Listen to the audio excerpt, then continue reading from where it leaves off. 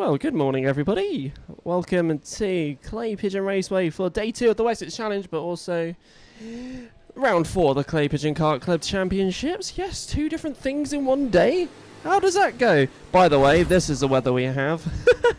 This is a completely different day.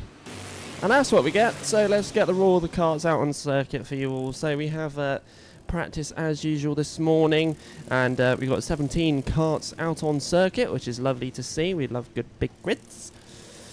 So yes, a new day, new dawn, fog. Yeah, the usual of Clay Pigeon on a different day, really. It must be a Sunday. So yes, like I said, welcome to day number 2 of the Wessex Challenge. Do love a different day. 2 days of commentary, 2 days of action, and I'll try and get you as most of the action as I can see up here in the commentary, which is going to be one of those sort of days, isn't it? So most people are here from yesterday, and some people might be just here for the one day. So let's see how it goes today. But nevertheless, if you don't know who I am, if you were watching yesterday, you would know. But if you're here just for today, my name is Alex, and I am going to be your commentator for today. And we shall see what sort of action goes on. My social links down at the bottom of the screen there. Right, so as it is round number 4, let's give you the championship standings whilst we have action on the circuit.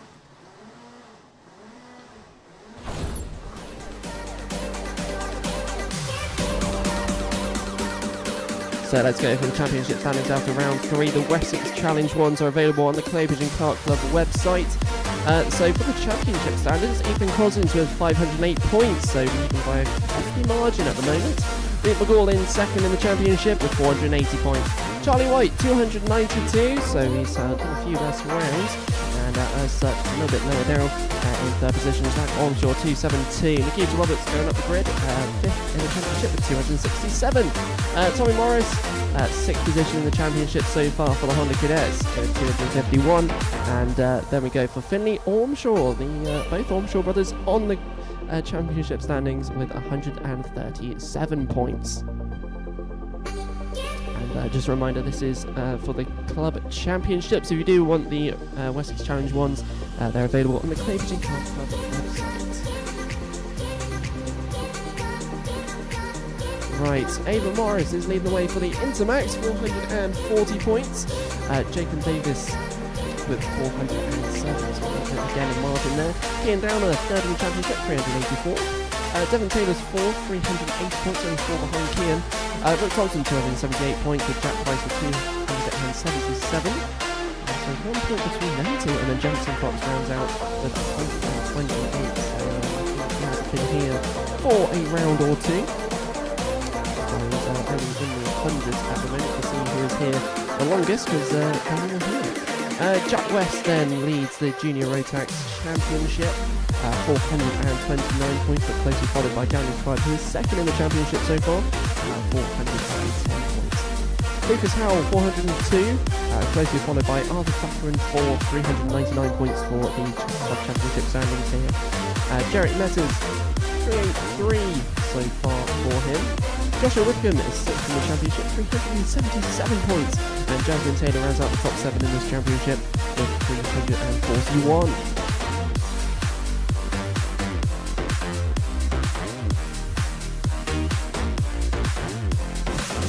The competitive grid the Junior Rotax was yesterday. You see it continues today. So to the Senior Rotax for the championship standings, Leo Purchase leads the way with 389 points.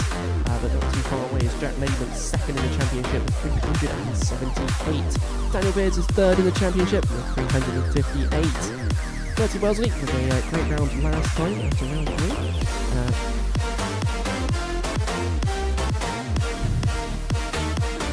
I didn't realise the music's that loud again. I'm terrible with audio issues. Bertie Wellesley, 4th in the championship, 351. Good round after round 3. Patrick Williams-Rahag, 5th in the championship, 336. and then Jamie Burt's 6th in the championship, 327. Then Rosie Armstrong rounds out the top 7. For the 177 Rotax then, it's Harrison Crook who's leading the championship, closely followed by Ian Branfield. When I say closely followed, there's about a 50-point gap. Ian Branfield 2nd in the championship, 446, and 2 points behind is Cameron Marston in 3rd. Ben Johnson 4th in the championship, 422. Derek Hunt 5th with 406, and then Ian Hardy with 385, and Jason Bear 7th with 282.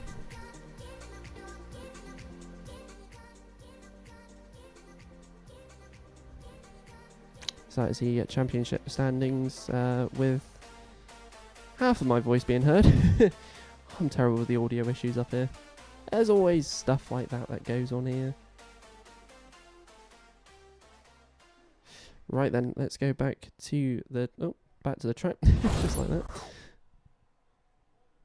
So there we go. That's the standings done. And next up, we'll go for more practice very soon here at the circuits. But you'll probably want to know how it's going to be running today, and we'll get to that very shortly. But as you can see, the weather nice and foggy for everybody up here. A very different day. If you did miss the action from yesterday, then make sure to pop onto our YouTube channel and check out some of the action from yesterday. My favourite race from yesterday is also up as a separate video. So if you do want to check out the action-packed, brilliant racing that we had from the Junior Rotax in their pre-final yesterday, then feel free to check that one out, either throughout this day or after today's action. So let's go to the program then. And this is the Wessex Challenge program of events. This is for round 4 as well. So welcoming back the Senior Blues once again. We use the background of the fog for everything here. So day 2, like it says on the screen there, the running order for day 2 is the Cadets, Intermax and the Senior Blues, so they're 3rd out this time. And then the Junior Rotax are out 4th, with the 177 Masters 3rd and the Senior Rotax going last. Practice is 3 laps, so standard from yesterday, the same as yesterday. And then the heats are 8 minutes plus a lap. So we have 3 heats and a final today, which means the finals are 12 minutes plus a lap. So once again, different to yesterday. Yesterday we had qualifying, today we do not. Heats will start after the Senior Rotax practice, so we'll go straight into it after practice sessions have gone through. And we have 90 plus drivers this weekend. That includes yesterday and today. That could be a mix of different drivers. But it's great to see that we have so many people participating in the Wessex Challenge this weekend. Grid numbers, Honda and Rotax Cadets, we have 19 today. Intermax 8 and the Junior Rotax solid once again with 28 drivers. That is a huge grid, and we've seen what they could do yesterday. Senior Blues are up to 18 drivers today, and we've lost a couple of Rotaxes, Senior Rotaxes today, down to 12. And then hopefully we'll have all 7 of the 177 and 177 Masters. We had a couple of them drop out yesterday due to issues. So that is the Wessex Challenge Day 2 in a basic form. We've still got all day to go just yet. So like I've been saying, it's a bit of a foggy day. And there was the standing order for the Honda and Rotax Cadet practice that we had. Dewey Hockridge was the fastest with a 42.29. Yesterday's winner, Jack Baker, came 2nd fastest, so he's not going to get a full sweep of everything. Yesterday he was fastest in practice, fastest in qualifying, fastest and first in the heat, pre-final and then the final. So a strong driver out there, so we'll keep an eye on him later on. Nikita Roberts having a good start today, 42.43. Charlie White's up there as well. Archie Rogers Tyler, one of our novices, high up in 5th position as well. A very, very full novice grid here with the cadets. So Just because they're a novice doesn't mean they're not going to show up some brilliant pace, just like Dewey Hockridge has showed at the start of this one.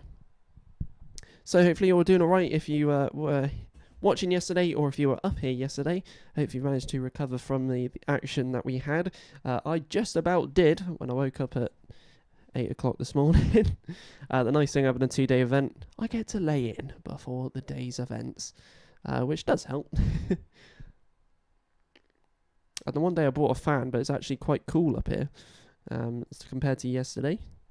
Mentioning the weather as much as I can. So we'll see how it goes a little bit later on. We're just waiting on more karts to come out onto the grid, hopefully soon.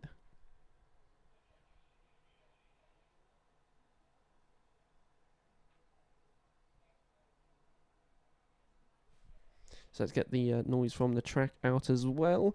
So yes, we have a track microphone, so you can hear the karts going over as clear as possible. And once again, covering the action here at Clay Pigeon Raceway with 3 camera angles for you all.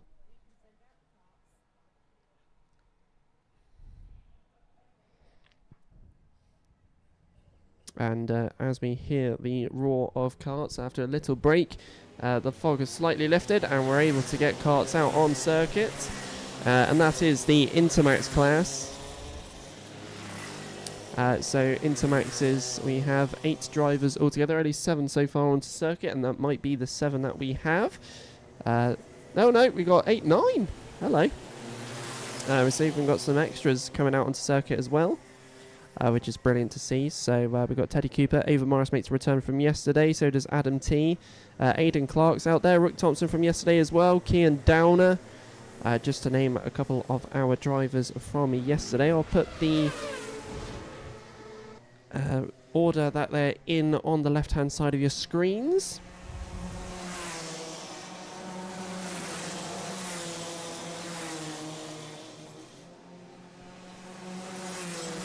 And just listening to these karts fly on by on the start finish.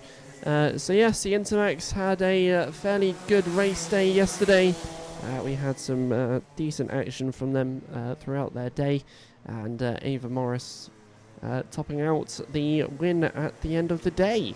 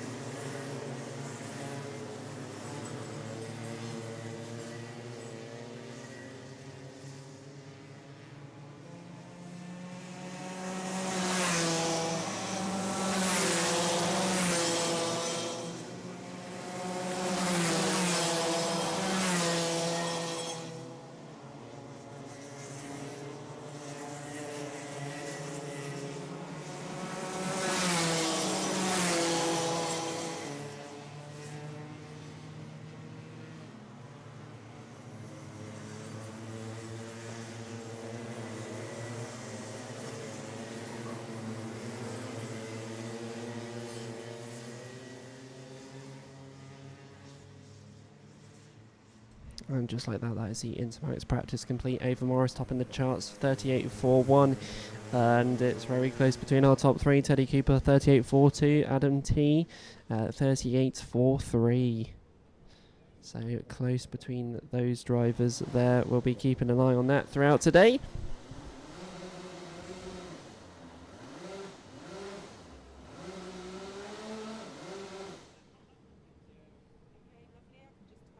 Oh, it says Revan in the background. Right, so our next one out on circuit is a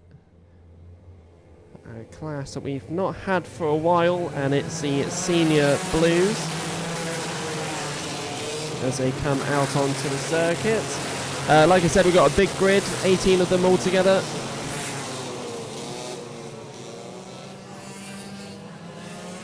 and it's great to see a full grid of senior blues out here today. As per usual, we had I think it was 11 or 12 of them yesterday, and they had some decent races for themselves, but once again it's great to see the senior blues back at Clay Pigeon Raceway.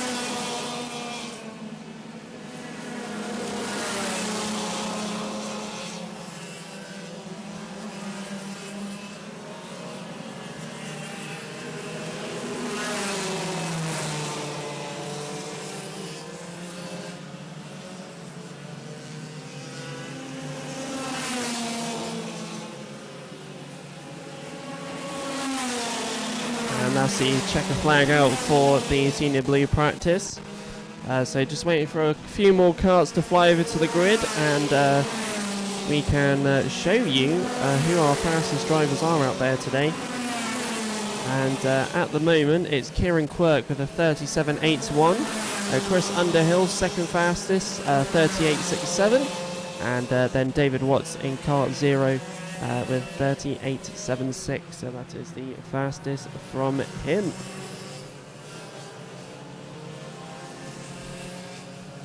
So that is the senior blue practice. Once again, great to see so many drivers out here today, and great to see 18 drivers flying onto the grid. Love big grids up here. It's great to commentate on and gives you a lot more action in the top, middle and bottom of the grid. So we got one for recovery. Somebody didn't have a really good 3-lap practice.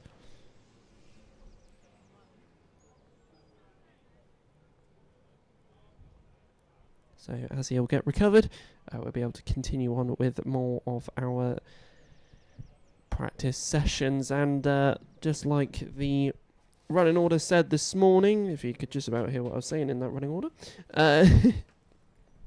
we have the junior Rotax now up next. That's Ron.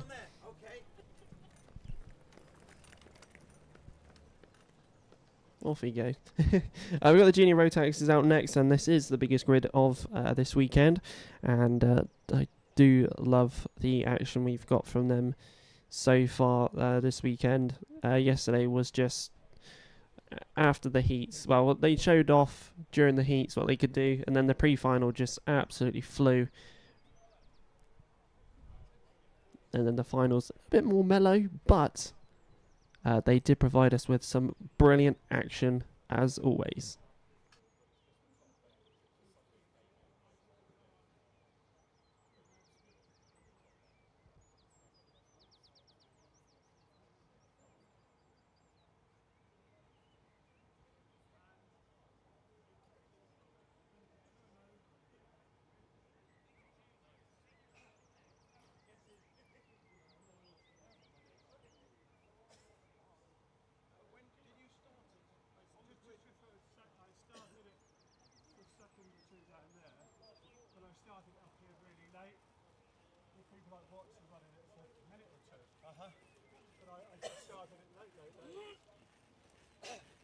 That's what the problem's about before.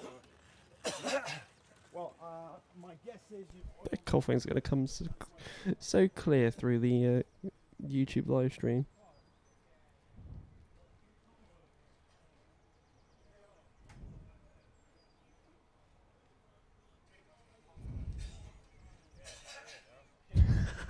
I just watched it back. Run out of puff. That's the only thing other than the microphone out there. It's going to pick up a lot of outside noise and a few mutters. So, yes. I bought a fan in today because yesterday was boiling, and then today, clay pigeon weather. We have the proper clay pigeon weather. Right then, so now is the Junior Rotaxes, and this is a class I've been looking forward to since the end of yesterday. Like I said, 28 drivers altogether, which is absolutely crazy. Still got more coming out onto the grid now for yourselves. But as we go on through this grid, the two that we'll be looking at for this one is the 29 and the 23, Billy Edgecombe and Joshua Withcombe. These two drivers had the the best pre-final action at the front of the grid from yesterday. So let's see how these two battle each other out later on today.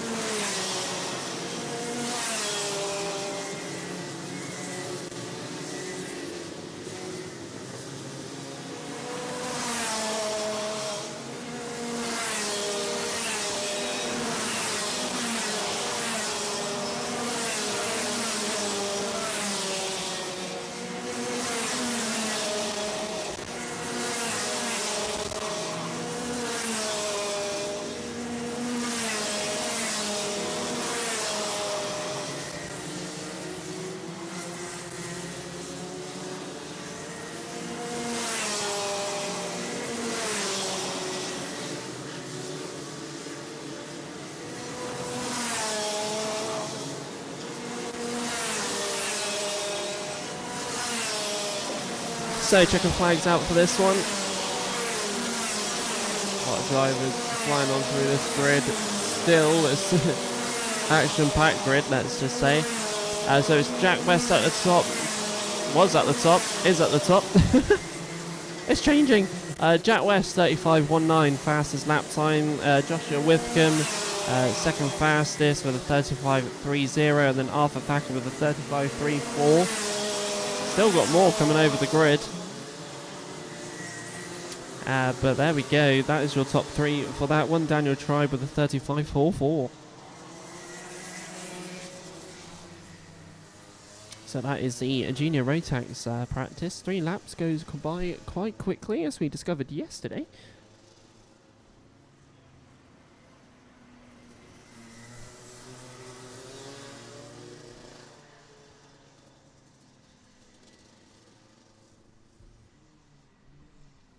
So, looking forward to their action later on. Right, next up is the 177 and 177 Masters. Let's see how many of these come out onto the grid. We are due 7. But some of the action yesterday, we did lose a couple of them. So I'm looking forward to see if we get the full 7.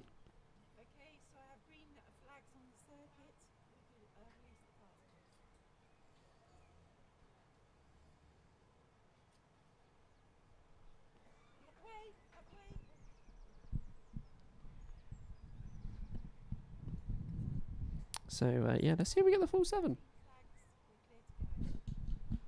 So I try and get a microphone stand that fixes up. We had some guests of Alpha Live up here a couple of days ago, and they've mounted my other microphone stand on the shelf. And I can't get it off.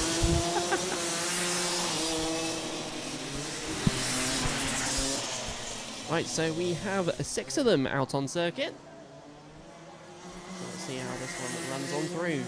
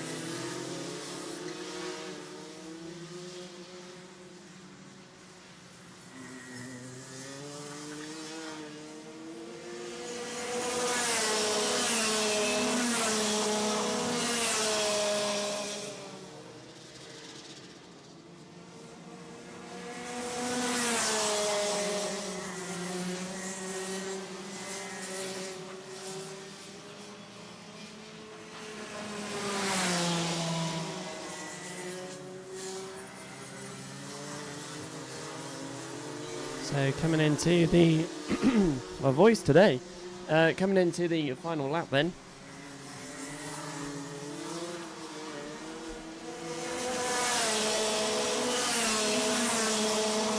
And yeah, a bit of a shock start. Harrison Crook up at the top, 36.28. Then we go for Ben Johnson, 36.54, and then Jason Bear with a 36.64. The bit that shocks me is Ian Brownfield. I don't think he's had a successful 3-lap practice here.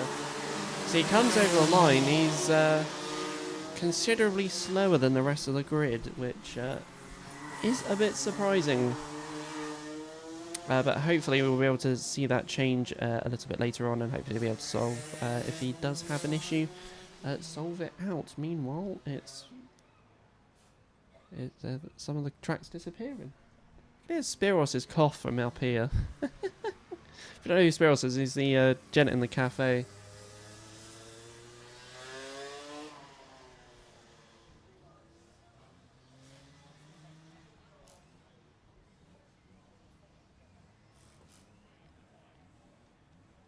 So our final practice session is for the senior Rotax, and they'll be out in a few moments' time.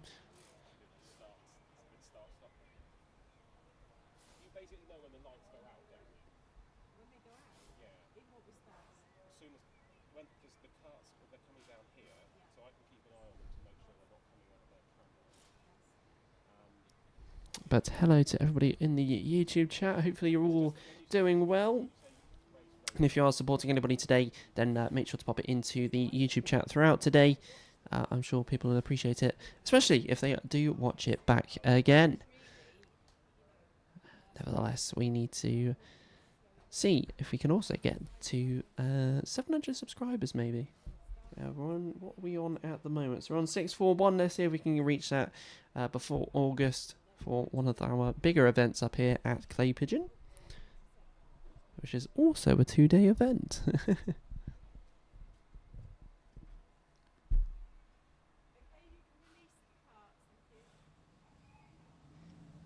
So out comes then the senior Rotaxes.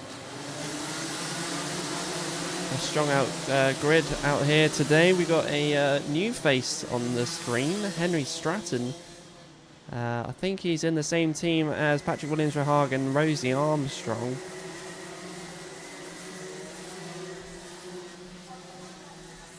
But let's see how these drivers do today, and Rosie Armstrong being the top novice from yesterday.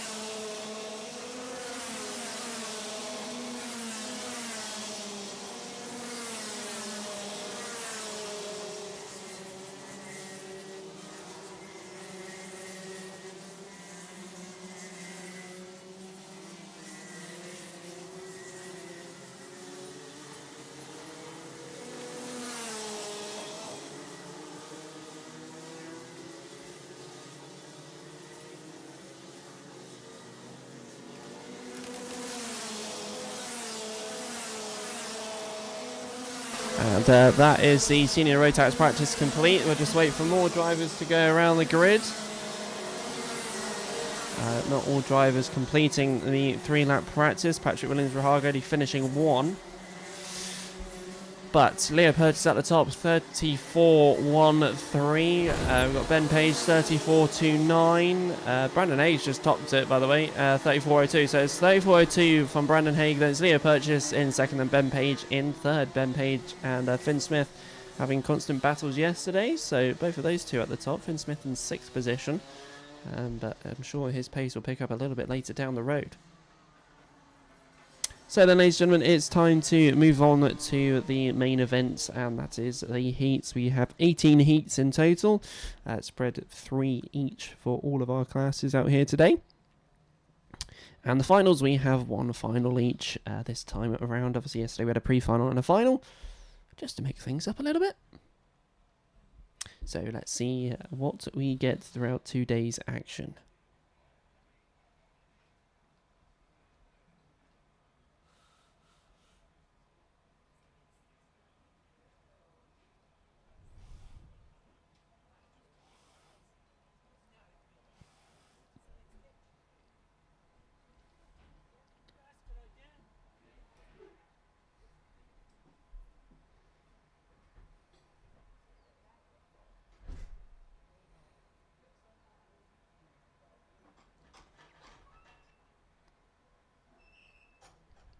Gate noises, everything's going on. Right, so let's see how today it pans out. Obviously, this is round 4 and day 2. So for those who don't know how it's going to work for the Wessex Challenge points, I can tell you. So the points from today will be added to yesterday's points. So if you do want to find that one out and find out all the results from that one, then pop to the Clay Pigeon Kart Club website, and you'll be able to see the current standings. I will get a link in the description for you all now, in the chat as well for you all. I'll pin that one. It's a post with all the current standings, and you'll be able to see them in there as well. So let's post that in the chat for everybody there.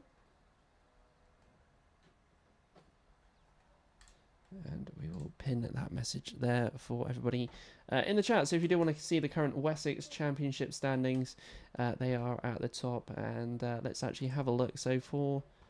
Oh, you got to download them all. I don't want to do that because I might, might interfere with the live stream. But yeah, if you do want to check it out, it's all in there for you to see. So if you want to see where your current driver is, check it out, download the PDFs and go from there.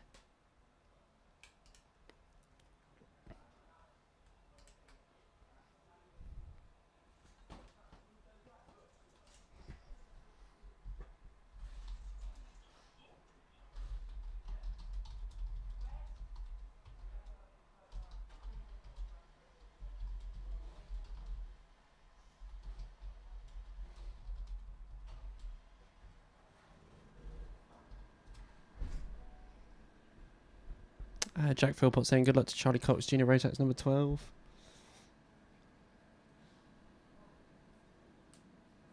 Welcome back, Jack Philpott. You were in the chat yesterday, weren't you? If my memory's correct. There's so much that happened yesterday.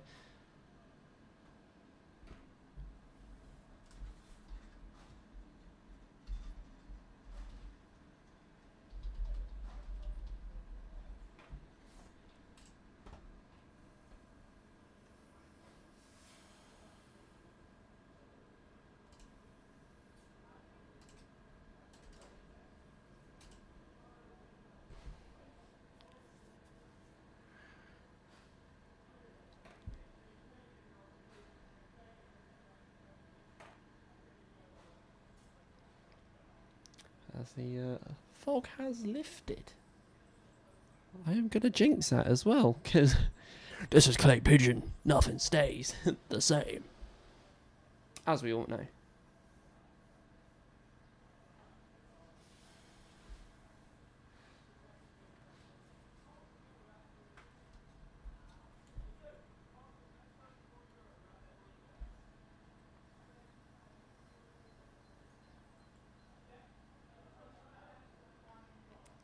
I can hear the conversations that they're having behind me in the Birrell Art, the Birrell Art pit area. You can just hear them in their awning. So we're just still waiting for action to happen, and hopefully we get able to get underway real soon. Angela Clapp says, good luck, Ethan Cousins in the Honda Cadets. Ooh, they're out next. Speaking of the devil.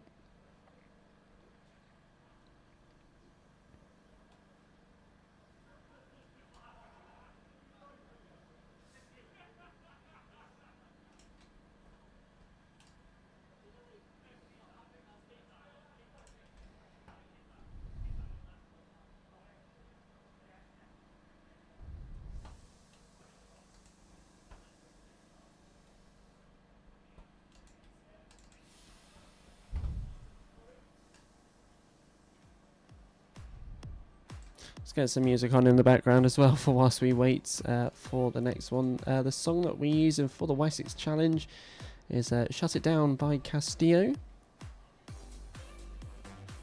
That's what I've been using for the promotional material.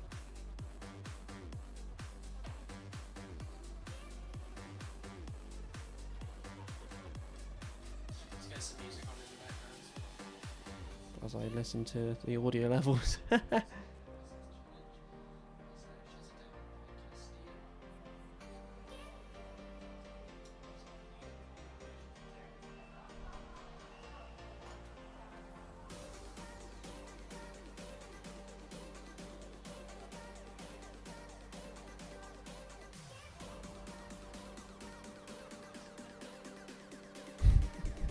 Listen to myself once more.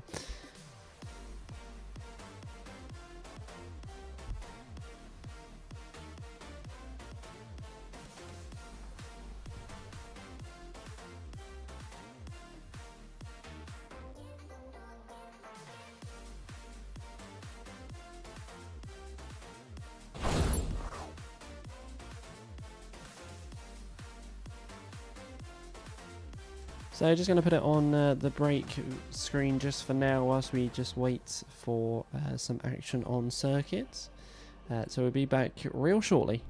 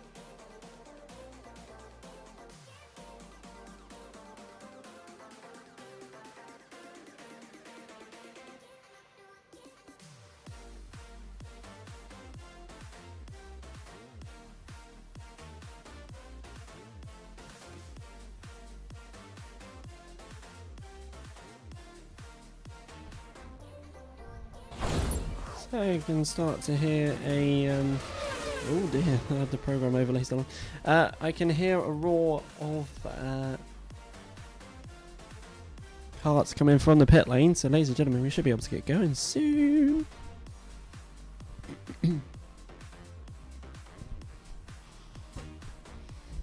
So let's stand up, get ready, and let's get rolling.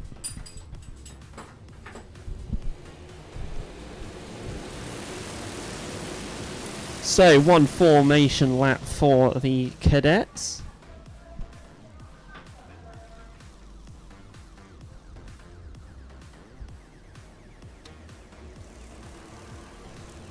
Whoops, I forget the music's on.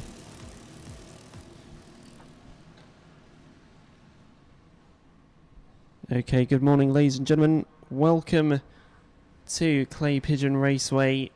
This is Day 2 of the Wessex Challenge and also round number 4 of the Clay Pigeon Kart Club Championships. We have been live on YouTube for around about an hour already. So if you do want to catch up on any bits that have been said on there, then pop over to the YouTube channel.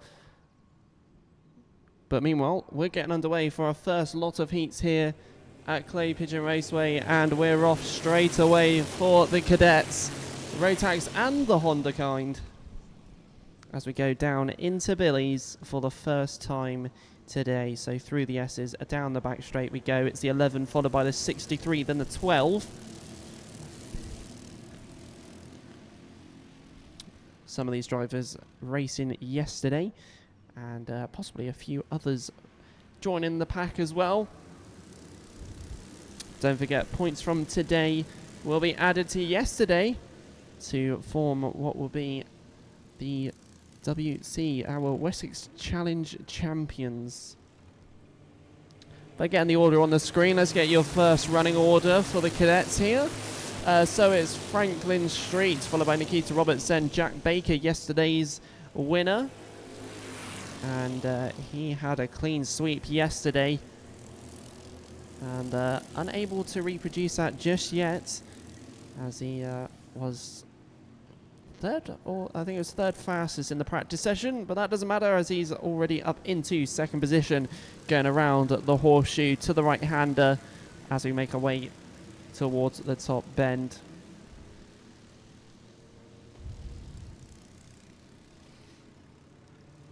So side by side already goes to 70, so showing some strong pace so far, and has made his way into the lead as he goes in through Billy's towards the S's, making easy work so far at the start here, as we have a red flag.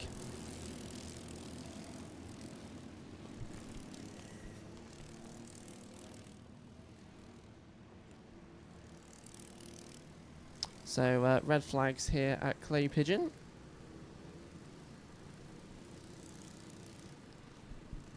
So not showing the top of the straight, it's happened at the top bend here.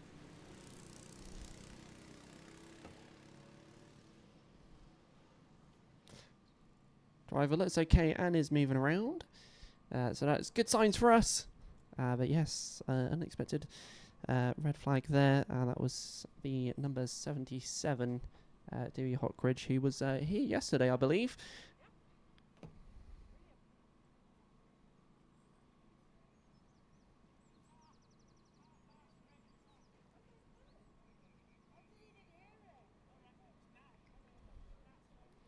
So first race of the day, and we are here under red flag conditions. All the drivers are posted at the top bend.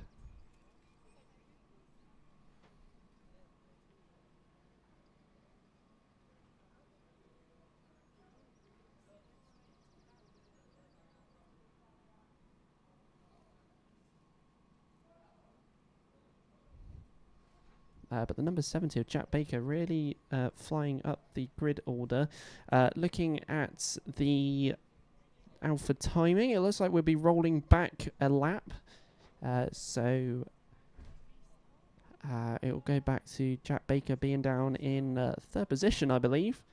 So Jack's got to do it all over again. Jamie Ormshaw saying good luck to Zach, who on after lap 1, the opening lap, finished and resulted in P10. I didn't say finished, but he ended up in P10. But the cadet is okay. He's walking and hugging his dad by the looks of it. But that will be the end of his race here for heat number 1.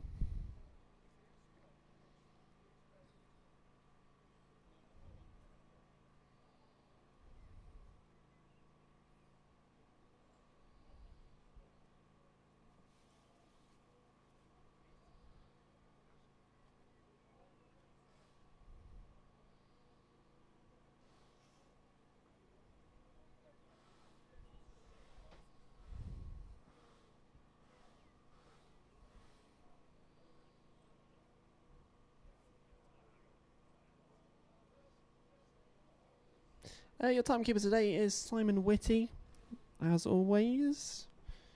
The chill dude. It's a great laugh.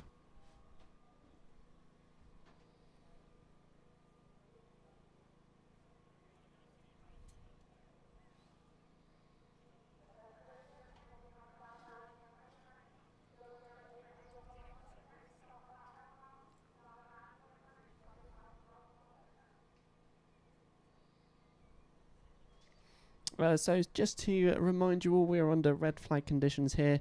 The driver that was involved in that red flag is okay. He is off circuit, but now all the cadet dads and mechanics are flooding to the drivers at the top. As we'll be reforming them, looks like we'll be rolling back to lap 1, so where all the drivers were after lap 1. So that'll be Franklin Street, Nikita Roberts, Jack Baker, then Achille G, then Ethan Cousins, Charlie White, then Luke McGall, then into our novices, Archie Rogers, Tyler, then we'll go to Konstantin Krastev, then to Zach Ormshaw. That'll be your top 10. We have a transponder number that's still not allocated to a driver yet. So Mr. or Mrs. Unknown, or TX407557, Chewy Hawkridge, then Tommy Morris, Tyler Banks, Daniel Barton, Ethan Coupland, and then Edison Burrows.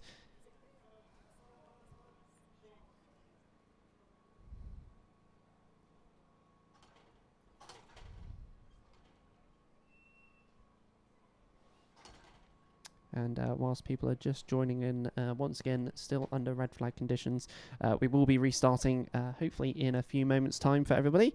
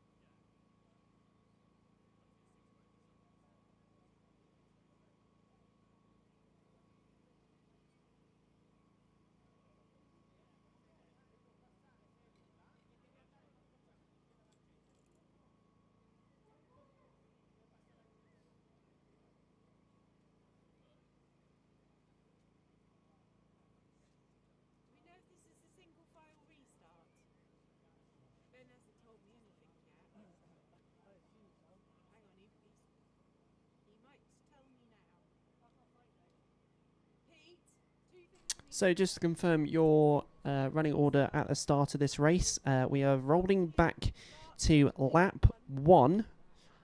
So we have Franklin Street and Nikita Roberts at the front row. Then Jack Baker and Achille G on row 2. Ethan Cousins and Charlie White row 3. And then row 4 will be Archie Rogers, Tyler, and Luke McGall. And then Konstantin Krastev and then Zach Ormshaw will be on the 5th. I think I've done that correctly. 1, 2, 3, 4, 5. Yeah.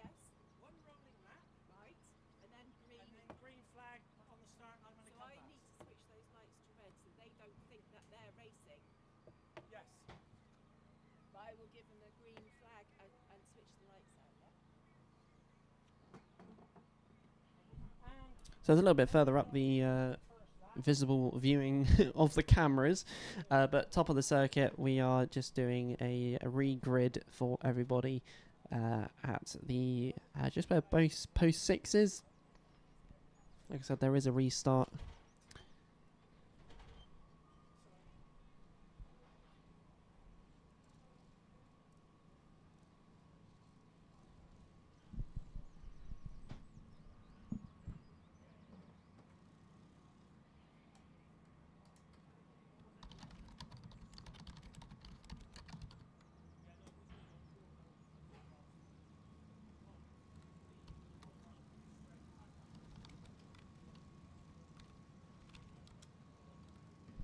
Right then, let's get back to it.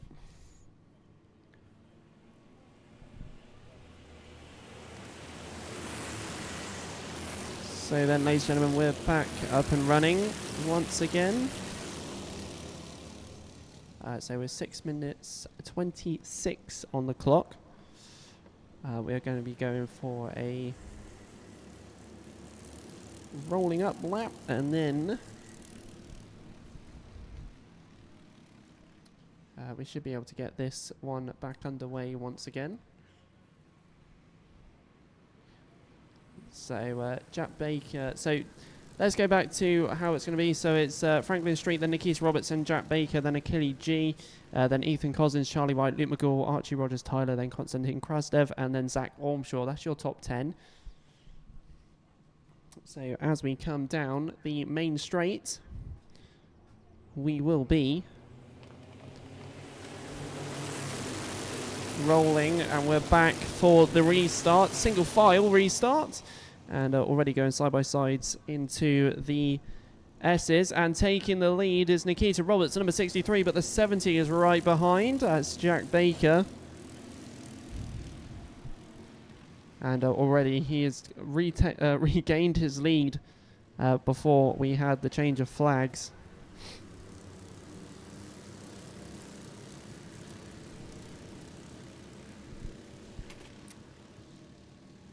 So up to top bend, down the main straight we come, and then we'll get to our next lap of this race.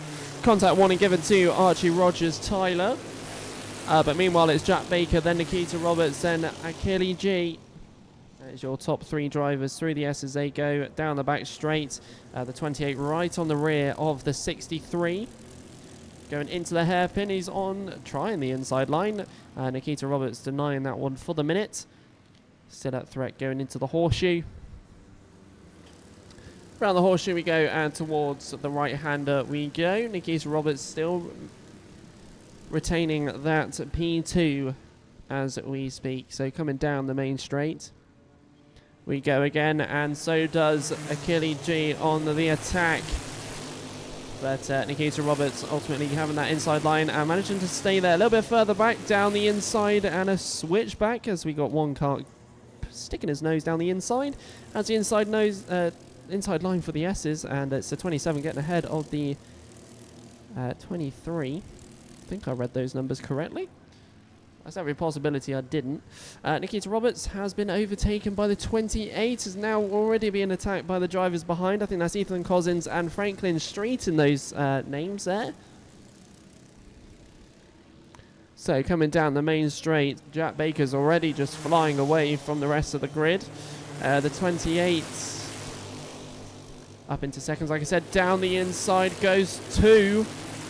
That's Ethan Cousins and Luke McGool ahead of Nikita Roberts as we go down the back straight. Nikita down to P5 in this race, and behind her is Charlie White and Archie Cannon, the 2.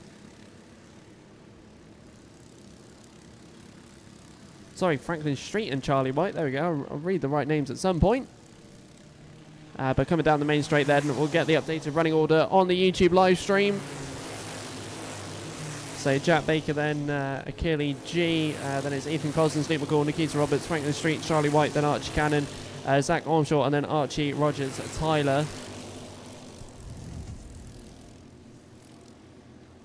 Jack Baker with the fastest lap of a 40.66, with a near 3-second gap between him and the 28. Jack Baker showed his pace off yesterday for Saturday's action, and in Sunday's action is no different at all as he goes over the line there, followed by our other speedy ones, Achille G, Ethan Cousins, Luke McGool. So around the Billies we go, through the S's, and then down the back straight.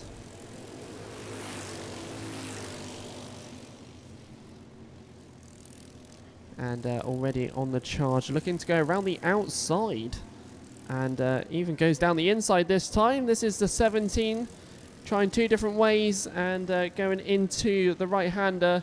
Has to try again, sticking his nose down the inside. Doesn't go for it just yet, and to the top bend. Down the main straight, we will go again. No changes from second, third, and fourth. Is it going to change at Billy's though? Down into Billy's, down the inside he goes, and also following through is the driver behind. So both the 17 and the 15, Ethan Cousins and Luke McGall, getting ahead of the 28 of Achille G.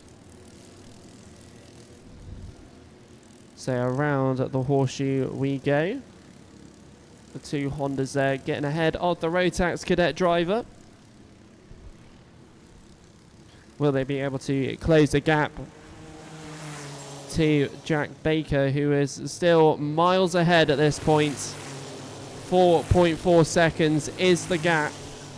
And will Ethan Cousins and Luke McGall work together to try and just keep up towards that first place driver, or will they battle it out? We shall find out real soon. 1 minute 15 left on the clock. Nikita Roberts with a safe distance behind and in front, so she is chilling in that P5 position. So going over the line goes Jack Baker. Then Ethan Cousins, Luke McGall, their last lap identical of a 40.7. So through the S's those two go. These two were doing similar things yesterday. They were actually battling yesterday. Obviously a different format to yesterday. Today we're back to our usual 3 heats and a final. Whereas yesterday we had qualifying, heat 1, pre-final and the grand final. If you do want to check that one out, and all the action from the cadets and more with all the action from day one, head over to our YouTube channel later on tonight, if you want to anyway. 15 seconds left, so we are squeezing out another lap in this race. The gap is 4.25, so Ethan Cousins and Luke McGall are working together, but that gap is not going to close quick enough before the end of this race. So around the hairpin towards the horseshoe. And as we go around the horseshoe, we're going to the right-hander, aka Buttons. Down the main straight comes our leader then for the last lap of this event. Luke McGall given a contact warning. So will there be a change of hands for position number 2 on circuit between Ethan Cousins and Luke McGall? Through the S's they go and down the back straight.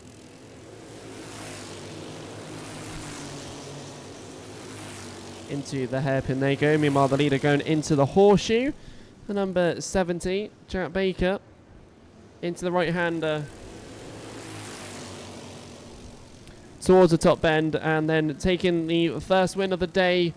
But the 4th win of the weekend. Jack Baker takes the checker flag, followed by Ethan Cousins, then Luke McGall. Achille G will take 4th. Nikita Roberts a comfortable P5. Charlie White is 6th. Franklin Street 7th. Archie Cannon in 8th. Then our highest novice, Zach Ormshaw in 9th. Konstantin Krastev in 10th, and that's your top 10. Altogether. Fastest lap goes to Ethan Cousins in the number 17 at the end. So there we go, the race finished, and losing only one driver in that one. Hopefully we'll see that driver back again a little bit later on today. And yeah, an unfortunate start to the day. First red flag of the weekend, and touch wood, the only red flag of this weekend. Not to jinx anything like I usually do, but that's one of the things we don't want. Right then, let's go to the grid for the Intermax. So Ava Morris and Aidan Clark are on the front row, Teddy Cooper and Adam T on row 2. Row 3 will be Rook Thompson and Kian Downer. Row 4 will be Cody Lee Patrell and Benjamin Lawn. Hopefully I'm not butchering his name. And then novices at the back of the grid is Jack Johnson on his own on row number 5.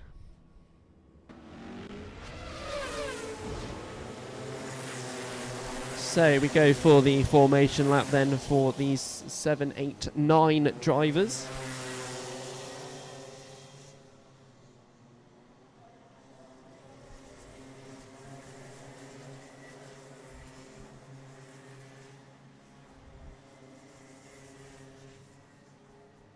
So as they go around the hairpin towards the horseshoe for their formation lap. Once again, keeping it nice and steady.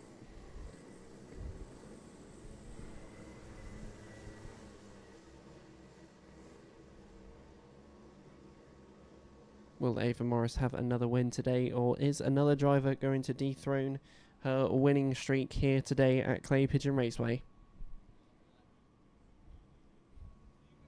So we go to the top bend and come down the main straight. We'll be able to get underway for the Intermax for their first heat of the day, as we are nearly 3 wide at one stage before Billy's, and side by side for a lot of drivers going into the S's, Kian Downer being one of those, the number 26 there. Meanwhile, down into the hairpin we go, and that is a familiar livery out in front. That is the number 32 of Ava Morris, followed closely by the 79 of Teddy Cooper.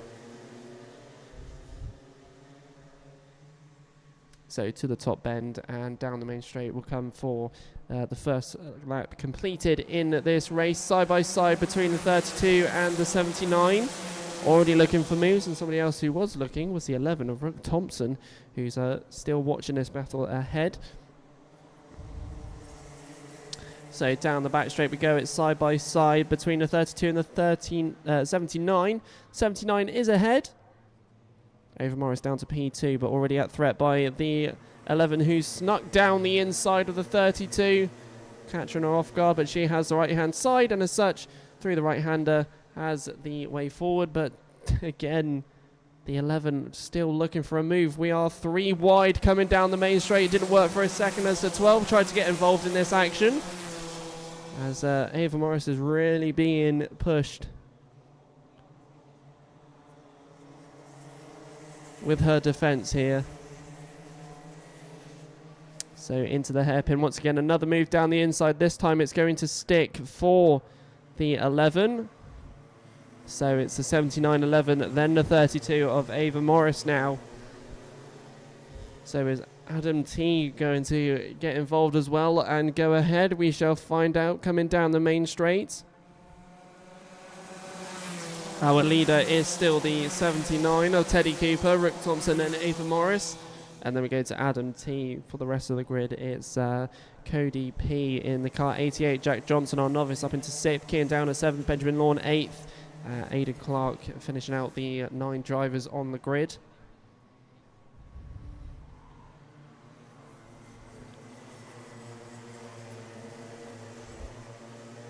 So no changes going through the horseshoe to the right-hander and towards the top bend. And as we go down the main straight, we're starting to see some gaps from our front runners, but where there isn't a gap is where the 27 and 26 are. Kian Downer trying to overtake our novice of Jack Johnson in the 27 as they go through the S's down the back straight. They're catching up with the 88 of Cody P. So around the horseshoe, and the 26 getting ahead of the 27 there, as the 27 seems to slow right down. Going around the hairpin there. And that promotes up Kian Downer up another position on track. And it's now time to hunt down for that 88 as he changes on the running order on the YouTube live stream and on Alpha Timing. So through the S's down the back straight, the 26 starting to close the gap onto the 88 already. Meanwhile, the 79 of Teddy Cooper still leading the way and has fastest lap of 37.57. The other closest driver is Ava Morris with a 37.68.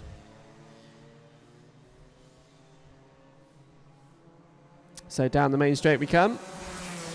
And the gap behind Ava Morris is growing now. Adam T falling back ever so slightly. And someone who's not falling back ever so slightly is Kian Downer, the 26, maintaining that small, tiny gap that he has behind, in front of him, sorry, to the 88. Meanwhile, our top three working together in a way to get to our leader of Teddy Cooper. We'll give you the gap. Last time round was less than a second, and this time out it's just over a second, so still nothing to happen yet. Teddy Cooper also matching his fastest lap, so some really good consistency out there on circuit. So around the horseshoe we go. The 26 still looking for that gap on either side to the kart in front of him. He's staying back for the little bit while we go down from the top bend down the main straight. Don't we see anybody else get involved in this one? We shall see. Let's go around Billy's through towards the S's. Down the back straight we go once again.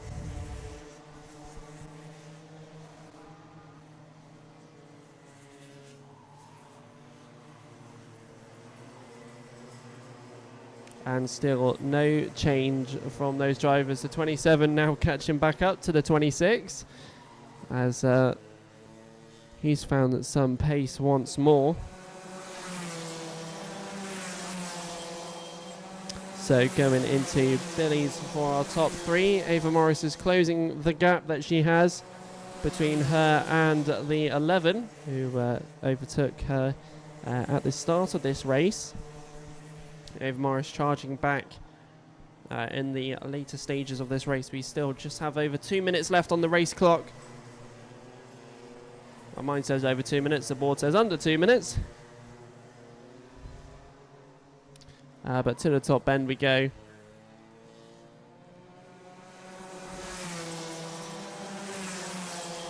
The gap is 1.5 now between the 79 and 11, but the gap between Rook Thompson and Ava Morris is down to just shy of 0.3. So we're getting a group of four starting to form up for P4, the battle for fourth, with Adam T, Cody P, Kian Downer and Jack Johnson.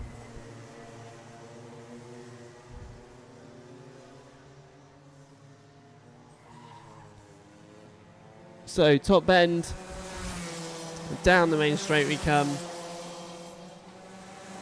The 26 really looking for a move here.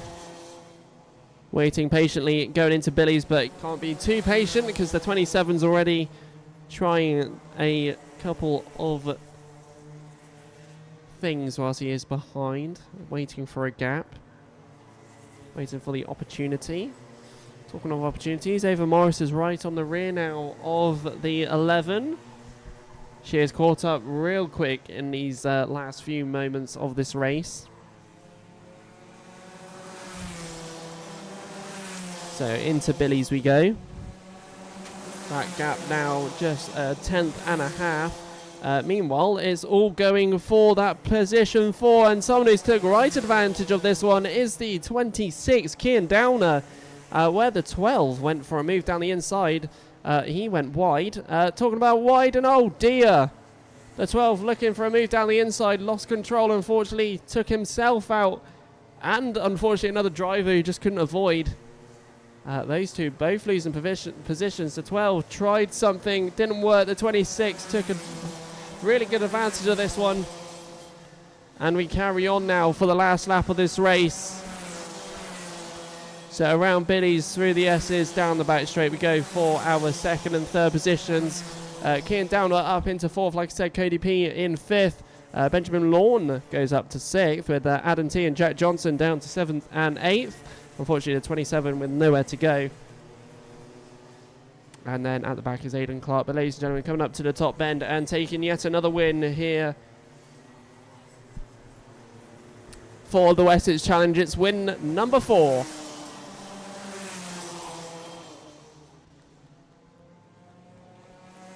Sorry, not win number 4. It's another win for Teddy Cooper here. Karts look so familiar nowadays as they're going down the back straight there. So it's Teddy Cooper followed by Root Thompson, then Ava Morris. Her winning streak is now over here for the Wessex Challenge. But it is another win for the 79er Teddy Cooper. Root Thompson stays with second. Like I said, Kian Downer up into 4th. But there we go. That is the Intermax.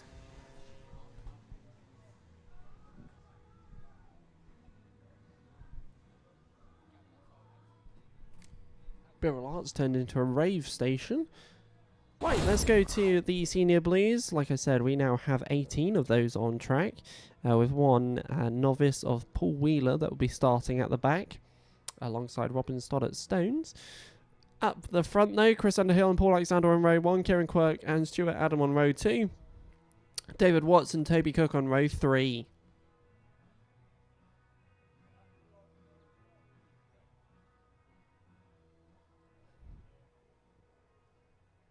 Hopefully the microphone doesn't pick up their music too much, because I might get a copyright strike.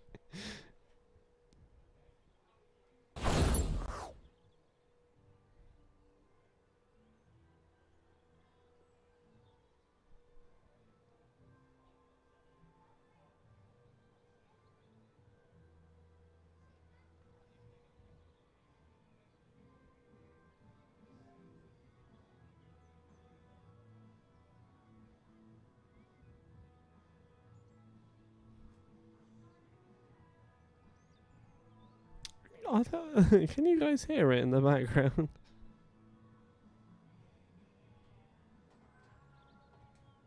Thank you, marshals. Sarah, we have a green circuit to release the cars.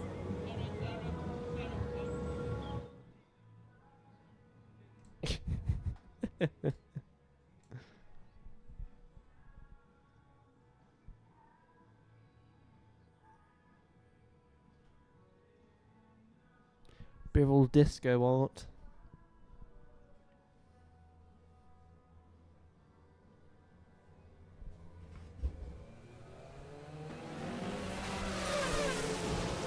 So it's the formation lap then for the Senior Blues. This is the first heat with them for round 4 and day 2.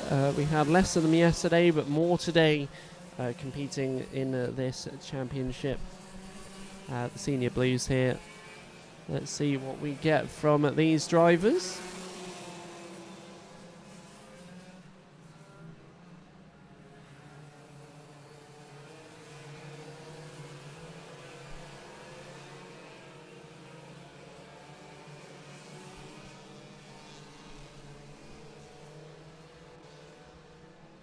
And we'll be going back round again.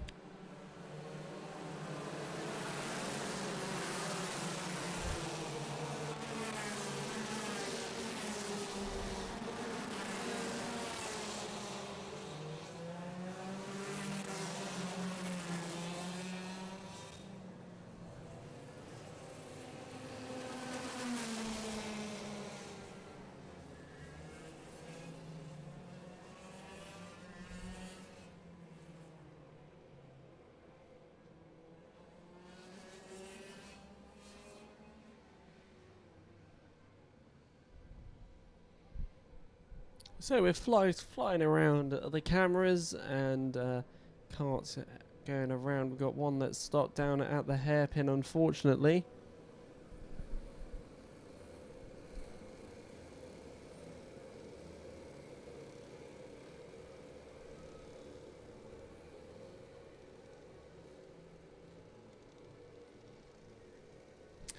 So these guys are getting 2 rolling up laps for this heat. Due to the poor practice conditions that they had. That was agreed for those, but let's get going ready. All other drivers getting just the 1. I did wonder why they went round again. Right, let's get going. The Senior Blues know how to do a start, and usually it's all very good. So down into the, well, I say it's really good. The front two drivers have turned into two. Well, when I say two into two, I mean they're both one kart. I jinxed that start a little bit. So with our front runners now no longer twins, combined twins, we now go for the rest of the start, where the 21 is leading the way to the 66.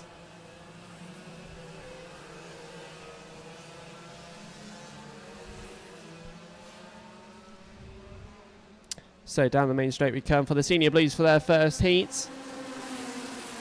And it's Joey Foster followed by Steve Groves, then Stuart Adam, then John Hartshorn, then it's Anthony Cleal, Kevin O'Neill, Max Gunter, then Chris Lord, then Robin Stoddart Stones, then Rob Mortimer. That is your top 10.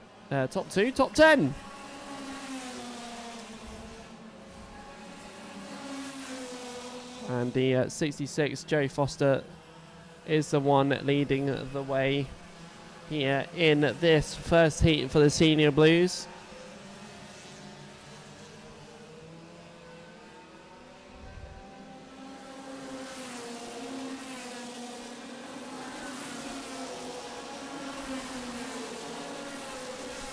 And a strong start for Joey Foster. He had a lot of battles with Kart 1 Anthony Cleal yesterday. Today we've got a couple of other drivers to join that battle. And at the moment it's Kart 4 that is the next one behind Joey Foster. Anthony Cleal is in third position though, so his charge is up towards the top bend and towards Kart 4 next. Joey Foster showing off his speed early times here with a 36.41. Yellow flags at Billy's whilst they recover a kart behind the tyre wall, just allowing a bit of safety there. And Billy's now back unlocked to full force once again. But like I said, it's still Joey Foster leading the way. And meanwhile, the battle for fourth position with the 21, there is a round the outside move from one of the karts. Managing to drop back in the position he left. As they come down the main straight. And it's 3 wide for a second. Going into Billy's. That's for fourth. That's Max Gunter, Stuart Adam, Kevin O'Neill, David Watts is in that lot as well. So the 99, 21, 0, the 6, the 19. There's a nice little battle going on there. Meanwhile, with all that going on, Anthony Cleal is snuck in front of the number 4 and takes the fastest lap of a 35.96. So we're going to get yesterday's battles back here again today.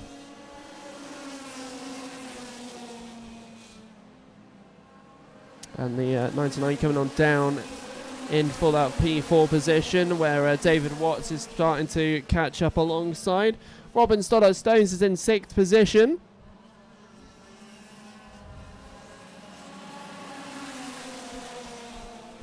So he's going to be catching up with the 2 in front of P4 and 5, which might change hands as we go around the horseshoe. Watts starting to get closer to the right-hander and to the top bend. Down the main straight we come. And Watts is right on the rear, down for the inside of Billy's. Sneaks on round, and as we go around Billy's, through the S's, down the back straight, David Watts ahead of Max Gunter in the 99. And behind him is Mr. Robin Stoddart Stones, who is cruising around the horseshoe. So there goes our leader over the start-finish. The gap between Joey Foster and Anthony Cleal has dropped by 2/10, and Anthony Cleal closing the gap. It was is now down to 2.3 seconds, and there's already a 2-second gap between him and Steve Groves. Steve Groves 5.2 seconds behind our leader here.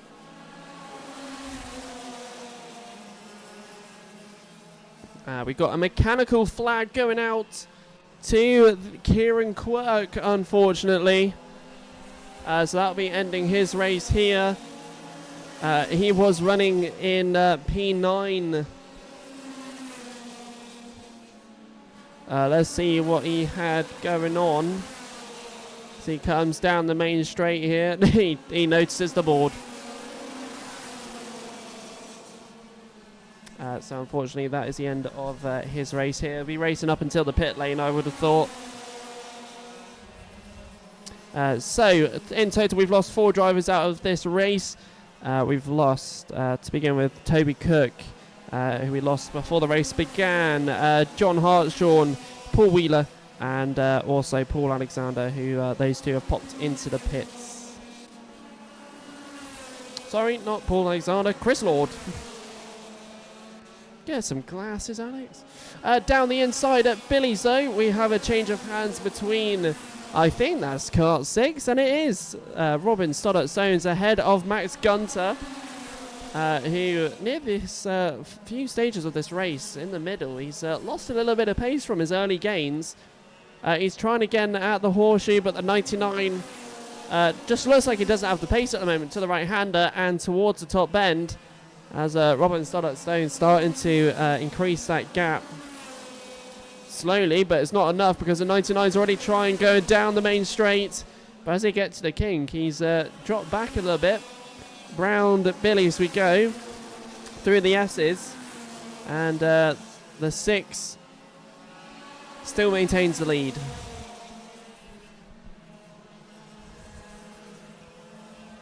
And that battle is still continuing on. The 99 really trying to gain back up to the 6 of Stoddart-Stones.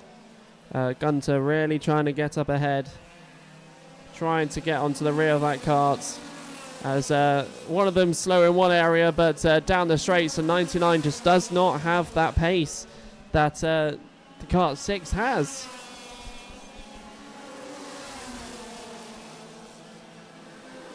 Meanwhile, at the front of the grid, that gap between the 66 and 1 is starting to close up.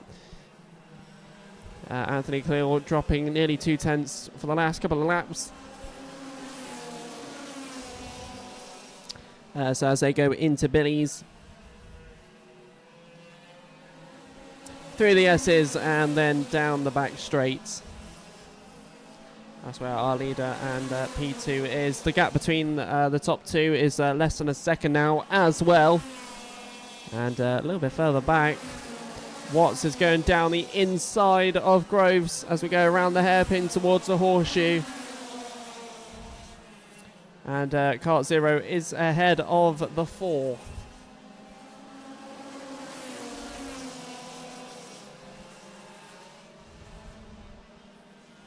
So a change of hands for that third position there. And meanwhile, Robin Stoddart-Stones still has that P5 as the 99 once again, like I said earlier, is dropping back ever so slightly, does not have the pace down the straights, unlike Robin Stoddart-Stones in that kart 6. Meanwhile, Anthony Clear has closed that gap right up with, well, let's just say only this lap to go, because we're now onto the last lap of this race. So going around Billy's we go, and the gap just shy of 2 tenths down the back straights. Is the 66 going to keep this lead? We shall find out as the 12 near the back of the grid goes for a move. So around the horseshoe we go to the right-hander. We got a spin. Just on the exit of the right-hander. That was sort of a bit late there, but from the top end down the main straight, and here we go, ladies and gentlemen, taking the win for this one. There's just not enough pace from 1 just yet.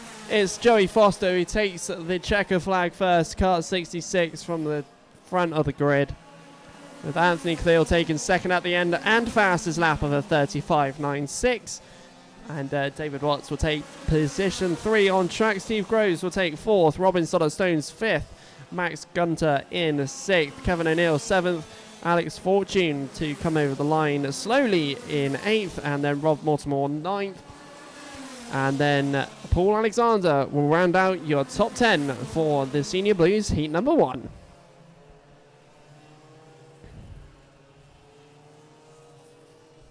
And there we go. That is the Senior Blues for their first heat. And it's now time to bring the chaos. It's time for the Junior Rotax. I am actually genuinely really excited for these now. From yesterday, they gave us just some incredible, brilliant racing throughout the grid. Meanwhile, the fog's gone. I don't know if anybody's noticed, but it's disappeared. So we're back to the same weather that we had yesterday. It's a little bit cooler today, but it's sunny. It's beautiful. I like the sun. Look at it. Well, I can't actually see it, but it's on the left somewhere. So just waiting for a couple of recoveries and I'll be able to get underway for this race.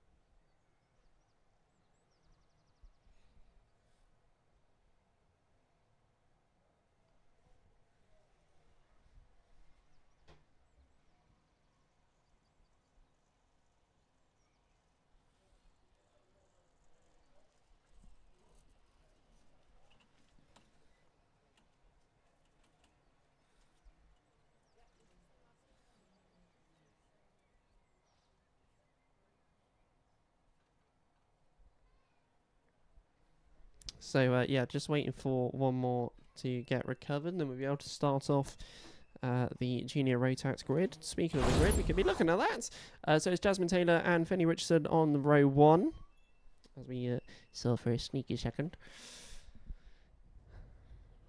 Sneaky snake. Rufus Flan and Logan Bennett on row 2, then Daniel Tribe and Frank Ward on row 3, Emily Cotty and Arthur Thacker on row 4, and then Billy Edgecombe and Maxim Smith on row 5. And Vlad Tominchuk will be at the back of the grid, being the only novice on the grid. So then, the formation lap for the Junior Rotax then. Let's see what we get action-wise from the 25 drivers that are here today. So not the full 28 from yesterday, but nevertheless, still with 25 drivers and some of those being from yesterday, we are definitely going to get some action here today. So let's get ready for this one because it's going to be action-packed. And which of the two will be at the front at the start of this race? Names are on the left-hand side of the screen for you throughout this race. But let's get ready for the Junior Rotax as everybody fills up on the right-hand side on the fence and on the balcony.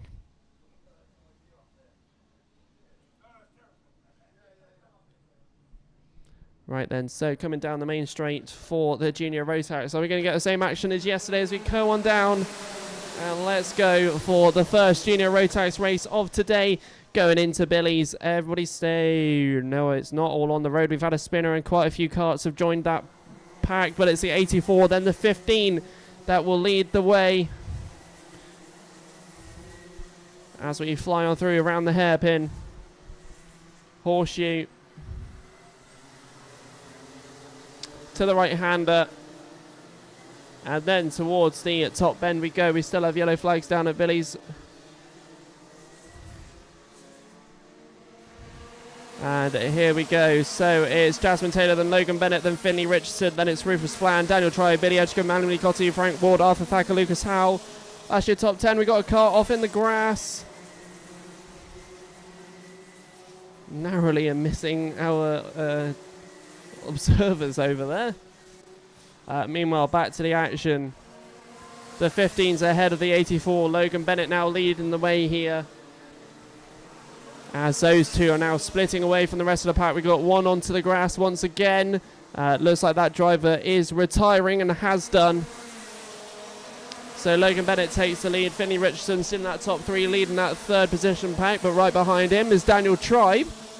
And behind him is Billy Edgecombe, yesterday's very competitive multi-winner yesterday, multi-race winner. So around the hairpin we go. It's too wide coming out the exit, and no room for the 14 to slot back in. The 23 ahead of the 14. Billy Edgecombe stays ahead of Arthur Thacker. So down the main straight we come. No changes for the lead. So we'll focus on this battle for P3 here with the junior Rotax. Down the inside goes one, and following goes another, and another, and another before the S's. The 24 losing 4 positions in the matter of 2 corners here.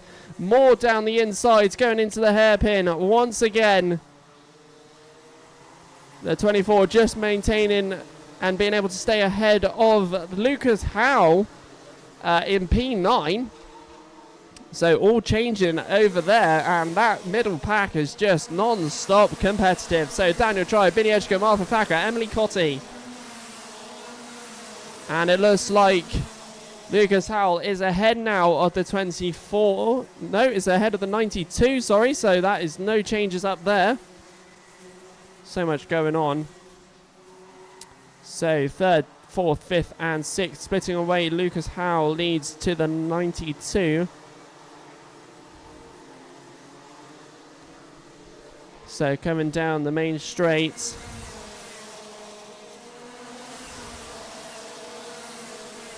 Lucas Howell up into 7th, Jack West 8th, Rufus Land 9th. It's because Finley Richardson has disappeared from this race.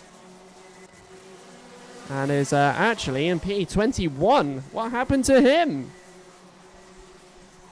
Meanwhile, at the front of the pack, the 15 still leading the way, but isn't fastest. The fastest out there is the number 14 with a 34.60. Currently in 5th position, so is in that battle zone for P3.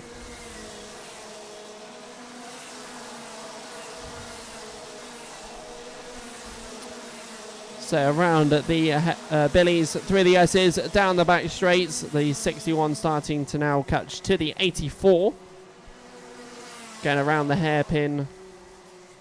Horseshoe is next. And Billy Edgecombe is in that battle as well for P3. I'm sure he wants to be up in that top position area. Just like he was yesterday. But down we come. The 84 having a look behind to see where the others are. And yet still no change. Just there, more defensive lines being taken by P3 driver. Daniel Tribe. Sorry, has been swapped positions with Billy Edgecombe. So that was Billy Edgecombe actually going for the inside move. So Billy Edgecombe up into 3rd. The 61 of Daniel Tribe 4th. And Arthur Thacker is just watching this ahead of him. So down we come for this one. Let's see how quick the 23 will catch to the rest of the pack here. Meanwhile, the 22 stays ahead of the 29. Rufus Flan and Joshua Whitcomb. That's another driver who's just going down the inside to go ahead. And that's another driver that I'm sure is just trying to get through the pack to get back up to the top. Once again, like he was yesterday.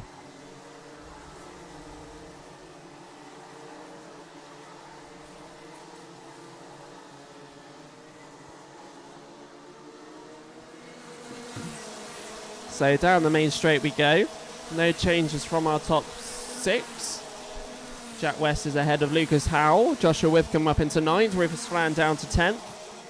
Down the inside and a swap of positions for the 44 and 22. So the 44 getting up into the top 10 now.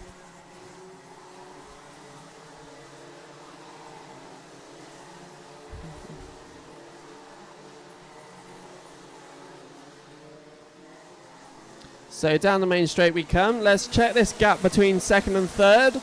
And it's 0.2 smaller than it was last time. That is a 0.7 is the gap. So 0.7 is the gap that we have here. He is still 1.2 seconds behind our leader here. as third, fourth and fifth starting to catch up to our leaders, who are comfortably staying where they are for the minute.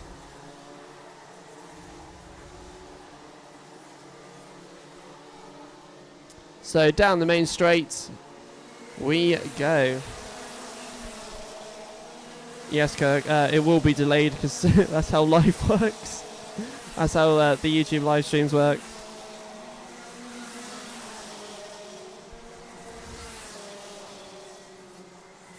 So around the hairpin towards the horseshoe we go. So 15, 84, 23, 61 and 14. It's starting to bunch up now in the closing stages of this race.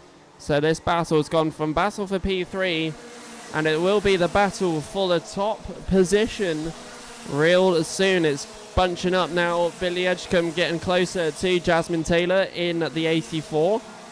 She is in P2 at the moment. As we go around the hairpin towards the horseshoe. The 23 looking for the inside, getting his nose in a little bit. Did put Jasmine Taylor slightly wide. Hasn't affected it just yet. As we go from the top bend down the main straight, is the 23 going to make a move? Does do. Gets his nose down the inside and slides ahead after the king into Billy's. And Billy Edgecombe is now up into second position. Now to go for the 15 for him, whilst Jasmine Taylor defends off the 61, who's going down the inside and takes that position off, and it's nearly a double overtake. Stays off for the minute as the 14 couldn't take advantage of that gap. And going around the right-hander to the top bend, Daniel Tribe is in third. As we only have one more lap to do this, Billy Edgecombe's right on the rear of the 15. 15 takes the defensive line, goes wide, lets him through, and the 23 of Billy Edgecombe does it on the first corner of the last lap. The 14 tried to move down the inside of the 84, doesn't stick. Around the hairpin we go, towards the horseshoe where the 23 leads the way. Towards the right-hander we go. Towards the top bend. And ladies and gentlemen, taking the checker flag and won it on the first corner of the last lap. It's Billy Edgecombe, closely followed by Logan Bennett, then Daniel Tribe. Oh, we got a spin down the main straight there from the 12. But Daniel Tribe takes third, Jasmine Taylor fourth, Arthur Thacker fifth, Jack West sixth, Lucas Howell seventh, Joshua Withcombe eighth, Benjamin Bartlett ninth, and then Emily Cotty will round out your top 10. And sticking through to yesterday, that was competitive. We lost 4 drivers in that race: Karthik Kometa, Noah Pikes, Maxim Smith, and Will Swales. And fastest lap goes to Joshua Withcombe with a 34.21. And top novice was Vlak Tominchuk.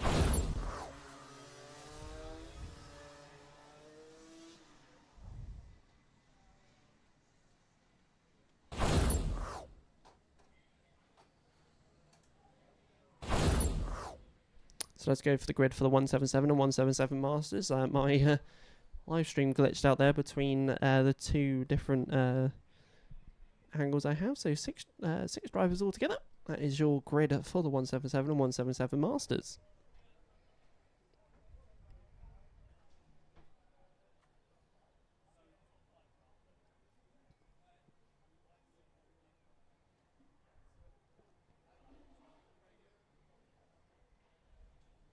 Top 3 all finishing within 1 second on that junior Rotax race.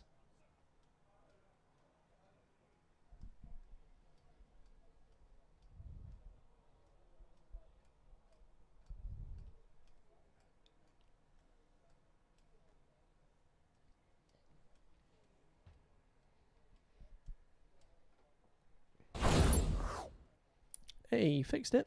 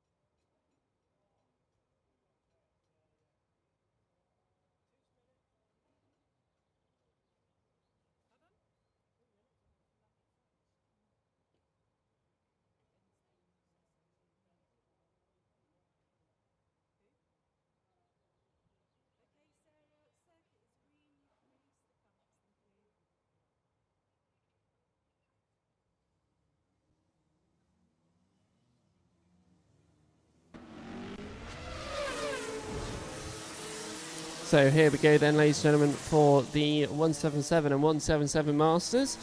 Once again, for those who don't know, they run on the Maxxis Sports tyres, compared to the other classes that do run on Mojos. The other Rotax classes that run on Mojos.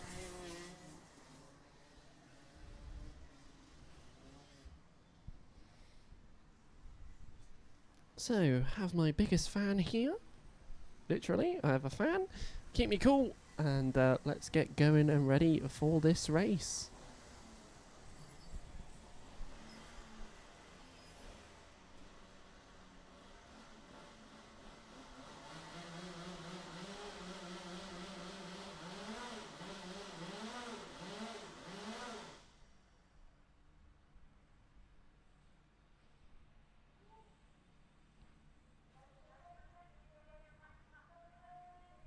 So the 177's taken a long time to come from the top bend. So slow and steady, they come on down.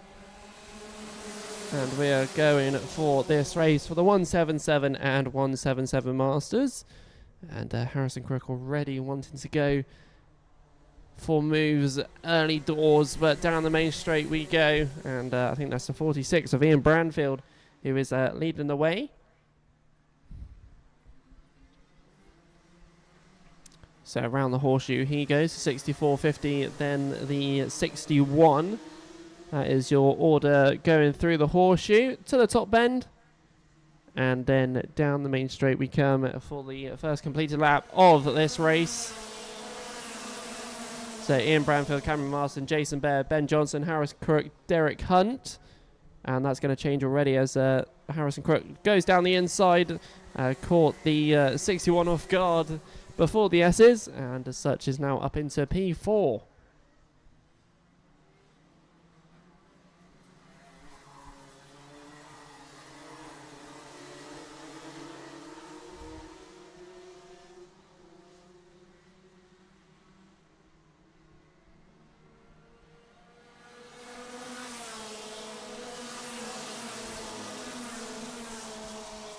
So going into Billy's for the next lap.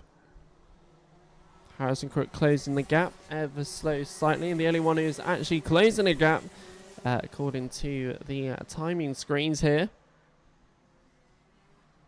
As we go down towards the horseshoe, down the inside, as the 50 left a lovely invitation for the 72.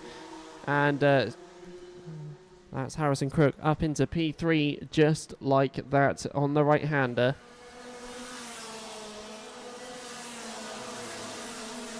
So into Billy's, Harrison Crook making positions up, and his next target is Cameron Marston in that second position as of the moment.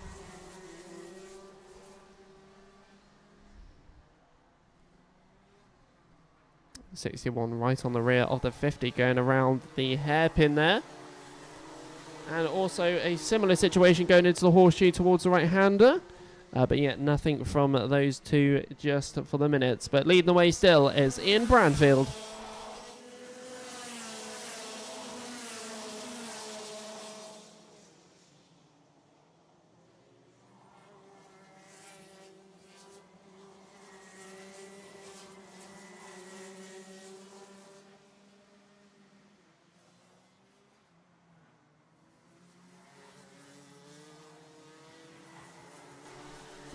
So with a couple of corners gone through in this race, Harrison Crook's right up towards Cameron Marston here as we go from the top bend down the main straight.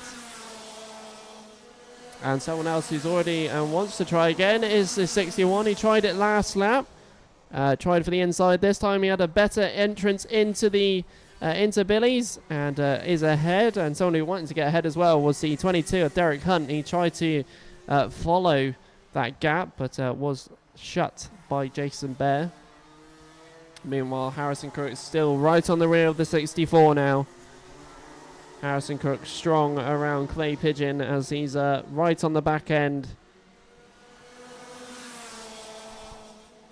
Down the main straight, down the inside of the kink, and just before Billy's sneaks ahead into P2.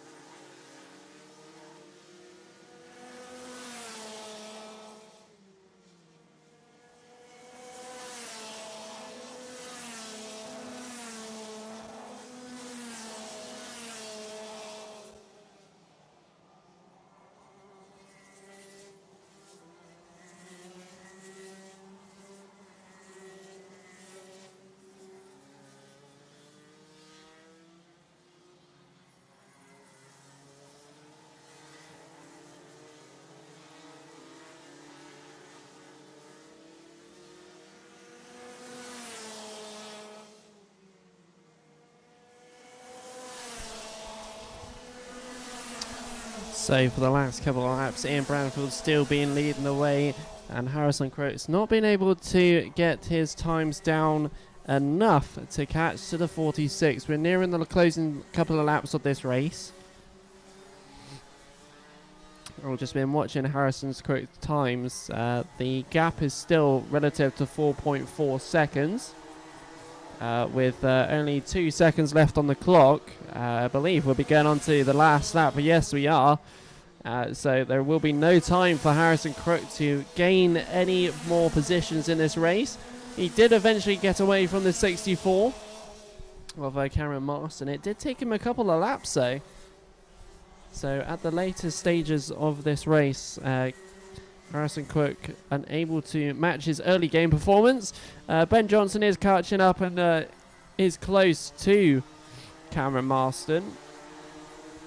But again, is it going to be early enough? Meanwhile, coming down the main straight and taking the checker flag for the 177 and 177 Masters, it will be Ian Branfield. 3.6 seconds later down the road is Harrison Crook. Cameron Marston third, Ben Johnson fourth, Derek Hunt fifth, and then Jason Bear in sixth. Fastest lap goes to our race winner, Ian Branfield, with a 34.82. And there we go, ladies and gentlemen. That is the race for the 177 and 177 Masters. Mainly a listening lap, as most of them with not a lot of action to be said. Right, let's go to the grid then for our next race here for the day 2 of the Wessex Challenge, and we'll be rounding off our heats here. So this is the grid for the senior Rotax heat number 1. So on the front row is Finn Smith and Cameron Crockett. Dan Milner and Leah Purchase on row 2. Ben Page and Tom Rotherham on row 3. Gina Cook and Evie Pullane in row 4. Yes, row 4. 5th, Jack Maidman and Jamie Bradfield. 6th row, Bertie Wellesley and Daniel Beards. Brandon Haig and Rosie Armstrong on that screen will round out your grid for that one. Rosie Armstrong being the highest novice to start for this race. As they come out of the pits here. This one could be interesting with having Cameron Crockett and Finn Smith on the front row.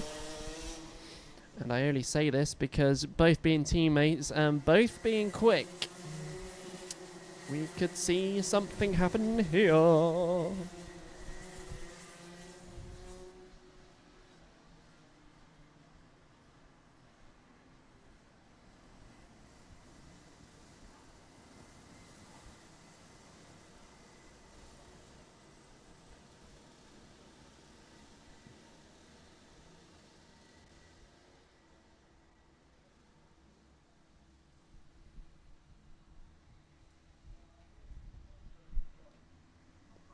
So then, ladies and gentlemen, coming down the main straight then, and starting off for the senior Rotaxes, it's actually a false start to begin with.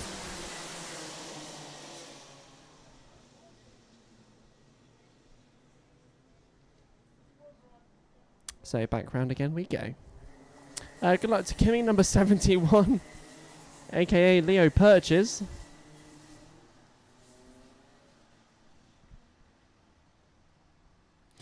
For those who do want to check out the current standings for the Wessex Challenge, the pinned comment on the chat with that link will send you to the post on the Clay Pigeon Kart Club website.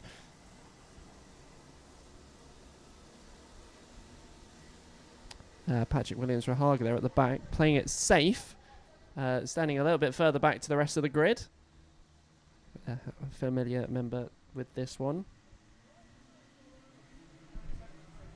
So it's been false started once again.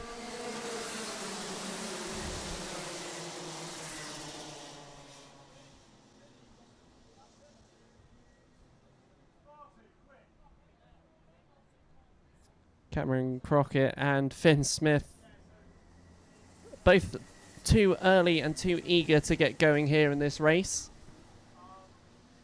So 2 false starts. Let's see if we have third time's a charm. Our front 2, too eager to get going. Those 2 front runners is the 88 and 19, Cameron Crockett and Finn Smith.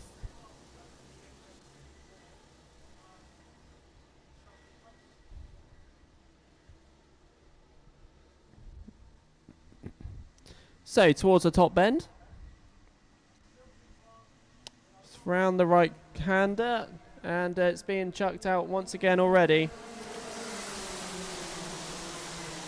Cameron Crockett and Finn Smith too early.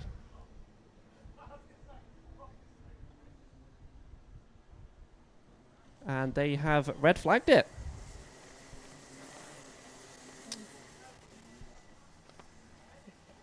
And I'm going to say that's because of 3 times Cameron Crockett and Finn Smith going too early for the start. So let's see what happens here in a second.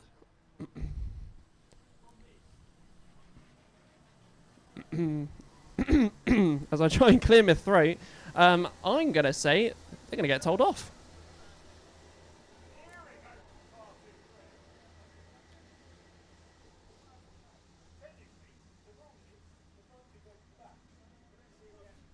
So let's see what happens with this one. This is a red flag just because of the starts. This is not because of an incident on circuit, just for those that just tuned in.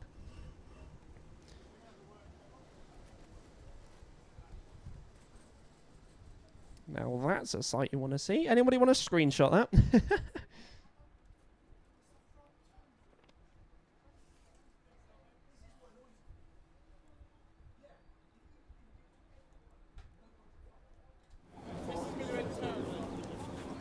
See if we can have a listen.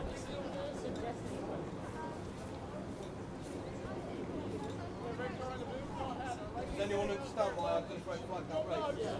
Does anyone know why I've red flagged that race? I see nothing. That acceleration, P1, your acceleration is before you even come out of the bend.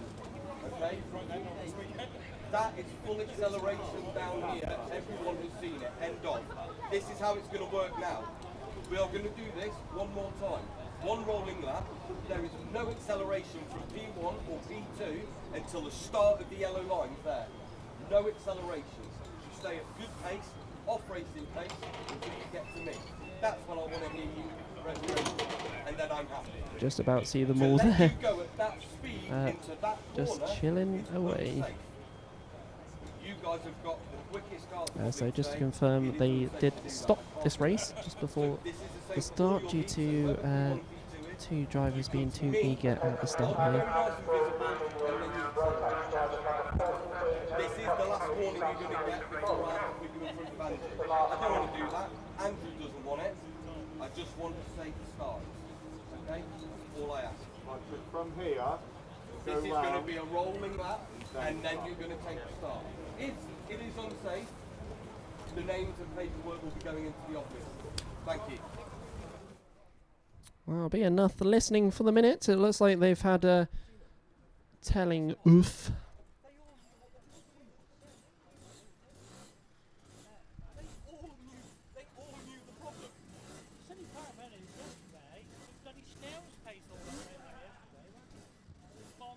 Simon, you ready for the rolling lap?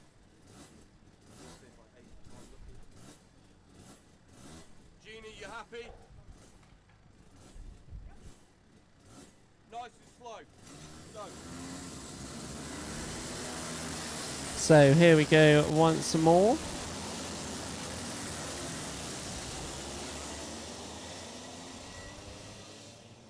So we're going back for another formation lap. So here we go then, ladies and gentlemen, back going again. So down the back straight we go for the 4th formation lap.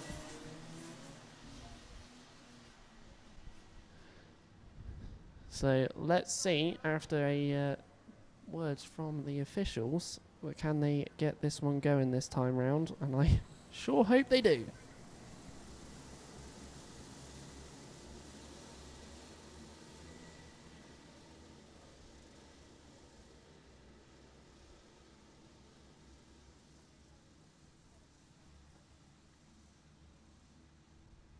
So towards the top end we go. Down the main straights. And this looks better. And it is better. Here we go. Let's go for the start of this race then. Into Billy's we go.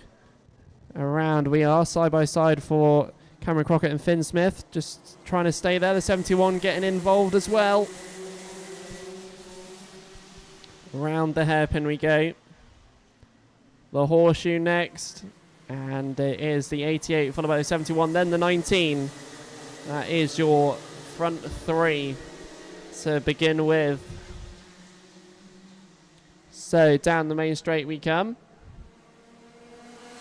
And the running order is Cameron Crockett. Was Cameron Crockett. Down the inside goes to 71.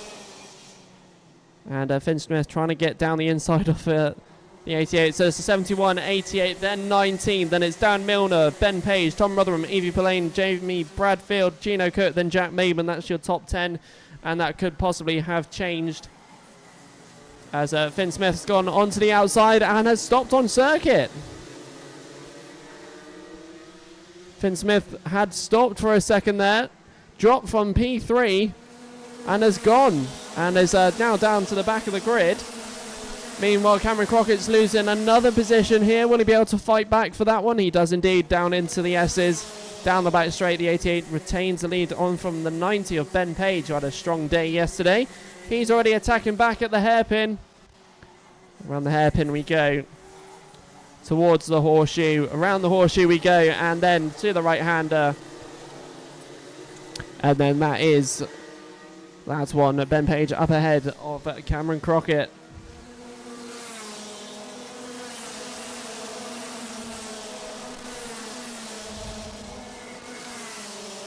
So around the S's, down the back straight we go.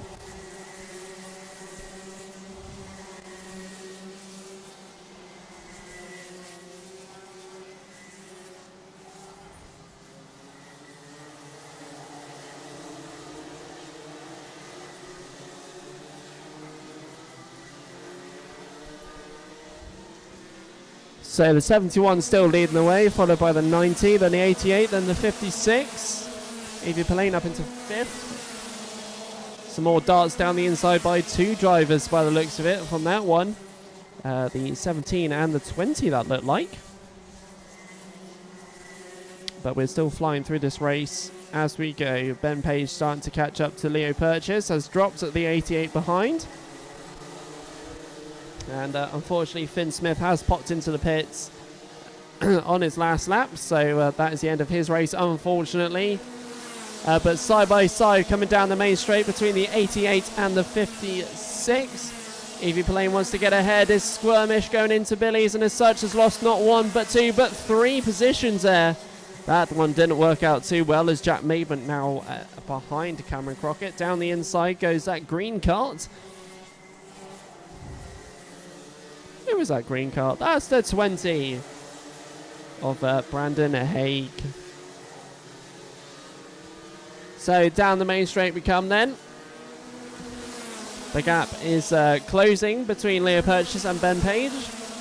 Last time dropping 2 tenths. Down the inside goes to 17 on the 88. Cameron Crockett not with a lot of pace in these stages of this race. Even the 20s coming onto the back end of the 88 as well. Down the inside goes another driver. Is that the driver? I think it is. And that is the 56. It was indeed Evie Pillane trying to get back up to where she was just a second ago. And like I said, Ben Page really catching up now. It's only 3 tenths the gap between those two at the front. Ben Page for the last 3 laps knocking between 2 and 3 tenths a lap.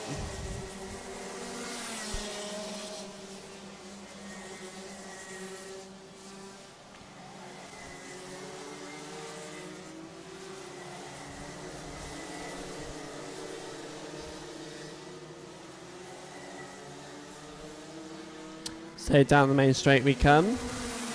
And just look at that. Ben Page is now going down the inside of Leo Purchase as he left a door open on the right-hand side.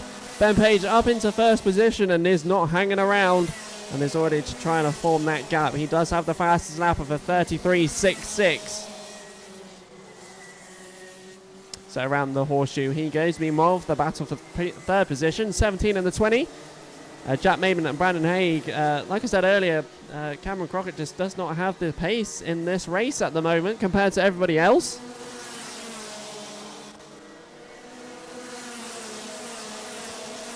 So still flying on through. No changes from our top 10. The 68 going over the line there. And Ryan Shepherd getting ahead of Gino Cook, the 33. Then we've got Patrick Williams-Rahagen, Henry Stratton going over the line. And then Rosie Armstrong at the back there. She was our top novice yesterday. Doing well in the final that she had yesterday. But nevertheless, we're back to today's racing. And with 2 minutes 20 on the clock. I have to look at the digiboard. Ben Page still leads the way and has opened the gap between him and Leo Purchase. 6/10. And he has just gone.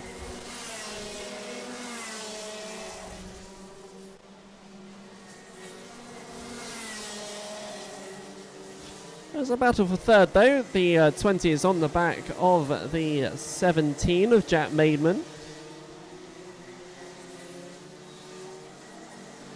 And also catching to Cameron Crockett is Evie Pillane. Going here. Oh, down the inside, by the way, on the 17 is on the left-hand side. Doesn't get it for Billy's and as such has to wait. Doesn't do it at the S's and just goes down the back straight. So we will see a return for that one shortly. We do not for the minute. Brandon Haig trying every possibility to force a defensive line and a gap for the driver ahead. We're yet to see anything occur just yet though.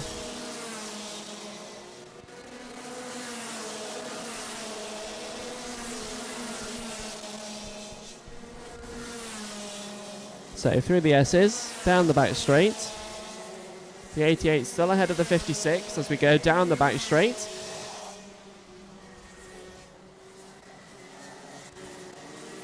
And still nothing between the 88 and 56.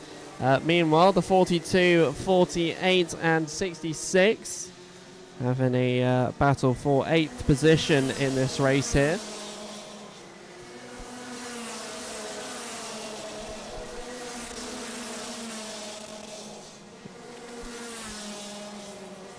With only a few seconds of this race as well, the 56 is still looking and waiting for a chance to go down the inside, but stays behind at the minute because there is no gap forming from the 88. The 88 with some strong defensive driving from these last couple of laps. Down the main straight with a near 1 or 2 seconds left. Ben Page is forced and managed to get another lap in this race. Meanwhile, down the inside, there was going to be a change for the swap for the 88 and the 56. Nothing happens, unfortunately. And she doesn't try again. Evie Pillane not being able to get up into P5 just yet. There is still one more opportunity to do this.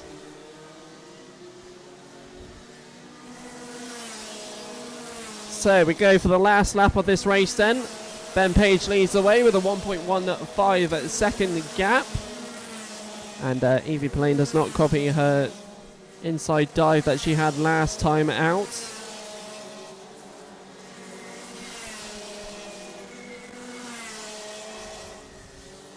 Meanwhile, we'll go to our leader.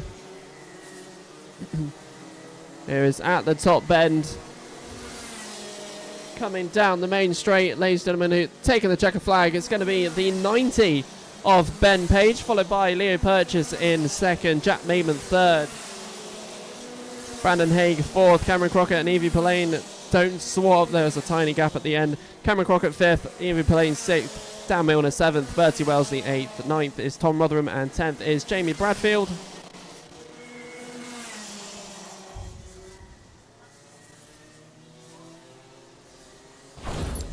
And top novice on that race was Ryan Shepherd in cart number 33 in 12th position.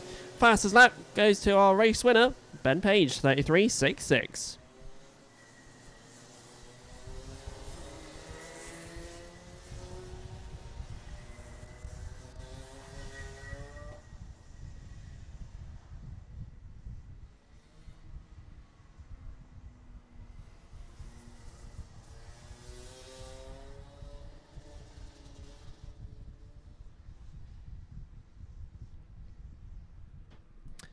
So then, let's have a look for the grid for the second heats. Yes, we're on the second heats now. It's that time of the day.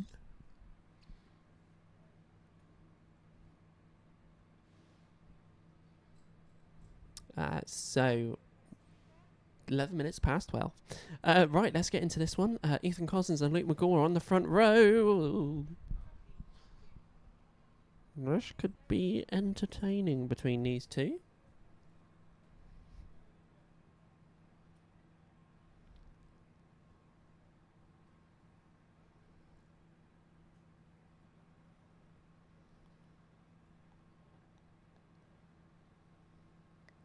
So we're just waiting for them to pop out onto the grid real shortly. But yeah, who else have we got? We got Jack Baker and Archie Cannon on the second row. And where is the 70 starting in this race? Starting on the second row. So not too far of a distance to get going in this race. But let's go for the formation lap then for the cadets.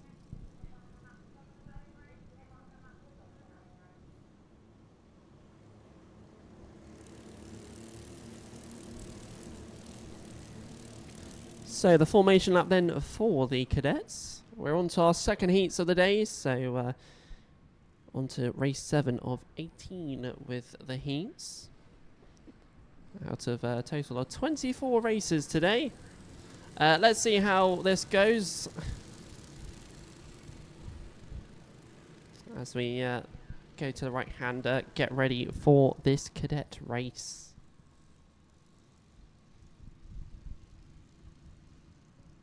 So from the top down the main straight we go, and we are underway for the Rotax and Honda Cadet heat number 2, aka the cadets.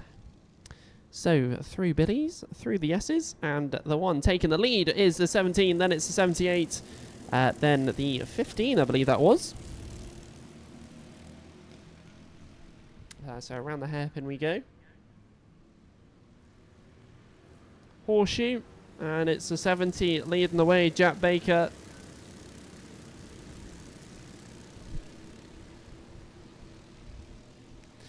Towards the top bend, and down the main straight we go. Let's get ready for this running order. So it's Jack Baker, Ethan Cousins, Luke McGaw, Archie Cannon, Nikita Roberts, Franklin Streets, Achilles G in the 28, Zach Ormshaw 8th, Archie Rogers, Tyler 9th, and then Charlie White rounds out your top 10. But that all could have changed since that call out. So let's see what happens, and it is our usual Ethan Cousins, Luke McGaw battle. Oh, and the 11 spun it at the Horseshoe, and unfortunately has caught a couple of drivers in that one, with them having nowhere to go. The 28 was involved in that one. Couldn't see the other driver either in that battle. In that incident there, but all of them managing to get going again. But as I was saying, Ethan Cousins, Luke McGaw battle. These two just get to continue what they were doing last time. But this time, the gap between them and our leader, the 70, is a bit closer. And that is what they like to see. But this is only the opening stages of this race. So let's see what goes on. The 23 is in 4th. Nikita Roberts is in 5th. And quite a distance behind goes to our long list of novice drivers.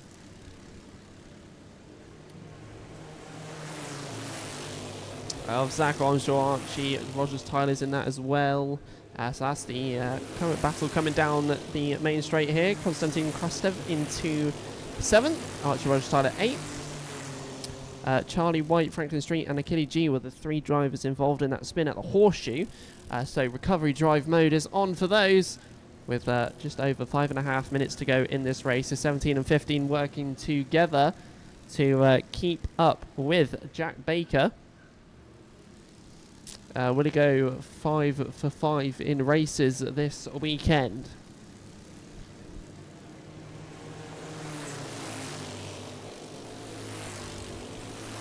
So around Billies we go. through the S's, down the back straight, and let's see what the gap turns into. Fast lap is going to Ethan Cousins with a 40.75. Only a 3,000th quicker than Jack Baker, but still keeping it in with with one another.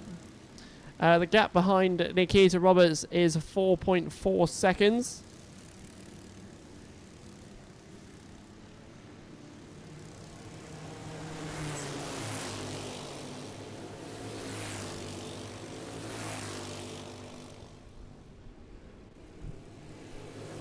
Through the S's, down at the back straight we go.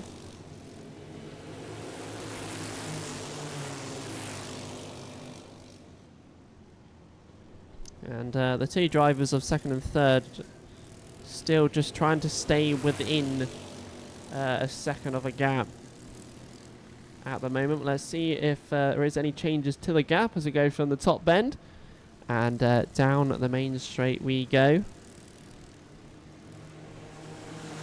So the gap has increased slightly again. Jack Baker responding a little bit to their presence of a 40.51, taking the fastest lap of this race so far. Meanwhile, side by side by the 21 and 71, but the 21 slamming the door shut whilst he's still there. And 21 does stay ahead for the minute, with Konstantin Krastev staying in 7th position. Meanwhile, on the right-hander towards the top bend we go. Archie Cannon and Nikita Roberts both getting a comfortable race where they are for the minute. But Ethan Cousins and Luke McGaw just really are working together to just stay and maintain that gap that they have to the 70. We have 3 minutes left on the clock, so still plenty of time to go to see what happens. So Charlie White, Franklin Street and Achille G, 3 of them getting closer to the top 10 now. So good recovery drives from those. The 12 splitting away from Franklin Street and Achille G. So down the main straight again. The gap was 0.66 and goes to 0.72. So that previous lap. Jack Baker just slightly quicker, not by much, but that little bit, it means a lot. So a novice battle for 6th position here.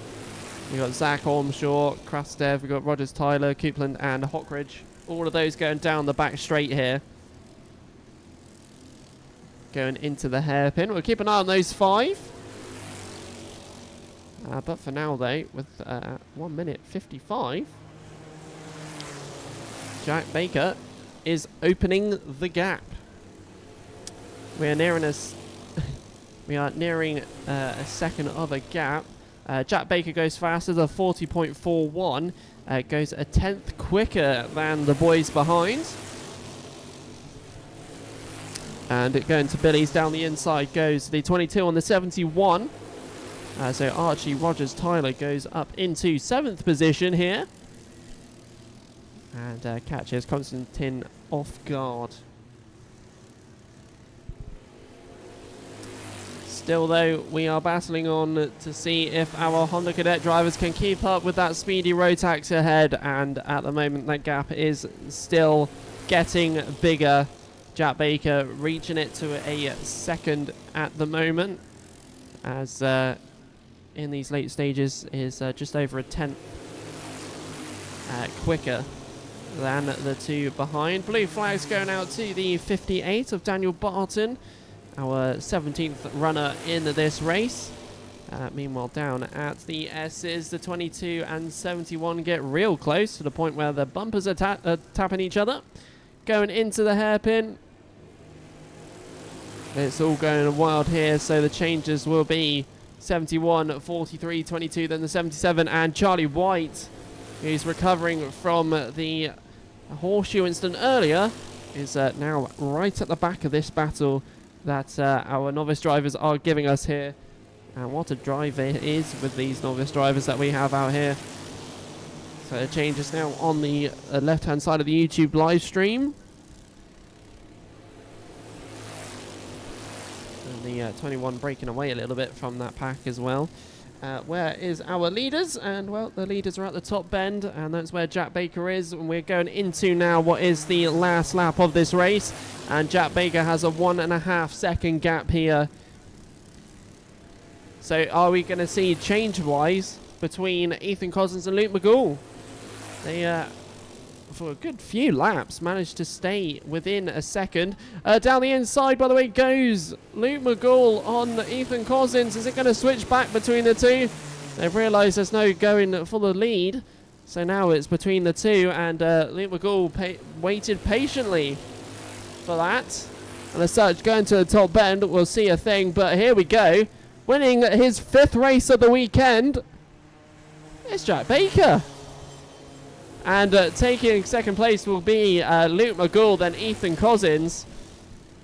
Daniel Barton just goes over the line now. 6 seconds after Ethan Cousins takes 4th position. Nikita Roberts 5th, finishing 13.4 seconds behind our eventual winner of this race. Then it's going to be Zach Ormshaw, Konstantin Krastev, Ethan Copeland. Charlie White manages to recover into the top 10 and goes 9th. And Archie Rogers-Tyler into P10. Our top novice in this one is Zach Ormshaw, finishing in P6. So Jack Baker there, going 5 for 5 in the races this weekend. And he clean sweeped yesterday with qualifying... practice qualifying the races that we had yesterday, and once again not doing the same today, but race wise and points wise for this weekend doing amazingly. So then it's time to go to our Intermax class for heat number 2, and Benjamin Lorne and Adam T are on the front row with Kian Downer, Ava Morris on row 2, Cody P and Aidan Clark on row 3, Teddy Cooper and Rick Thompson on the 4th, and then on the final row on his own is Jack Johnson.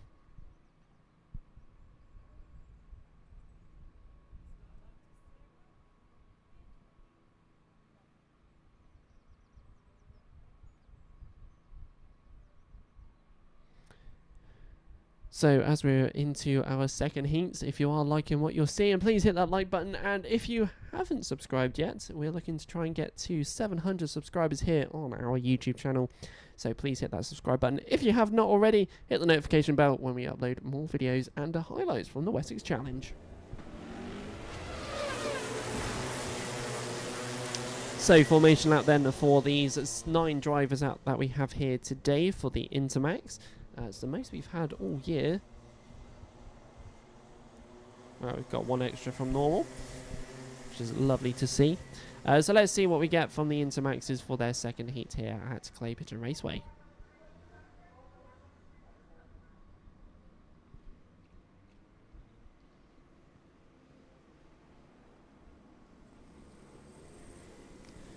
So then we are here for the rolling up lap, the formation lap for the Intermax for their second heat here.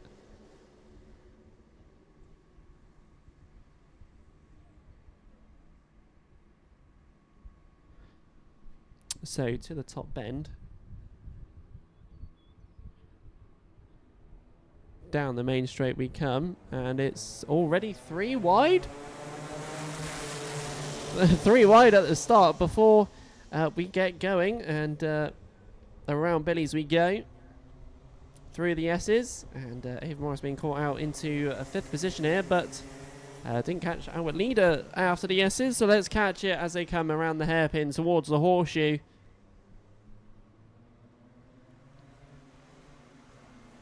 So that's the 85-12, then 26.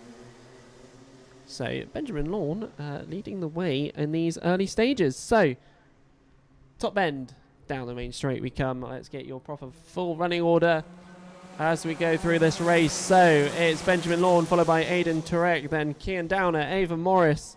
And that's changing already as we got double 2 wides, and it's 3 wide just before the S's. That was a brave move by the 32.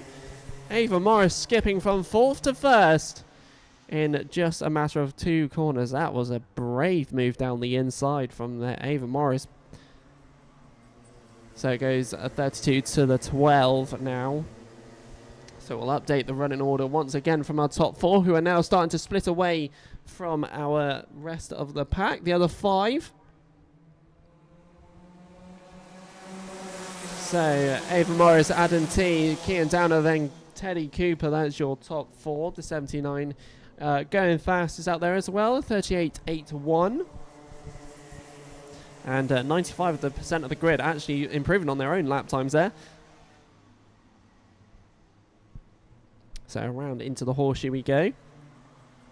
Ava Morris leading the way. Kian Downer trying to look on the inside move, but on the other side, and for the inside of the right-hander, Teddy Cooper is leading ahead of that one and is up into P3.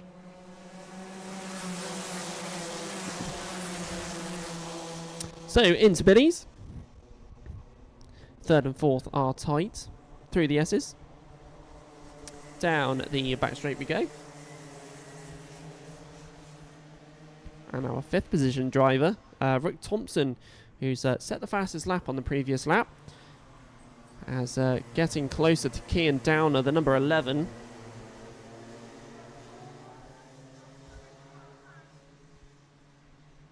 So down the main straight.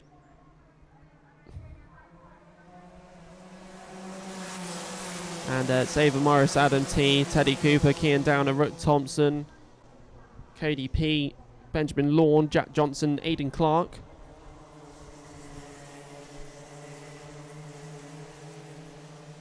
And going down the inside, a swap between 3rd and 2nd. That's Teddy Cooper getting up into P2. And the 11 also getting ahead of the 26. A very smooth ride around the horseshoe there. So from the top bend down the main straight we go. Ava Morris still leads, but has a charging Teddy Cooper behind a 37.94, the first driver to get into the 37s during this race. Heat number 2 for the Intermax.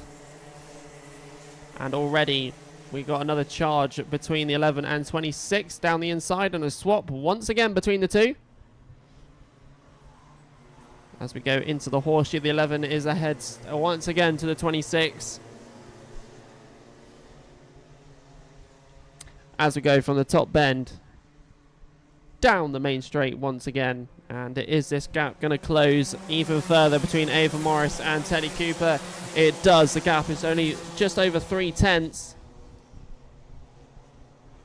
3 of the S's down the back straight, and the 79 gaining a lot of time at the S's there.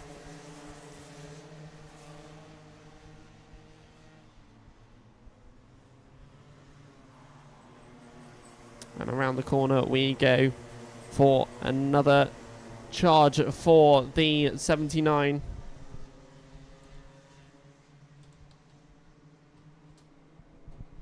So down the main straight. And we go once again for the Intermax. This time Rick Thompson's taken the fastest lap of this race at 37.73. So 3 drivers creeping into the 37s here. And you can see that because Rick Thompson's really catching up to the rear of Adam T. And Teddy Cooper's right on the rear now of Ava Morris as well, number 32. That gap is just shy of 2/10.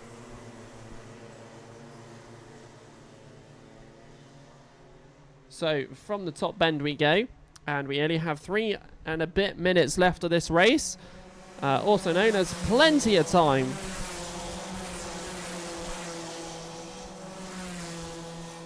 So around Billy's, the S's, and then the back straight. Once again, the 79 gaining at the S's.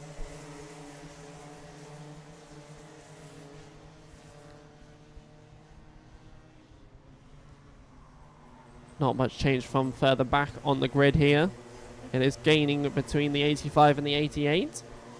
But still, between those 2, nothing to be said. Aidan Clark at the back of this grid, running 9th out of 9 runners. And you can just see that gap is just hardly anything between Ava Morris and Teddy Cooper now. 0.09. And down the inside, Ava Morris left a big invitation. And this time, is she going to fight back instead of defend? Let's see how this one goes as we fly through more of these laps, including somebody else who's joining up, and the fastest driver out there at the moment, Rook Thompson. She's going to join this party for P1.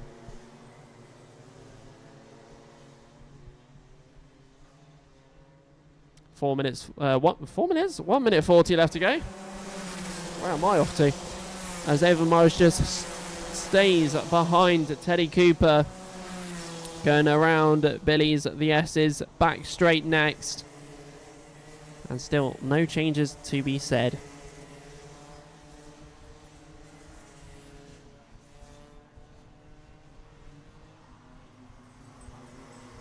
For a second, side by side, down the inside goes the 85 on the 26. Kian Downer just falling down the grid again.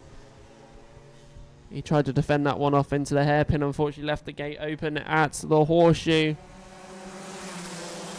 And for our leaders, Teddy Cooper and Ava Morris, still no changes between the two. Ava Morris does improve her lap time and nearly matches Teddy Cooper. Not enough though.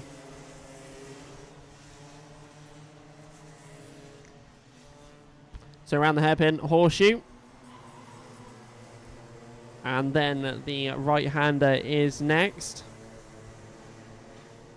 That's the 27, nearly mounts the rear of the driver in front. But nevertheless, 38 seconds left to go. Ava Morris can and is still just staying behind Teddy Cooper. So down the back straight we go. She holds and stays behind for the minute. We know what she can do in the cadets, but as an inter, she can still follow this one through.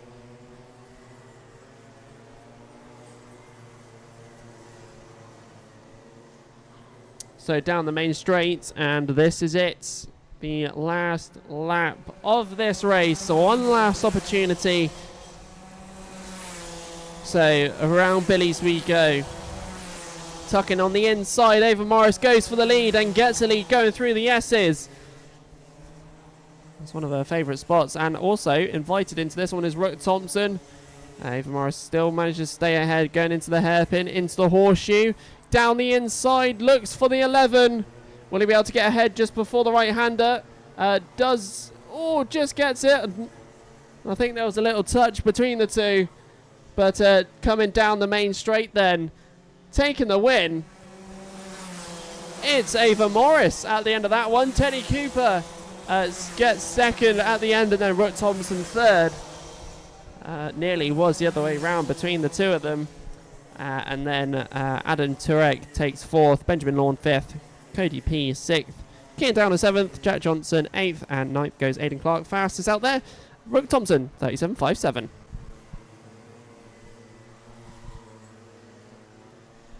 So there we go, ladies and gentlemen. That is the Intermax, and end with a bit of contact. Just to let you all know, we have a change to the running order. So we will no longer see the juniors as soon as we will. Juniors will be after the senior Rotax. Ooh! Right, the grid then for the senior blues.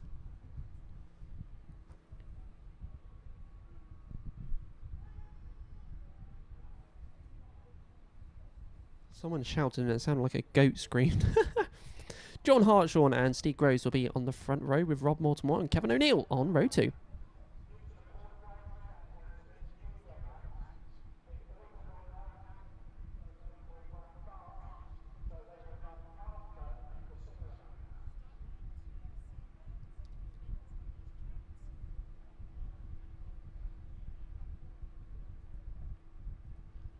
So once again, just to remind you all, the Junior Rotax will be out after the Senior Rotax. So that means we'll be going Cadet, Intermax, Formula, Senior Blues, then 177s, and then the Seniors. Then obviously then the Juniors. So out comes all of these Senior Blues. Out onto the circuits here. Once again, 17 drivers, 1 novice of Paul Wheeler.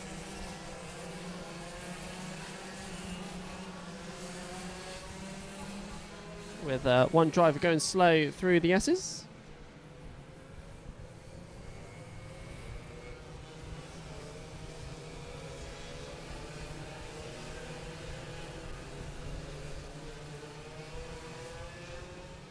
So then, ladies and gentlemen, let's get ready to rumble for the Senior Blues. We've got a few stragglers at the back. The 7 had a little problem to start off with. As we come down the main straight, we are getting a false start to begin with. So we'll be going back round once again.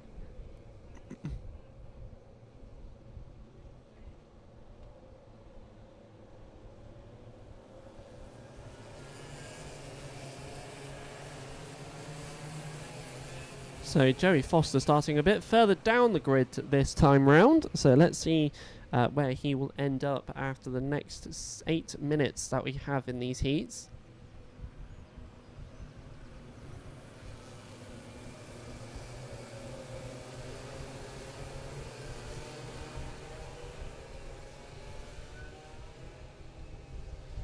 As the 7 manages to return to the grid. So from the top bend, down the main straight we come. And it's all good news this time round. Over the start finish we go and start off the Senior Blues for their second heat of today. The 7 starting a little bit further back. So through the S's, down the back straight. The 99 get a bit wobbly at the S's and held up the grid behind, allowing the front 4 to fly on a little bit further ahead. And leading the way is kart number 4 of Steve Groves. So to the top bend and down the main straight we come, and it's time to get going for this one. So it's kart 4 followed by John Hartshaw, then O'Neill, then Mortimer, Gunter, then Cleo, Fortune, then Alexander, then Underhill, and then Joey Foster rounds out your top 10. Could have changed because we got one in the grass.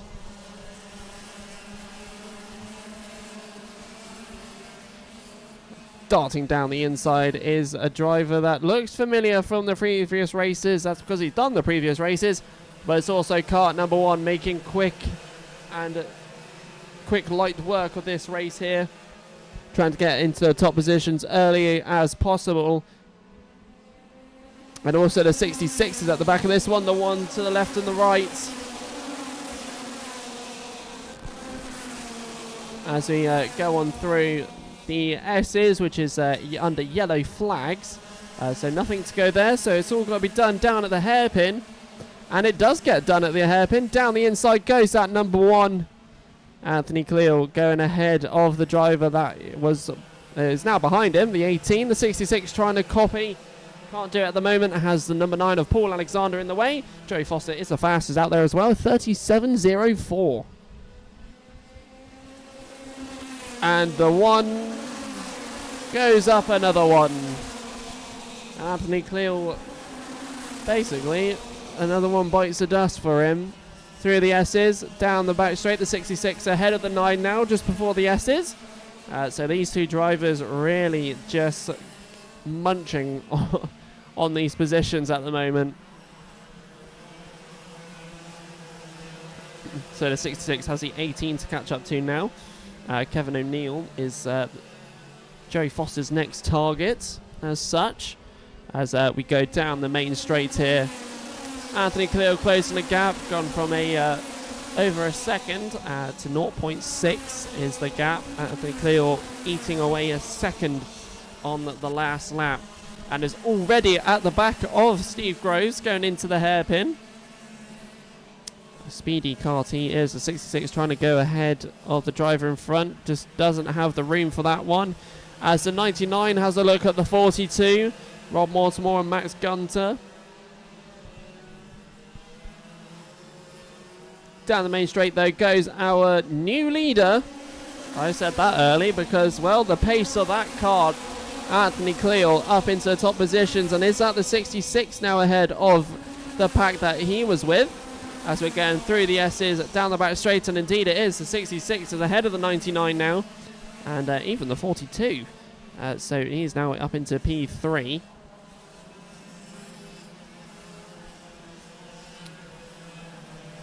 And it's somebody else that's a bit quicker in this race, and it's David Watts, 36.38.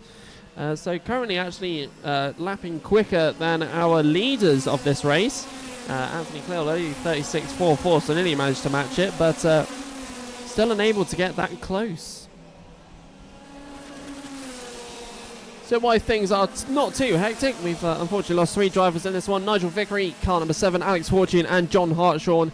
They are the 3 that have unfortunately retired from this race here about 5 laps ago for all of those, and this is near the start of the race here.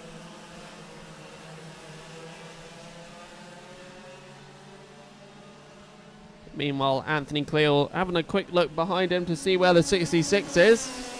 That's most likely who he's going to be looking for, as Steve Groves still has second, but Joey Foster passes 36.27, and the gap between him and second position runner Steve Groves is only just shy of 4 tenths. Oh, well, it was 4 tenths. He's now in the lead, not in the lead, into second position as he goes around the hairpin horseshoe and just slides into second position. And now Joey Foster has the task for the next 3 or so minutes to charge towards Anthony Cleal, who is leading the way. And that gap that we have is 2.5 seconds, 2.5 seconds to catch up to Anthony Cleal. The battle between 1 and 66 is on again.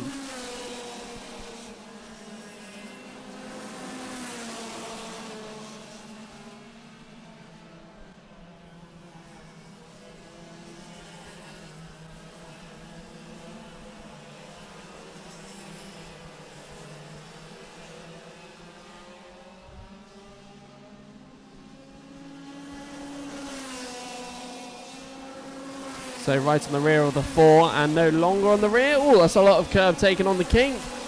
That slowed him down a little bit, but Paul Alexander is trying to get ahead of Steve Groves, who at one stage was leading this race and is now going to be outside of the top 3. So going into the hairpin, he is now out of the top 3, but it's still battling for it though. Going around into the horseshoe, the 9 is ahead and the 4 stays behind. The 99 and 18 are to follow suit behind Mr. Groves as we come down the main straights. Joey Foster unable to close this gap at the moment. Still 2.5 seconds is that gap. Joey Foster is just too quick for him at the moment.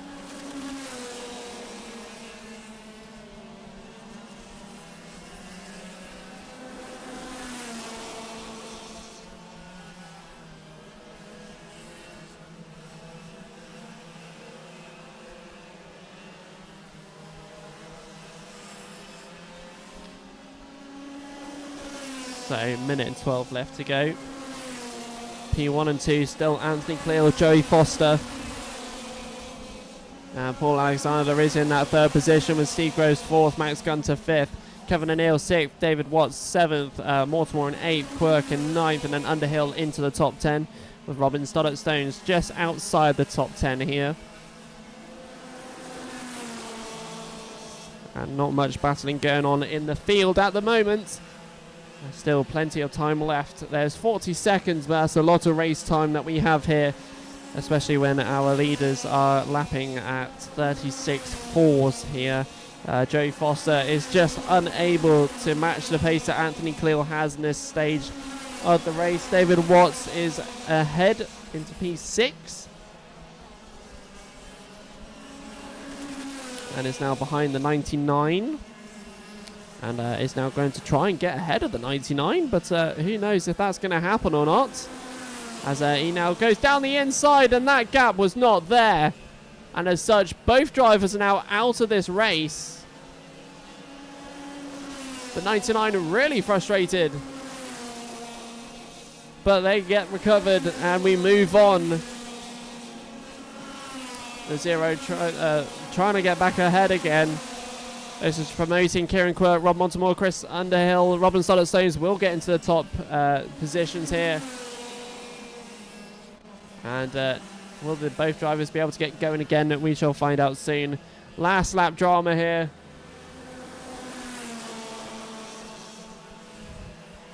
Meanwhile, coming down the main straight will be your winner for this one, ladies and gentlemen. Anthony Cleal takes the win once again here for the Wessex Challenge Day 2. Joe Foster second and claims the fastest lap. Paul Alexander third, Steve Groves fourth, Kevin O'Neill fifth, Kieran Quirk sixth, Rob Mortimer seventh, Chris Underhill eighth, Robin Stollett-Stones finishes out in the top 10 in ninth, and then Paul Wheeler rounds out your top 10 with David Watts and Max Gunter finishing outside in 12th and 13th respectively. So there we go then, ladies and gentlemen, that is the end of that one, and a last lap drama between the 0 and 99, a gap that just wasn't available at the time.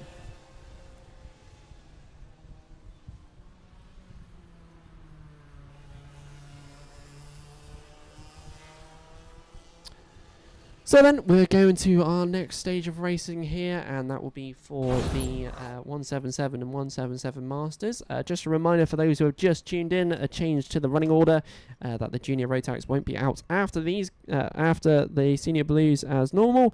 They are going to be after the Senior Rotax, so they'll be in the last lot of our racing here. For this lot, but there is your your starting grid for this one. Harrison Crook on the second row, and Ian Branfield this time starting on the third row. Derek Hunt and Jason Bear are your front row leaders for this race.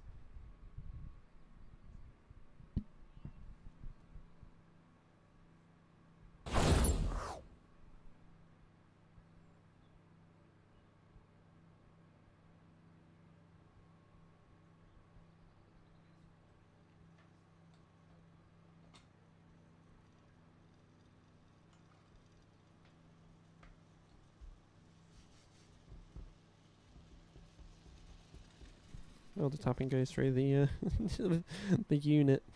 Whoops! I probably shouldn't mess with that. So a day's racing this has been.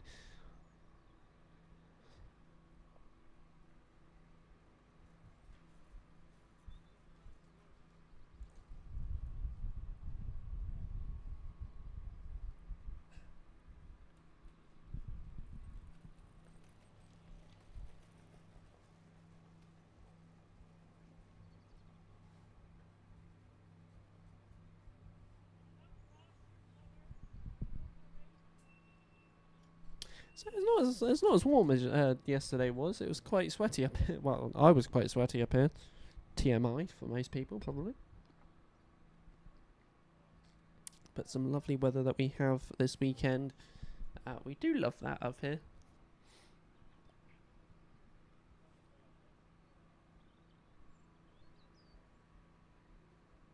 We haven't seen that overlay for a while.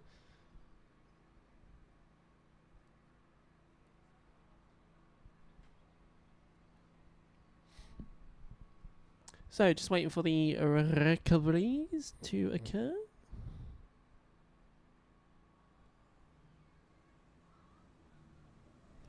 So, out come the 177s, not the juniors, but the 177s.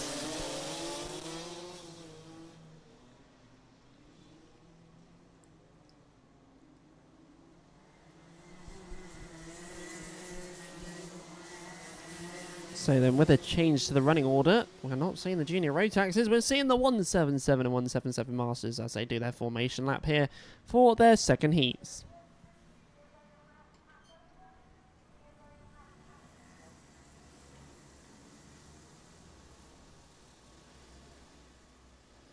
So I am going to have to take a comfort break for myself, so we'll walk you through the first couple of laps of this race with the 177 and 177 Masters, and then we'll be able to carry on through and get the rest of the action near the end of the race.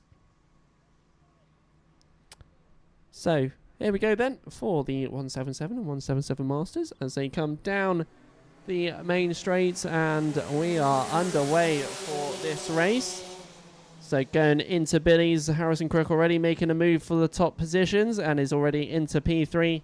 and wants to make a move for P2 already. You can watch the way he drives, you can just tell.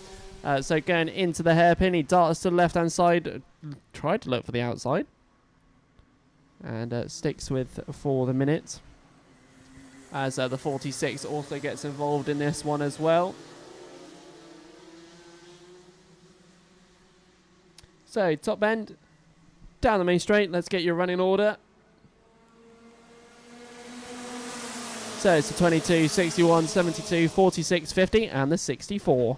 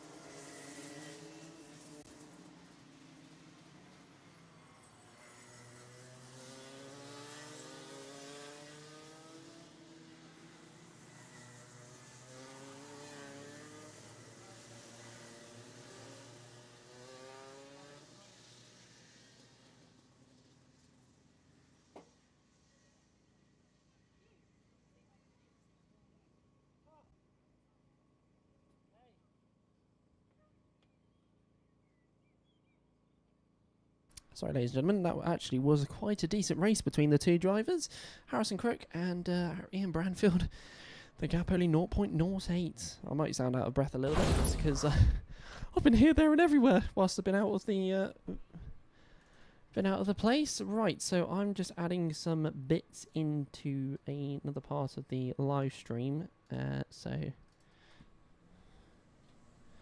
that is why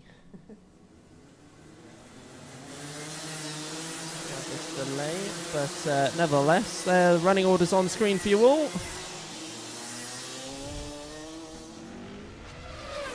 And let's get ready for the senior Rotax for their second heat.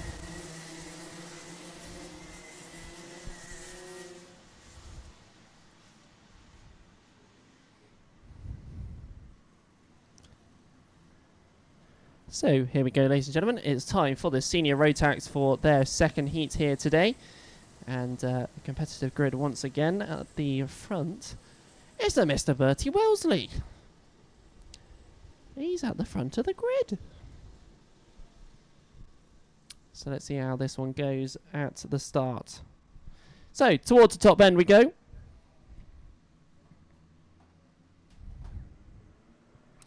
So down the main straight we come, and it's all good. No, it's not good. A last minute decision there, and we're going back round again.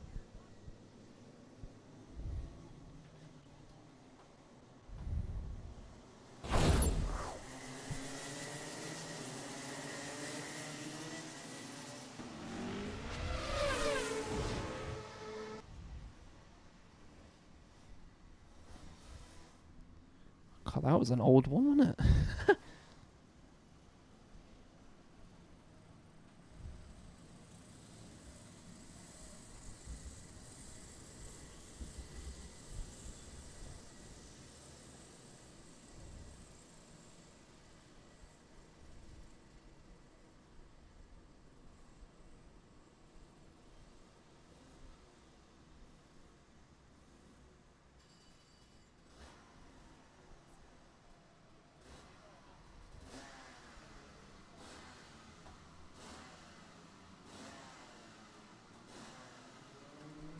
So down the main straight we come, and we are good to go this time round as we head into Billy's.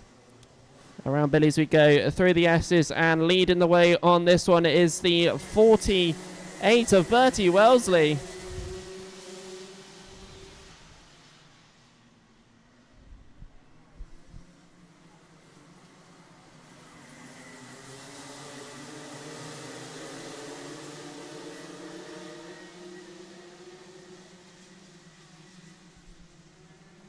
So let's get your running order as they come down the main straight then. So it is Bertie Wellesley, Jack Maben, Leo Purchase, Cameron Crockett, Evie Pillane, Finn Smith, Jamie Bradfield, Ben Page, Daniel Beards, Dan Milner.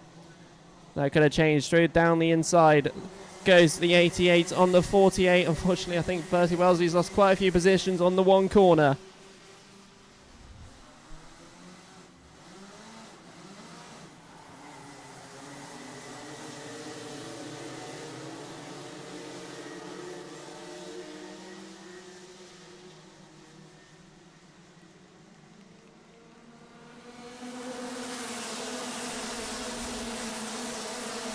So round we go for this next one here. So through the S's, down the back straight. The 17 is leading the way to the 71. Flip the numbers.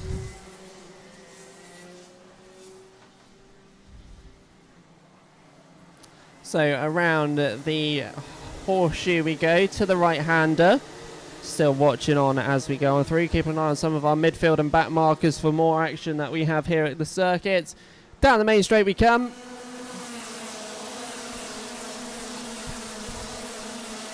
Into Billy's. Through the S's, and going through the S's just before Finn Smith was trying to look for a move on Cameron Crockett. The two were at the front of the grid at the start of the last race. Finn Smith did retire from his last race, so hopefully he stays going strong in this race, and it does for the minute in P5. Fastest lap goes to Jack Maven, a 34.52.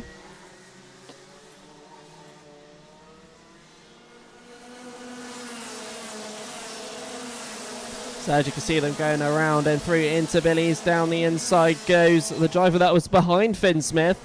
So Finn being caught out a little bit here to the 90 of last race winner Ben Page, who's got Cameron Crockett to contend with now, who we all know his defensive lines are quite strong around here, but will they be good enough to beat out the 90? Meanwhile, down the inside goes to 42 on the 4. Tom Rotherham and Gino Cook. So down the main straight, Jack Mayman's making a 0.3 gap between him and his second position. Down the inside goes 2 drivers on Cameron Crockett. And Finn Smith going down the inside of the 90. So the 90 and the 19 follow past Cameron Crockett. But Finn Smith was even braver at the S's and as such goes up into P4.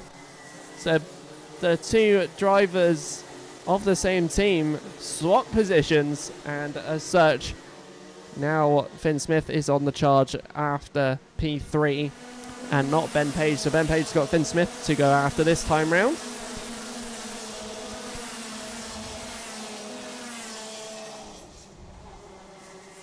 So through the S's, down the back straight we go.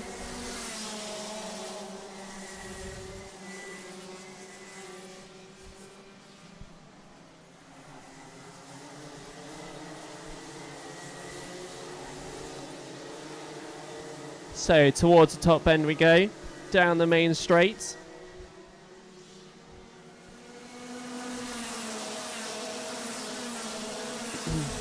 And as we can see, the 71 of Leo Purge is starting to catch up once again to Jack Mayman. Finn Smith now, he's been unlocked and unleashed away from Cameron Crockett. He's gone fastest out there, 33.91. Cameron Crockett lapping 34.42s.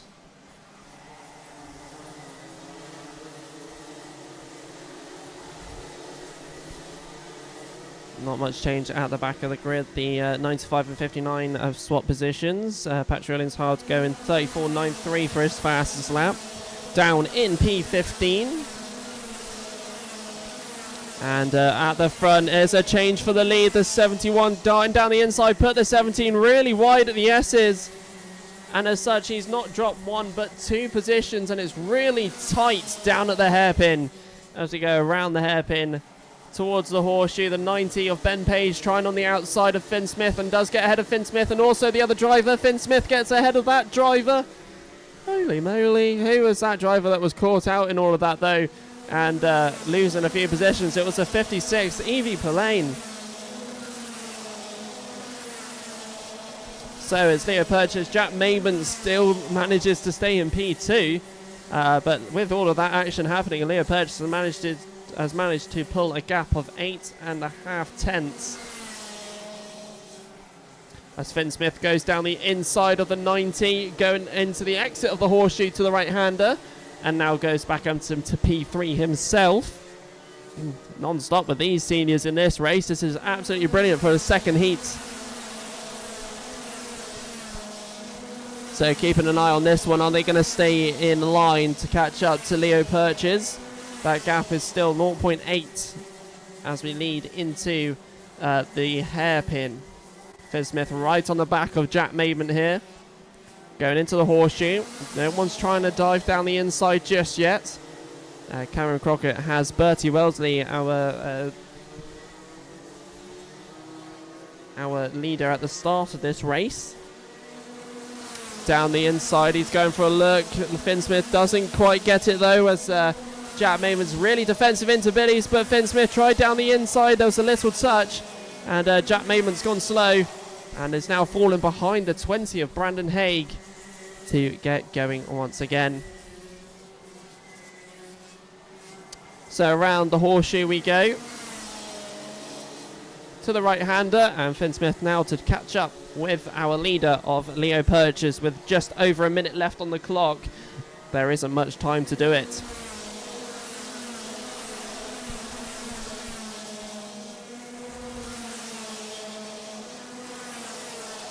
So around the S's, down at the back straight. Someone getting into a sandwich. And that was with the 56 and 42. The 69 of Dan Milner, he was just in a sandwich of the 2 drivers. And losing 2 positions that corner. Meanwhile, back to the action at the front of the grid, and Finn Smith is closing this gap now between him and Leo Purchase. We'll have 2 laps, this one and our final lap a little bit afterwards. So is he going to be able to do it? We've knocked off 4 tenths just in the 1 lap that Finn Smith has had that P2. And Ben Page is just not able to catch up and stay within Finn Smith's pace at this time of the race. Meanwhile, going into the hairpin, we've got a right to left movement for, I think that's Bertie Wellesley and Cameron Crockett. So around we go, the horseshoe, right-hander, and then the top bend.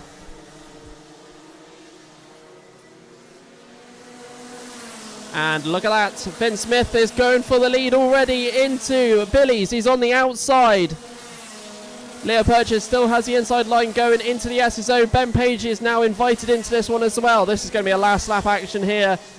Leo Purchase defensive into the hairpin towards the horseshoe. Ben Page is on the outside of Finn Smith trying to hope for the inside. Finn has to defend that one off instead so he doesn't lose out on P2. So coming from the top bend down the main straight and taking the checker flag. He manages to keep it. It's going to change for P2 though. Ben Page takes second on Finn Smith. So it goes Leo Purchase, Ben Page, and then Finn Smith. Brandon Haig 4th, Evie Pillane 5th, Jack Maben 6th, Bertie Wellesley gets ahead of Cameron Crockett for P7. Cameron Crockett 8th, Daniel Beards 9th, and Tom Rotherham rounds out the top 10. Top novice on that race was Ryan Shepherd in P13.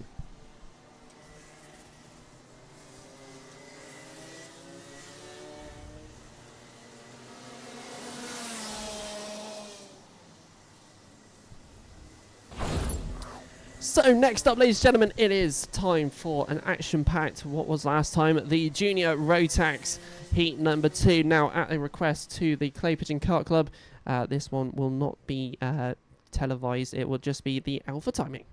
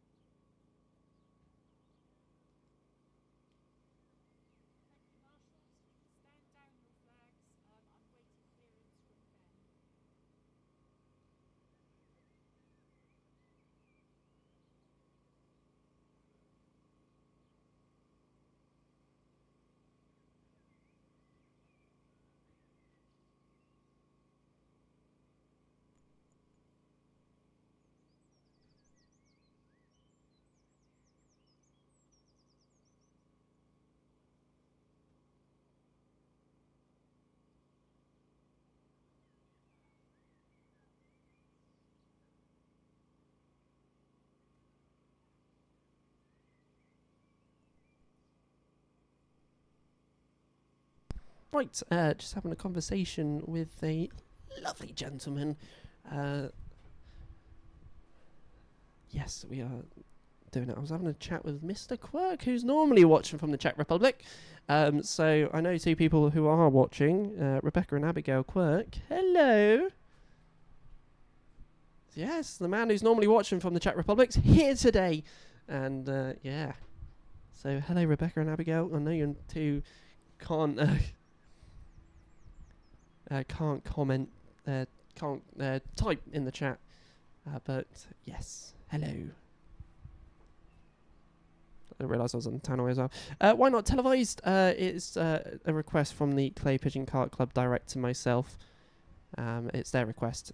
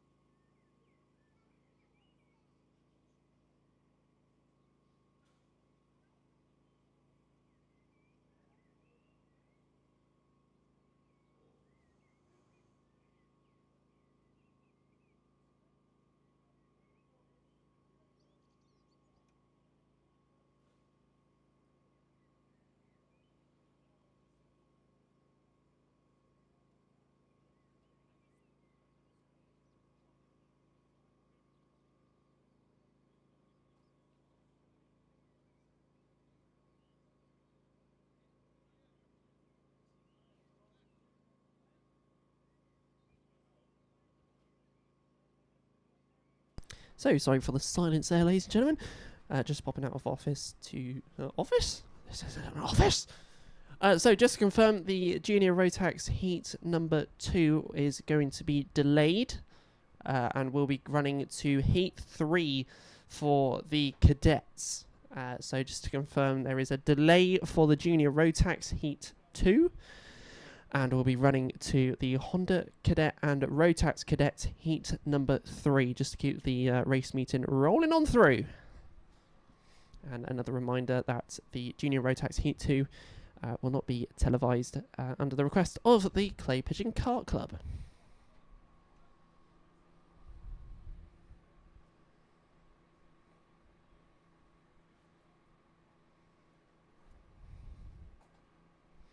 So I'm just going to see if there is a grid that we can see for the... nope, we can't see the grid for the Cadets. But we will be moving to the Cadets, like I said.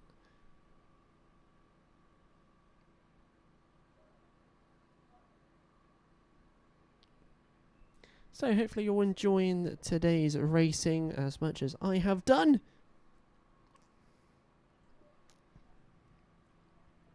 Still a lot more to go through today.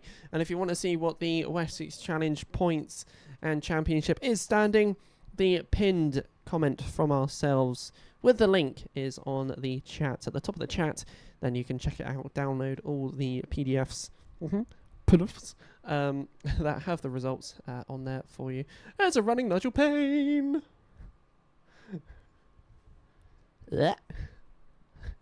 Oh, it's not on the live stream. Dang it! Good thing there wasn't, because he was naughty, naughty, naughty fingers. I know you can hear it downstairs.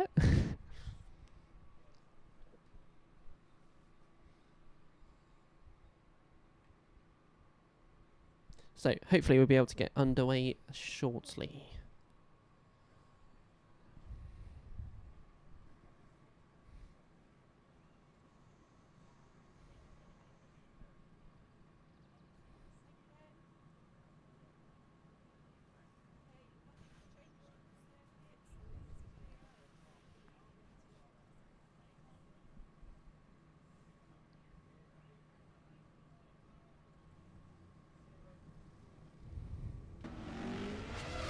So we have action here, and it's a different type of action. We now have the Honda Cadets and Rotax Cadets for their third heat today, so a change to the schedule once again due to delays in the Junior Rotax. So let's go through the S's down the back straight for their formation lap.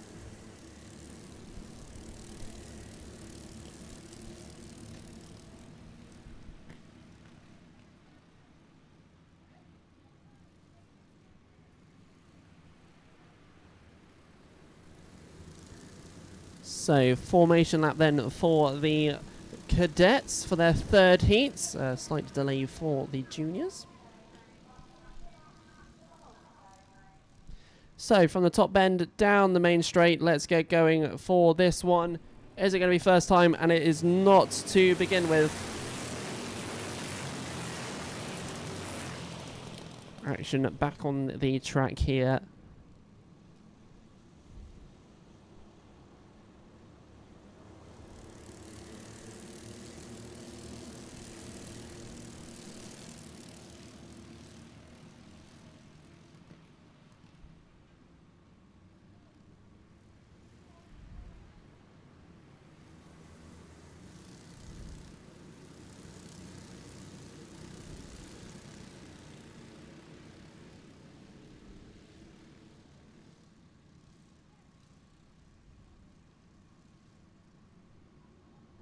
So, down the main straight we come once again. Are we going to get underway for this one? We are not. It stays a false start. Our front two of this grid eager to get running.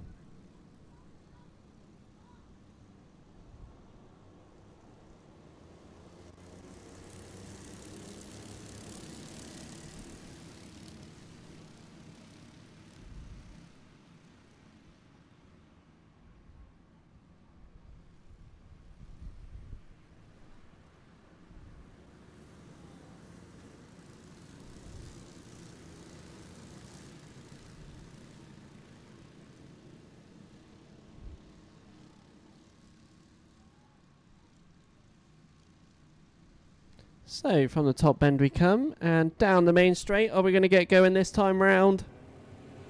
And this time we are. So let's get going for the cadets for their third heat today. So around Billy's we go. Through the S's. Towards the back straight. A lot of darts into the inside. A spin at the S's. Tens one onto the curves, one onto the grass. Had nowhere to go, unfortunately, but to our leaders, and that leader at the moment is the 28, followed by the 12, Charlie White, with a good start here for this race. So from the top bend, down the main straight we come, and let's get through for our running order. So it's McKinney G, followed by Charlie White, Franklin Street, then Archie Cannon, Jack Baker, last race winner, Nikita Roberts, Zach Ormshaw, Luke McGall, Archie Rogers, Tyler, and then Tyler Banks rounds out your top 10. And that could have changed as there's a lot going down the inside of Nikita Roberts there in the hairpin to the horseshoe, and that was the 21 getting ahead.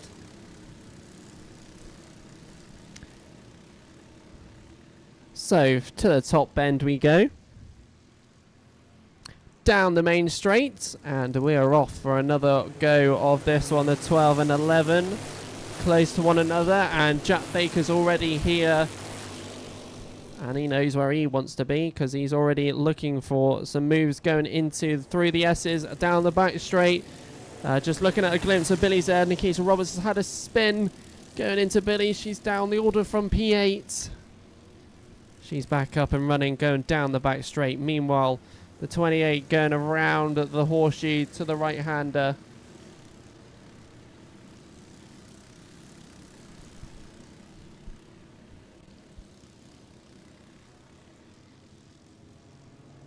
So down we come at the main straight. The 11 trying to hold off the 70, but down the inside goes the 70 of Jack Baker. And he's up into third position, so that's one less to worry about for Jack Baker. The 11, will he be able to hang on? And will Charlie White be able to defend off? But no, straight down the inside. The gap was just left open as Jack Baker goes up into P2 now. And is he going to jump from third to first in one lap? Well, let's find out as we go from through the right-hander towards the top bend. And this time the 28 defends it off. But coming down the main straight then, a change possibly for the leader. Defensive line taken from the 28, just blocking him from it. Into Billy's we go. The 70, the squeezing down the inside. And there we go. Our race winner for 5 times this weekend is now back into the lead of this race, followed by the 28 in second position. So around the hairpin we go towards the horseshoe.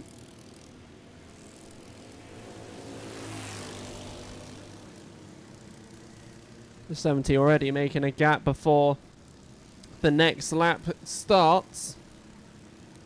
So down the main straight we come.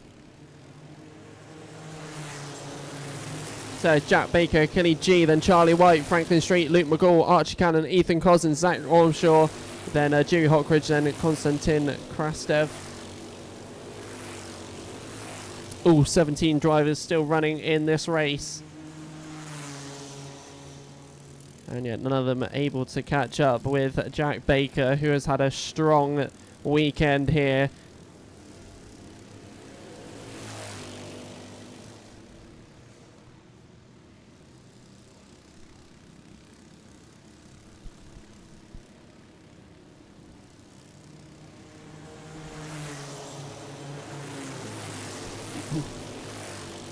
Luke McGall up into 4th position ahead of Franklin Street, but there's some more changes possibly at the Billies and the S's. So the 15 ahead of the 12.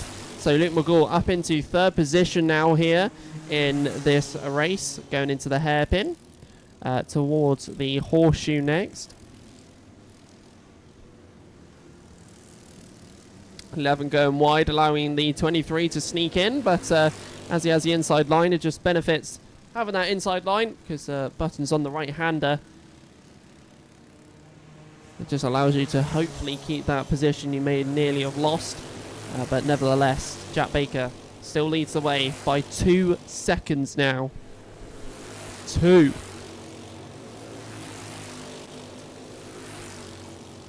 So Charlie White starting to drop back a little bit from Luke McGall. Contact warning given to Franklin Street, the driver in the number 11, currently in 5th position. He's ahead of the 17 and still behind the 12 of Charlie White. Just to give you a reference point as you're going on round. But with 2 minutes 32 left on the clock.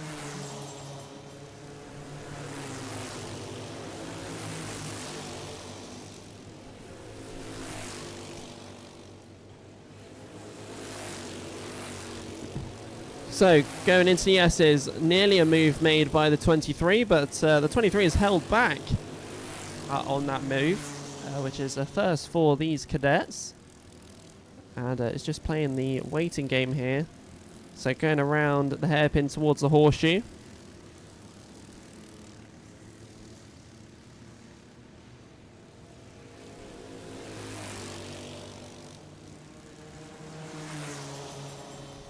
So Jack Baker over the line.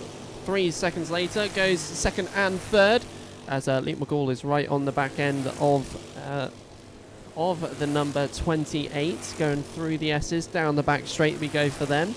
Ethan Cousins is in 4th, Charlie White 5th, Franklin Street 6th, and Archie Cannon in 7th.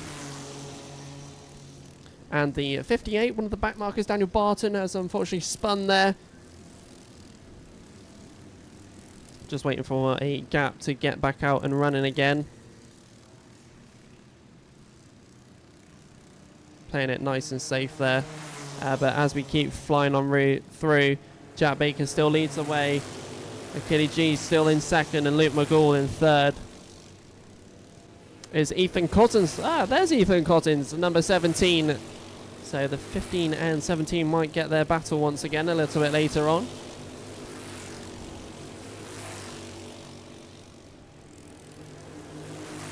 '61 and 43, Edison Burrows and Ethan Coupland, the 2 drivers that are close together. We're going to see a dart down the inside by these 2. No, just chilled for the minute, but back to the top bend.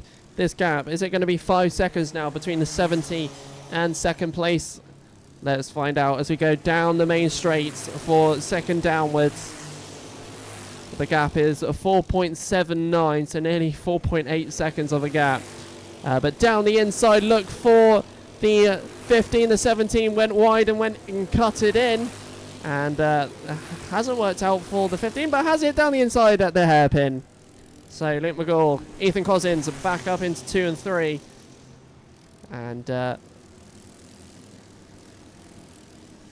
puts the 28 down into P number 4. So the 70 then, Jack Baker on his last lap of this race. Luke McGall 2nd, Ethan Cousins 3rd, and like I said, Achilles G down to 4th, and Charlie White 5th, Franklin Street 6th. But ladies and gentlemen,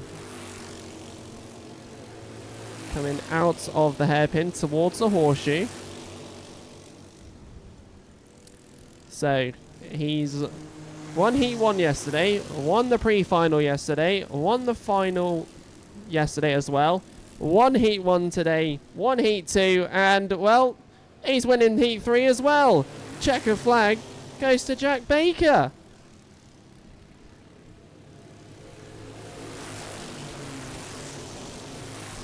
That is 6 wins this weekend. That's every single race. Jack Baker this weekend has taken the checker flag first for Luke McGall 2nd, Ethan Cousins 3rd, Achilles G 4th, Charlie White 5th, Franklin Street 6th, Archie Cannon 7th, Zach Ormshaw 8th, and Dewey Hockridge 9th, and then rounding out the top 10 is Konstantin Krastev, and then fast lap, of course, goes to our leader and winner, 40.61 by Jack Baker.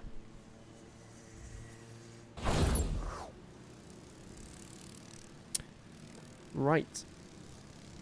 So, it's not the Intermax yet, just yet. where everything's scheduled and the Junior Maxes have moved. Next up, we do have the Junior Rotax for their second heat here for them. So let's see how this one plays out. A little bit of a delay, but we'll be able to get them out. Woohoo!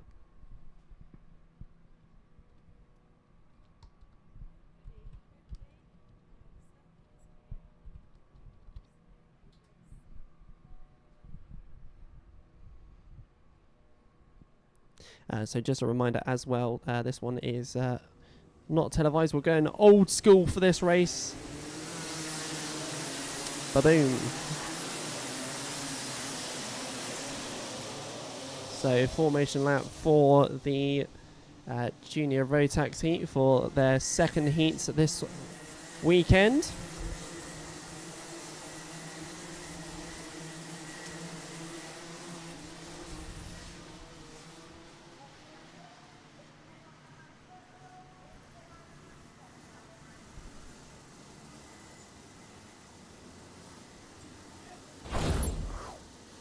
So there they are going into the right-hander. So that gives you a reference of when this race will start.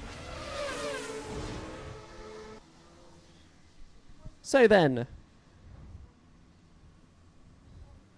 to the top bend we go.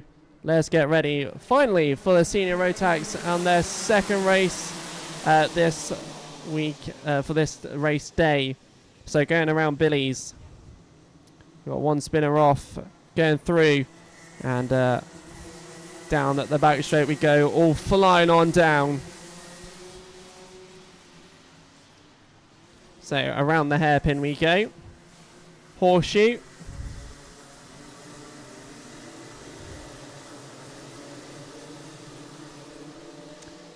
From the top bend and down the main straight we go for the next lap of this race. So leading the way is the 77 and the 40. So Danny Newman, Charlie Parker, Reese Reed, Maxim Smith, Jarek Metters, Will Swales, Daniel Tribe, Benjamin Bartlett, Arthur Thacker, and then Noah Pikes is your lead for the top 10. As they formally go through the S's and down the back straight. The 24 getting a bit wobbly on the sausage curb there. Manages to maintain control and keeps on going through.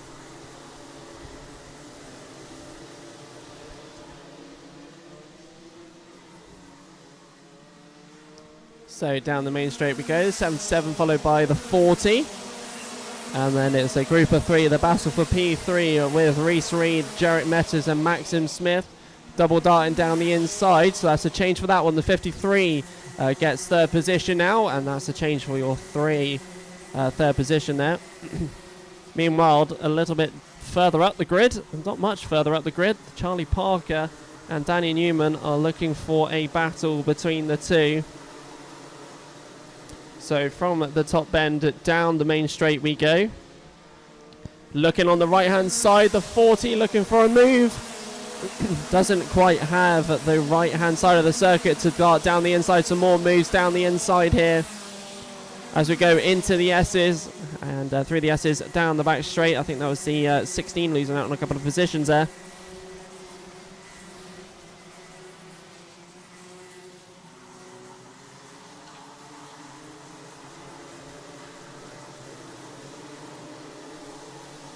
So top bend, down the main straight we come. And once again, is he going to try for the inside? This time he nearly does. And stays behind for the minute. So it's still 1 and 2 for Danny Newman and Charlie Parker respectively.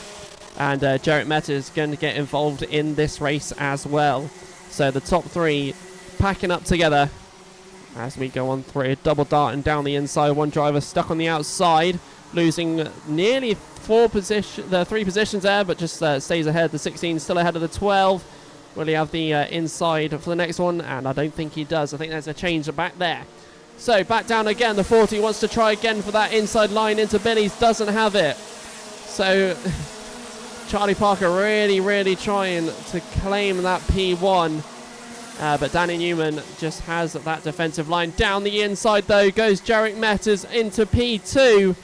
As he slots himself in between Danny Newman and Charlie Parker. So Charlie Parker been trying for P1 and just got caught off guard to Jarek Metters, who now takes that P2. Now hanging back in P4 is Maxim Smith, defending off the number 44 of Benjamin Bartlett as we go into Billy's. That is a big train going into the S's next. Maxim Smith with a little bit of a gap between him and what I think there's a 61 now in that list from Billy's. So going on round, we're going side by side in the midfield of that pack. And we're side by side, and that sounded quite like a loud exhaust. So round from the top bend, down the main straight. So it's one of the ones in the midfield with that exhaust, I believe. So through the S's, down the back straight we go. It's the 77, 53 and 40. Down the inside goes two drivers on one, and Maxim Smith leaving two positions here. And I think that is the 61. It is the 61 that takes fourth position, followed by the 44 of Benjamin Bartlett. So a double overtake there. Turn the top end, down the main straight we go.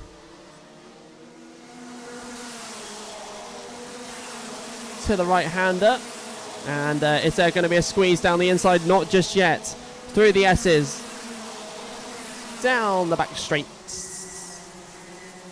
And still no change for that lead. Danny Newman just managing to hold on to this P1 at the moment. So the 77 taking more of a defensive line at the horseshoe as Jarek Messers just really channeling that fight to P1.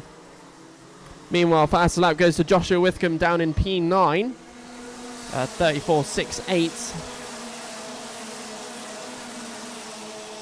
But around Billy's we go once again with 2:30 left on the clock. So around the hairpin towards the horseshoe, the 77 has been dethroned from P1. The 53 now takes the lead, as I have missed that overtake that occurred there. So down the main straight we go, and now Jarek Metters is unlocked and is ready. He's in P1 now as we go into Billy's. Around Billy's we go a little bit further back as a battle between two. And that was the 33 getting ahead of the 30. So Will Swales on Maxim Smith. Meanwhile, the battle for second is now even thicker than it was before. The 77, the 61, Daniel Tribe getting in this battle now as well. So the battle for P2 gone from just two now to about 7 of them, I think. So that's intense there. Jarek Metters with a 1 second lead here. Daniel Tribe down the inside at Billy's gets ahead of the 77. Danny Newman being swarmed left, right and centre as another driver gets ahead, and that's the 23 of the 77. So into the hairpin we go.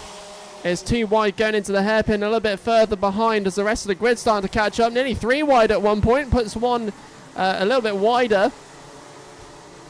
As we keep going on through. 3 wide at the exit of the hairpin, wow. Down the main straight we come though. So it goes Jarek Metters, Daniel Tribe, Billy Edgecombe, Danny Newman, then Arthur Thacker. That's your top 5. I only say at the top 5 because 6 downwards is that threat with the 44 of Benjamin Bartlett in that one.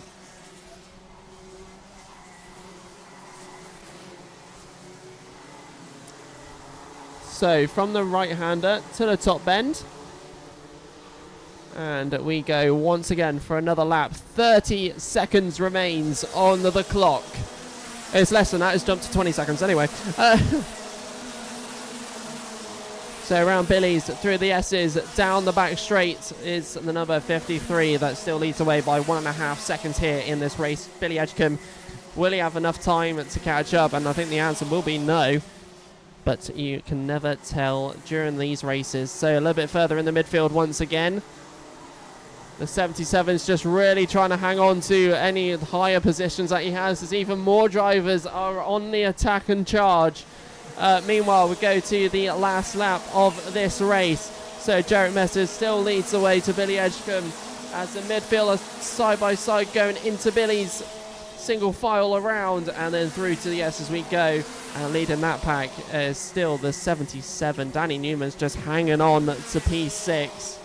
He's got a few more corners to hopefully have that P6 for him, with 2 wide, nearly 3 wide before the entrance of the horseshoe. These juniors just trying anything in this race. Coming down the main straight though, it's the number 53, Jarek Metters takes the checker flag. Billy Edgecombe, Daniel Tribe, let's see this midfield battle. Is the 77 going to hold on to P6? Yes, he does. And the gap between these is just minute, 0.07 between Danny Newman, Jack West, Joshua Withcombe, 0.07. That's just nothing. All of these juniors trying everything they can, but checker flag goes to Jarek Metters. Second place, Billy Edgecombe, Daniel Tribe rounds out your top 3. Fastest lap goes to Joshua Withcombe in P8 with a 34.60. So there we go, forming around the horseshoe there. Lovely. So that is the end for the junior Rotax on their second heat. And let's see what's next. Cool. Action-packed as always from the juniors. What more could you want? Right, let's go for the grid then for the Intermax, so we can actually see them now. They are out next, so let's see how this goes. Cody Lee in the 88 in the front row, with Rook Thompson and Ava Morris starting right at the back this time round. Let's see where she goes at the end of this one.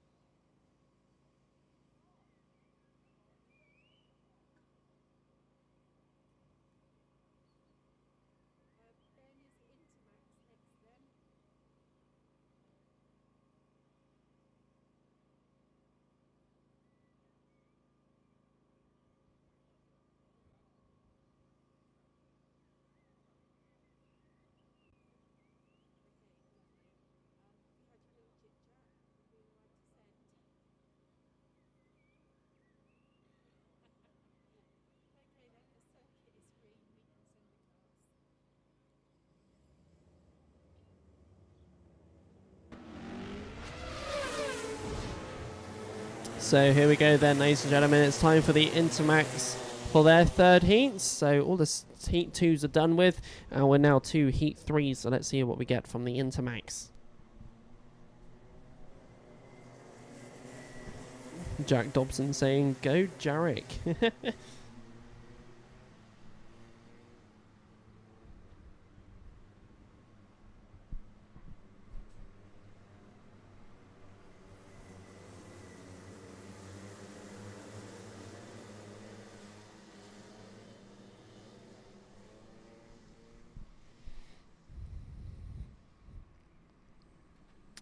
So then, ladies and gentlemen, let's get ready for the Intermax for their third heat of the day.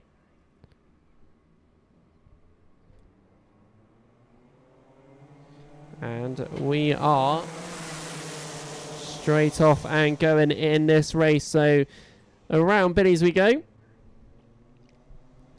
Through the S's and down the back straight. The 11 leading the way by a little margin to the 79 of Teddy Cooper. I think that was in second position.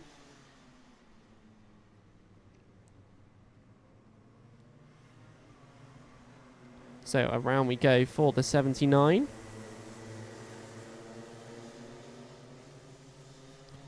To the top bend, and let's get your running order for you here. So down the main straight. So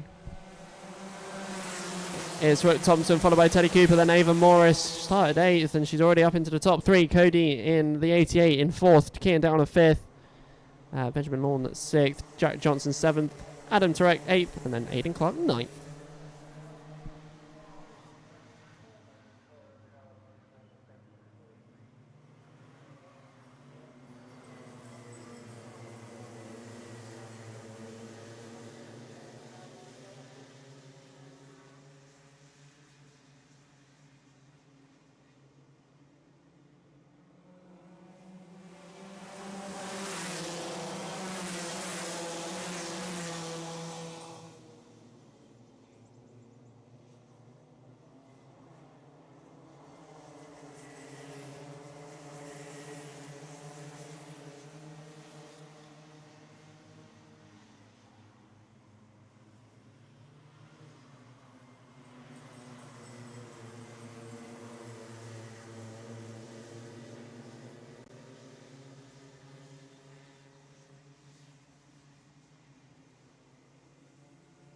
Just done some live camera editing there, just to zoom in a little bit to the hairpin and horseshoe for later on. So Rook Thompson's was leading the way. So going through the S's, down the back straight we go. It's a 32 of Ava Morris leading the way to the 11, I think that was. Down the inside goes for a kart change from P3 to P2. And actually that was the 79, so the 11 down to third position here. So round up to the top bend and down the main straight we come. So Ava Morris, Teddy Cooper, then Rook Thompson, then the car 88, then 26, 12, 85. That's your running order for that one. 27 and 31 at the back.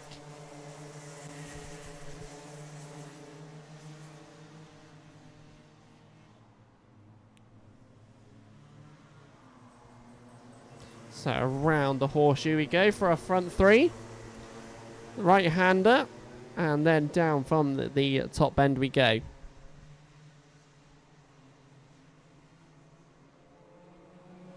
Ava Morris leading the way by 0.2. 2 tenths, all that covers first and second. And having Teddy Cooper and Rook Thompson, 2 speedy drivers in this race so far. Let's see how this one plays out as we go around the hairpin towards the horseshoe. The 79 now right on the back of Ava Morris. As we go towards the top bend. Down the main straight we come.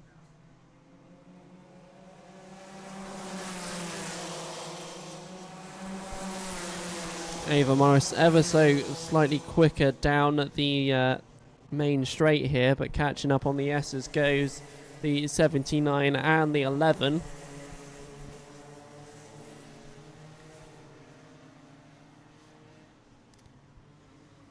Now a little bit further back, we've got some battles for P4.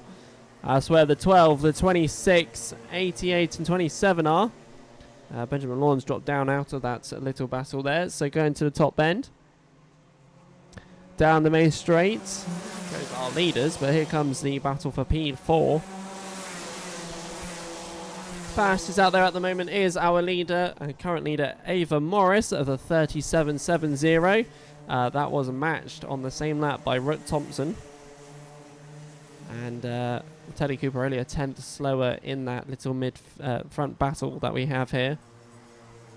As the 11's gone slow at the exit of the horseshoe and has to retire his kart by the looks of it. He's pulled off just in the little cut through here. So that changes out. That battle is now, instead of a battle of 3 people, it's only 2.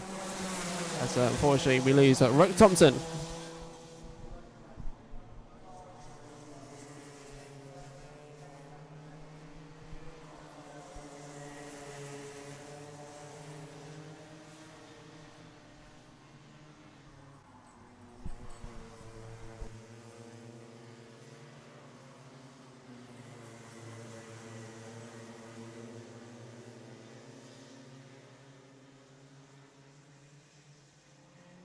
So down the main straight comes Ava Morris, followed by Teddy Cooper half a second later.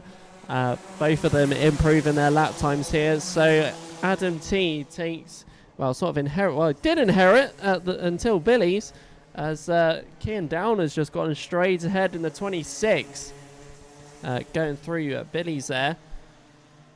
But Kian Downer are now up into P3. But yeah, Adam T did, for one slight corner, inherited the P3 position. So down the main straight we come for Ava Morris and also Teddy Cooper. Teddy Cooper ever so slightly faster that previous lap. Meanwhile the rest of the field are here.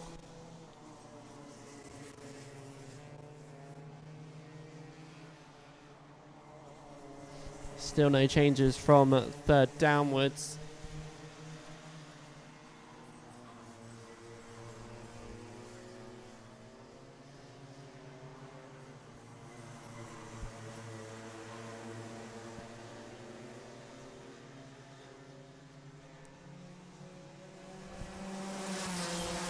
So less than a minute, now less than a minute on the clock.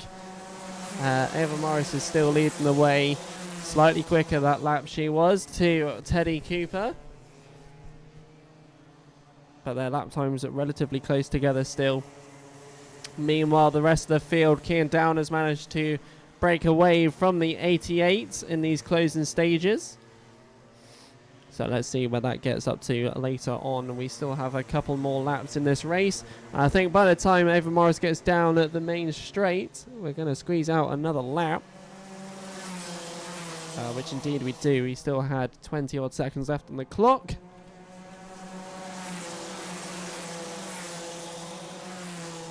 Through the S's, down at the back straight we go. And that will go for them. Now from third downwards, Kian Downer still leading the way. Cody just losing a few tenths here and there. As Jack Johnson, the novice that we have out there on the grid, closing up that gap to the 88 and has the 85 of Benjamin Lawn behind. But it's... Are we going to squeeze out another one? I don't think we are. So we're on to the last lap of this race then. Ava Morris leading by 0.71. It is still possible to find that time here on the circuit, but I don't think it's going to happen within this one lap. So around the hairpin towards the horseshoe.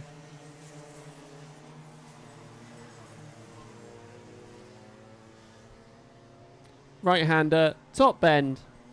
And ladies and gentlemen, to take the checker flag in this race for another time this weekend is going to be the number 32 of Ava Morris, followed by Teddy Cooper, who will take second position at 0.95 seconds later. Third, Kian Downer.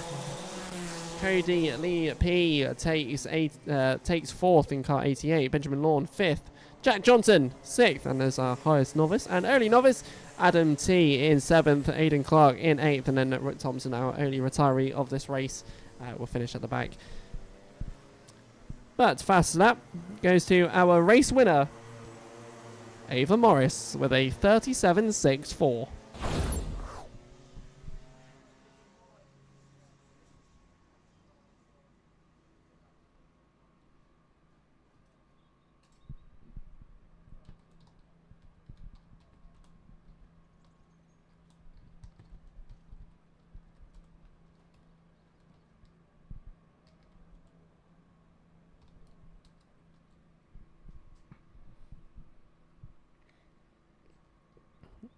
Right then, let's have the grid for our next race, and that's the senior. It's for the senior blues heat 3. So let's see how this one plays out for these ones. Kieran Quirk, the big brother. Hey, as we do have viewers from the Czech Republic of Rebecca and Abigail Quirk. As I met the chap that normally comments up here. So, hello girls!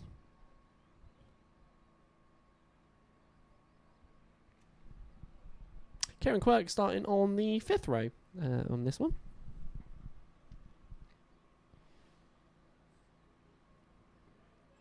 And leading them round on the front row will be Alex Fortune and Joey Foster. Anthony Cleels on the 2nd row with Toby Cook though. Ooh, this could be interesting.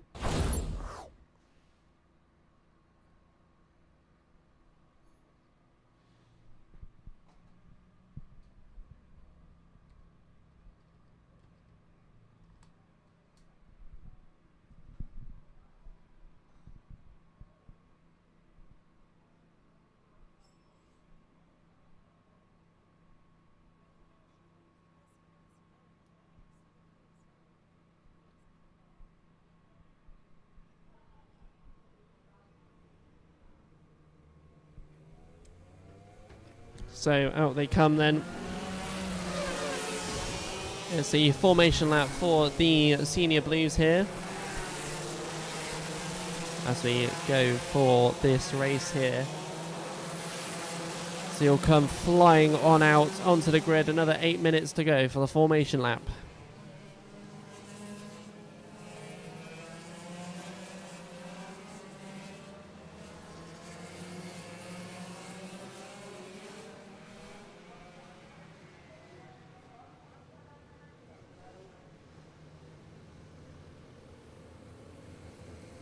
So we are going around the horseshoe ready for the Senior Blues in their third heat here today.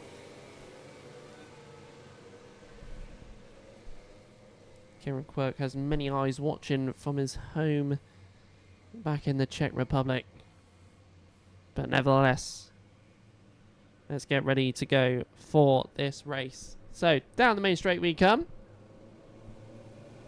And we are underway with this race here from the Senior Blues here. So into the first corner, I think that was the 66 who had to take almost a right-handing turn into Billy's there. And it was indeed. That was a bit unusual for the start. So around the hairpin we go towards the horseshoe. The one being at threat with the 41 of Toby Cook right behind Anthony Cleal. And yes, that is Anthony Cleal already in the lead just before the first opening lap is finished. He was starting on the second row of this race and already being attacked from behind. So around Billy's we go. Through the S's and down the back straight once again.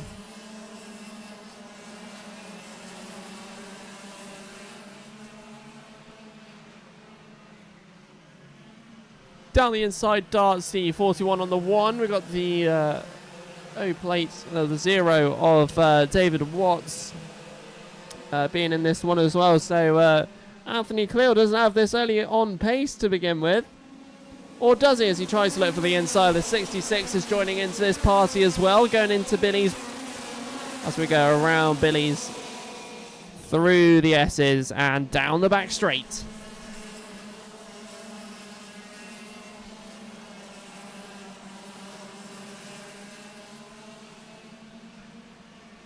So down the inside goes the 0 on the 1. The 66 is now also overtaking the number 1 as well.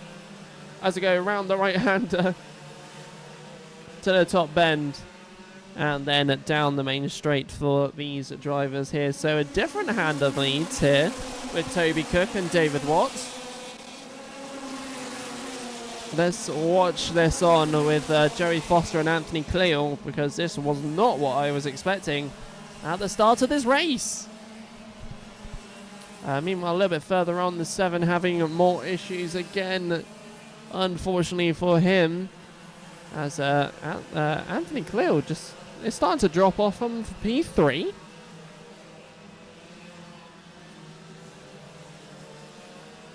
So down the main straight, Toby Cook still leads the way, but at threat from Watts in the 0 as he looked for the inside line, doesn't go for it just yet, going around Billy's. Through the S's we are going, and then to the step back straight where the 66 is looking for an opportunity. Is he going to try the outside? No, he just stays behind for the minute, going around the hairpin towards the horseshoe next. To the right-hander, top bend, and then we go once again here in this race.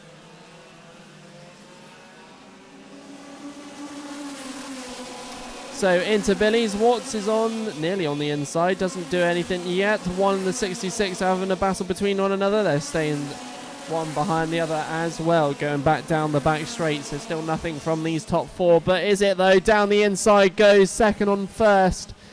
David Watts now takes the lead, but it's going to swap back again. Nope. The 41 not within striking distance to reclaim that lead once again. And the 2 swap positions whilst 3rd and 4th just watch on. So down the main straight we go. The 1 having a look at the 41 here as we go into Billy's here. Has David Watts been unleashed from the other drivers here? The gap is starting to form. And down the inside looking goes to 66. He wants to overtake the 1, but nothing as of yet. Coming into this party as well is the 27 of Kieran Quirk, who is just coming up to that pack of 3, where there is a slight gap now forming from the first position drivers to the second position drivers. Anthony Cleal's looking for an overtake and gets it in, going into Billy's. And I think that's also another driver trying to get involved in this one as well. The 41 just gave the 27 just gave the position. Basically said, here you go. No, literally, quite literally, he just said, there you go. So it's the 0 followed by the 1, then the 66, and then I think it's the 27 of Kieran Quirk that's ahead now as well. So down the main straight then, let's see what this gap turns into, and that gap is 1.1 seconds. Joey Foster third, Kieran Quirk fourth, Toby Cook fifth.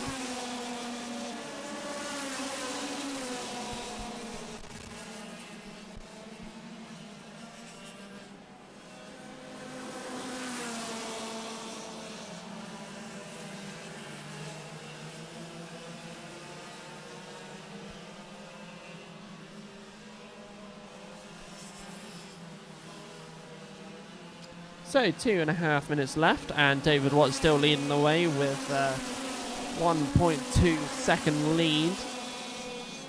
And fastest lap still with Kieran Quirk. So Kieran Quirk and the 27 is absolutely flying here. Toby Cook is dropping off at this stage of the race. He was battling for the lead, now has dropped down to P5, where the charging of Max Gunter's coming into play as well. He also has the 9 of Paul Alexander, so the 99 and the 9.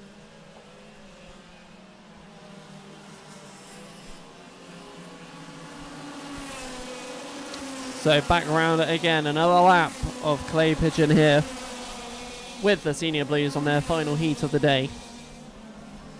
Through the S's down the back straight goes the 1 and the 66. Is keeping an eye on these two because he had been battling for the first position slots, but with David Watts getting ahead quite early on, it's a different story this time round. Around the horseshoe to the right-hander, and then towards the top bend once again. 1 minute 20 left on the clock.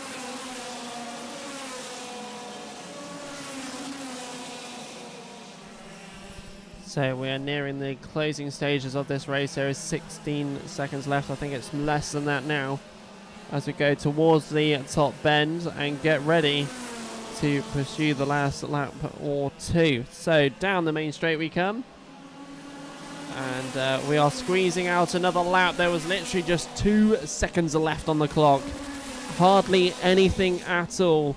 So going through the S's, down the back straight for our leader of David Watts, which the gap, by the way, is only 3/10 now. So it's close calls here. Around the hairpin, towards the horseshoe.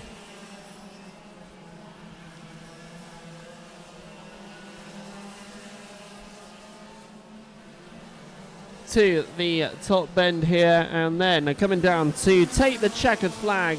This time it's a different number, and it's the 0 of David Watts, followed by Anthony Cleal, then Joey Foster. Kieran Quirk 4th, Toby Cook 5th, Paul Alexander 6th. Oh, sorry. This is the last lap, isn't it? Sorry, so there is still another lap to go. You got that one wrong. But I think it's still going to be the same anyway. Going through the right-hander.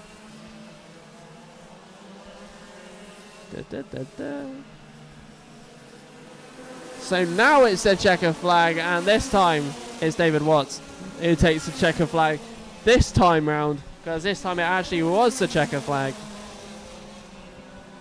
I knew that was going to happen as soon as I saw that happen. Oh dear. So it's David Watts, followed by Anthony Cleal, then Joey Foster, Kieran Quirk, Toby Cook, Paul Alexander, Steve Groves, Max Gunter, Kevin O'Neill, and then Rob Mortimer. That is your top 10 for that race. With the actual checker flag, and not my version of the checker flag. Whoopsie! I've done that before. When you get two into a race, it just happens. Right, the grid for the 177 and 177 Masters, whilst all these drivers flying into the grid. Harrison Crook and Ben Johnson on the front row, with Ian Branfield and Cameron Marston on the second row. Jason Bear and Derek Hunt on row 3.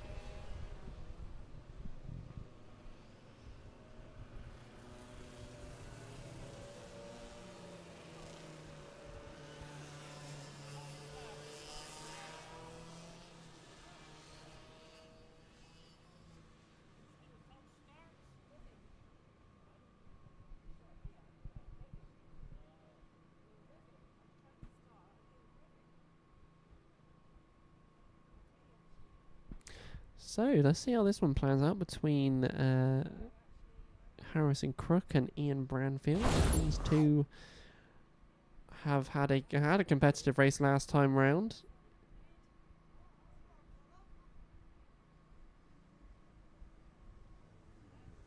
As they come on out for their formation lap here.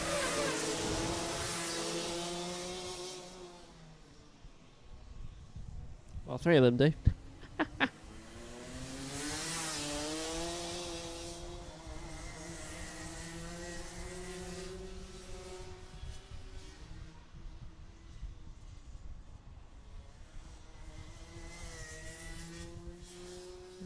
So, by the looks of it, is it just the 4 drivers that we're getting in this race? Or do we have anybody else that's going to be joining in? I believe that is it.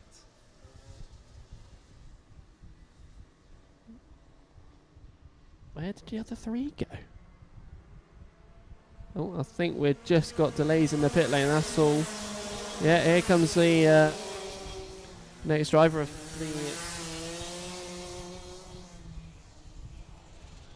Yeah, so we've got Cameron Marston, the 64 coming out. Helicopter, helicopter. Just in the sky. Is that all we're getting? Are we still waiting for the other 2? I don't know, because I can't see the pit lane.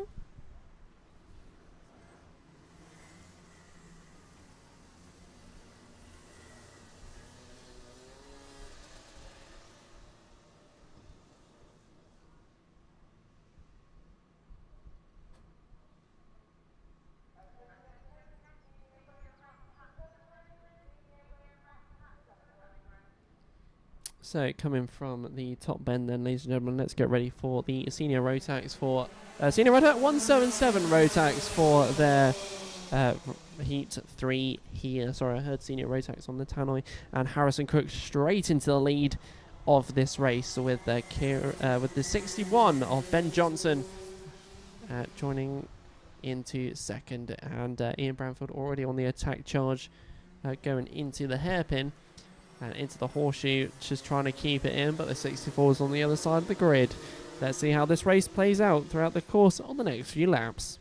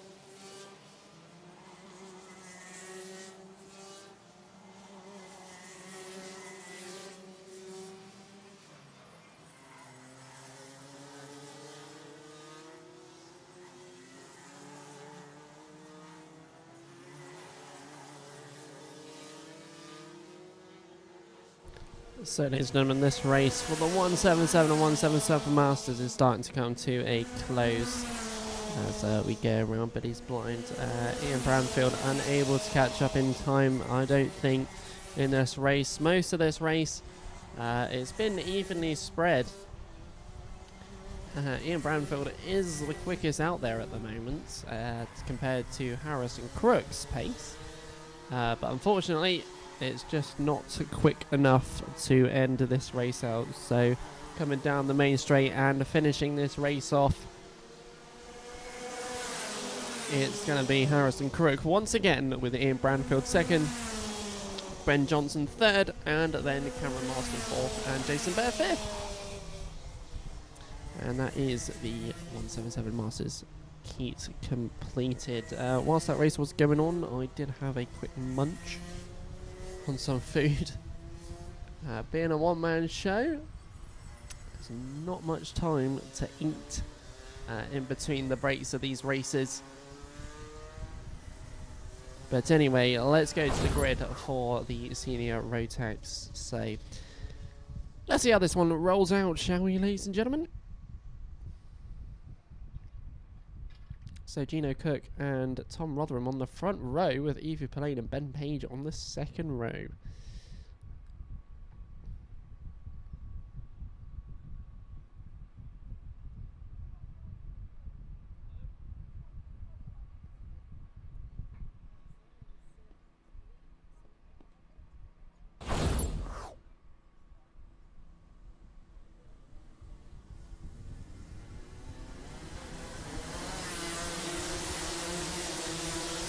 So here we go then.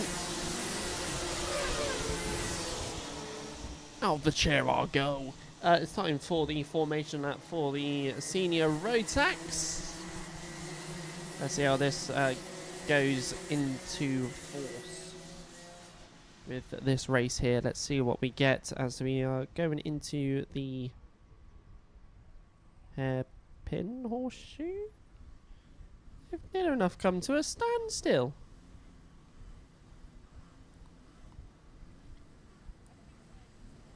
So, here we go then for the senior Rotax for their third heat today. Let's see how these next 8 minutes fly through.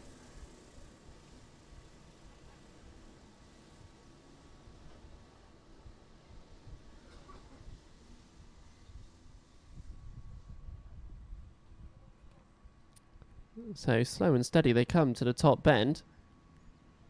Coming down the main straight. Ladies and gentlemen, let's get ready for the senior Rotax on their third and final heat of the day. So as we go into Billy's, it's all real close, 3 wide for a second, and then going into the S's and taking the lead. It's the 56 of Evie Pillane.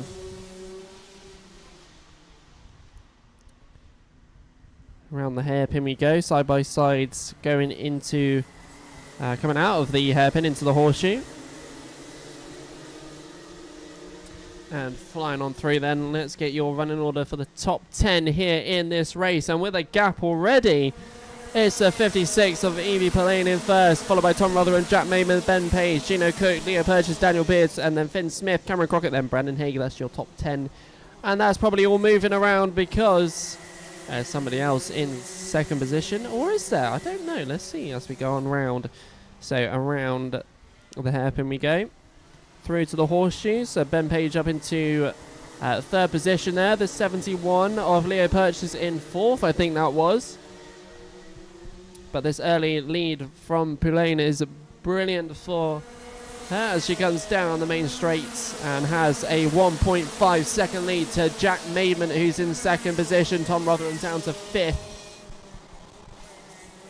Going through the S's down the back straight, goes to number 19, right on the rear end of Gino Cook in sixth position. And already swaps over at the hairpin. Invites also another driver down in this position too. That is the 20, and we've had a spin from the 4 that sends the 48 off track. Unfortunately, that's a shame for the 48. Bertie Wellesley caught in that one.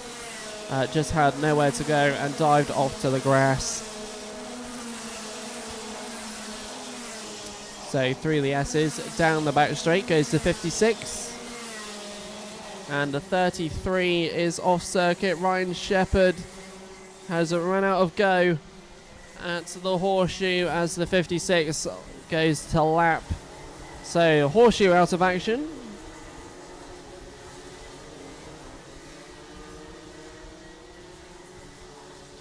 Down the main straight we go.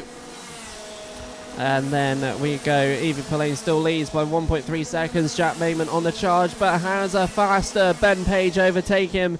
Going through to the S's down the back straight. Ben Page now is inherited that P2 position.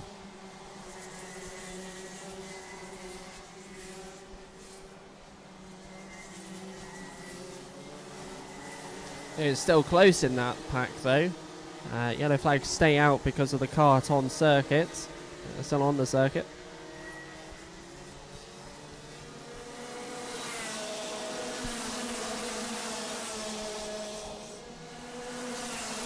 So our leader is still the 56. Fastest lap goes to Finn Smith in P6. Behind at the moment, the 42 of Tom Rotherham. It's a 34.18 as the fastest lap time. And it is still close in that midfield as they catch up to the 56. We're just nearing the halfway stage of this race. So down the main straight we go. And once again for another lap, Evie Pillane still leads this one. Ben Page goes faster than Finn Smith with a 34.10. Speaking of the devil, he's got ahead of the 42, and the 20 of Brandon Haig follows suit as well. And that's Finn Smith up a couple of positions. He's now chilling in that P5. Next target is that 71 of Leo Purchase.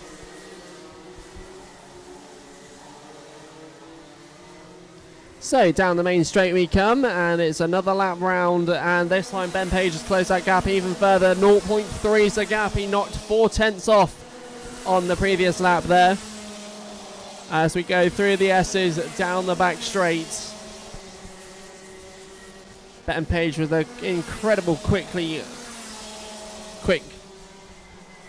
charge. There we go. As we go around the horseshoe.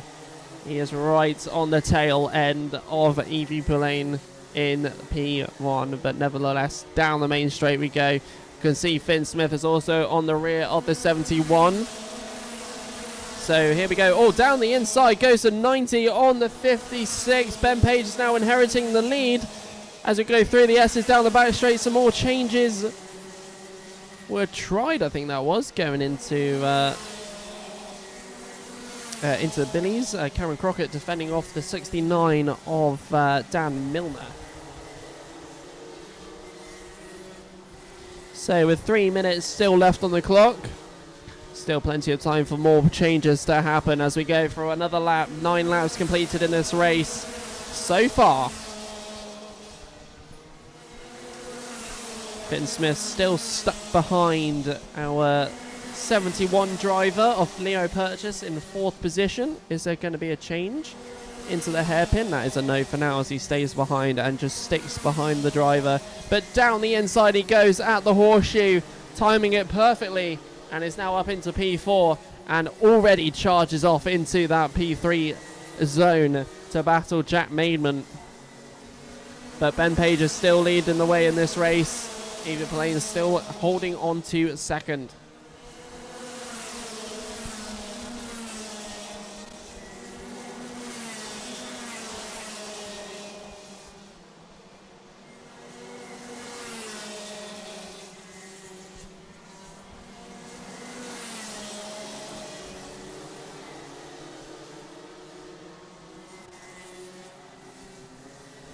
So minute 52 left.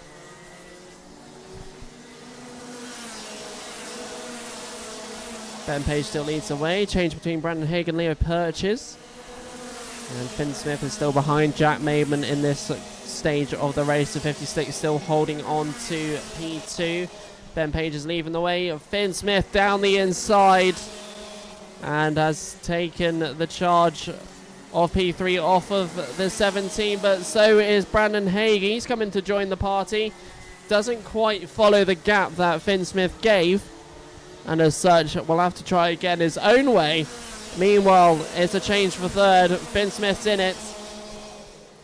And will the 17 be able to charge back to Jack Mayman? Will he get back? Or has he got to defend off the 20 instead? Going down the back straight, the 20 on the inside. Going into the hairpin and another overtake from the 20. This time it gets it done. But the 17 instantly straight on the inside, using a lot of curb at the horseshoe. It's not quick enough though. And the 20 of Brandon Hay stays ahead.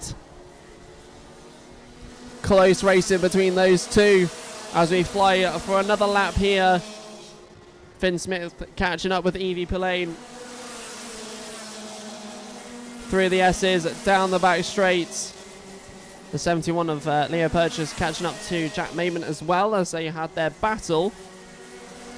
And so far in this race, only losing one driver in this, and that was Ryan Shepherd, the number 33. Fast lap goes to Ben Page, 34.04, and he is still leading the way with our last lap. So here we go, one last opportunity for these guys in this race, and Finn Smith trying to go for a move, but Evie playing with a defensive inside block into Billy's. And she's doing it again, going into the hairpin.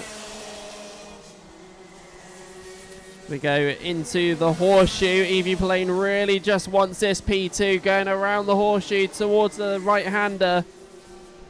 Is she going to be able to hold it off down the main straight? But coming down the main straight is our race winner. Once again, it's Ben Page. And Evie Pillane does hold on to that P2. At the end of that one, Finn Smith third, Brandon Haig fourth, Jack Mayman fifth, Leo Purchase sixth, Tom Rotherham seventh, Cameron Crockett eighth, Dan Milner ninth, Daniel Beards 10th. And also coming down the main straight is the 59 and the 95. Speaking of the 59, Henry Stratton goes top novice. Fastest of this race is Ben Page with a 34.04.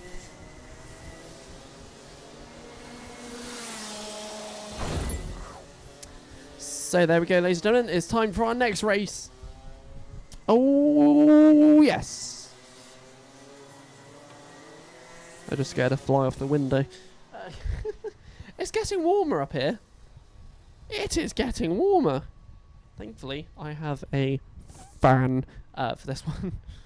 I have bought a fan, and I am so happy I did, because I'm not as hot and sweaty as I was before. Right then, ladies and gentlemen, it's time for the grid for the junior Rotax. So on the front row, that looked like Jack West was on the front row.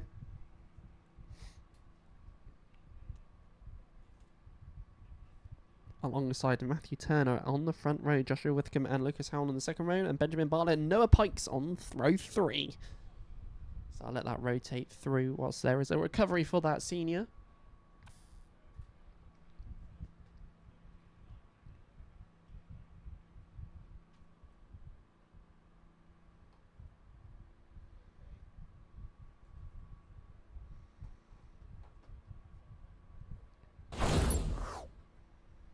So they're just getting recovered off on this one. So let's see what happens in our junior race.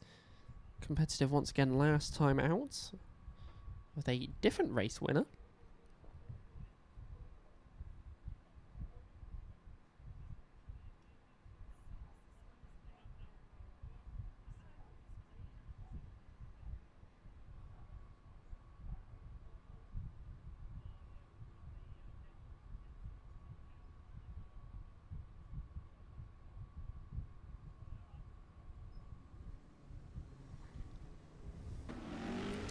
So let's go for the formation lap then in this race as all the drivers come flying out onto the grid here. So they go off into Billy's blind and down the back straight. Let's go for the formation.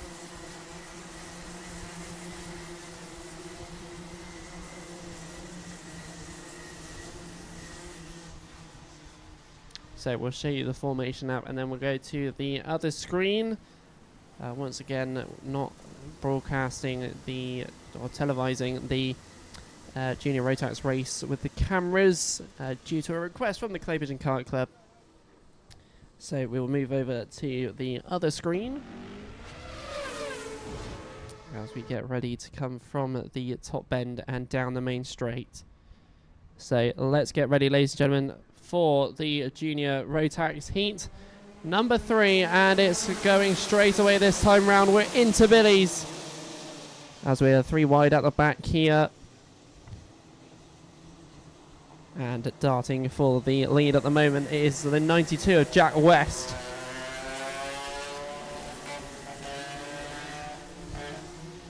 Someone's lost a bit of their exhaust. As we go around the horseshoe, around the hairpin, the other way around the hairpin, then the horseshoe. Right-hander, and then the top bend. And it's unfortunately the 14. Oh, wow, that's loud. Arthur Thacker, unfortunately, losing a part of his exhaust. Nevertheless, Jack West leads the way, followed by Joshua Withcombe, then Benjamin Bartlett, Lucas Howe, Matthew Turner, Billy Edgecombe, Noah Pike, Emily Cotty, Jarrett Metters, and then Ellis Snow rounds out your top 10. Bit of a gap forming for 2 separate parts of the grid. The 92 staying off the 29 for the minutes. Both of them staying within 2/10 of each other. Top bend down the main straight we come for the second lap here.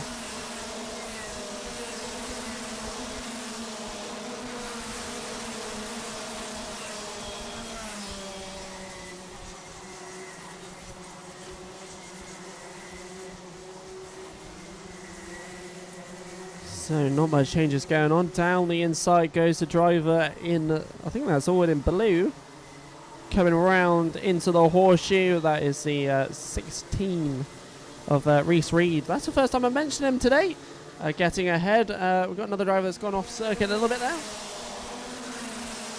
So Jack West, Joshua Withcombe goes fast, 35.23 for the fastest lap time in this race. Benjamin Bartlett 3rd, Lucas Howell 4th. But I think that has changed because the 23 of Billy Edgecombe is ahead of Lucas Howell. So around the hairpin towards the horseshoe we go. And we've got a retiree there. Off circuit. But coming on through, Jack West, Joshua Withcombe, then it goes Benjamin Bartlett, Lucas Howell, Noah Pikes. We lost Billy Edgecombe in this race, unfortunately. What a shame for the driver there. As we have a spinner going into Billy's.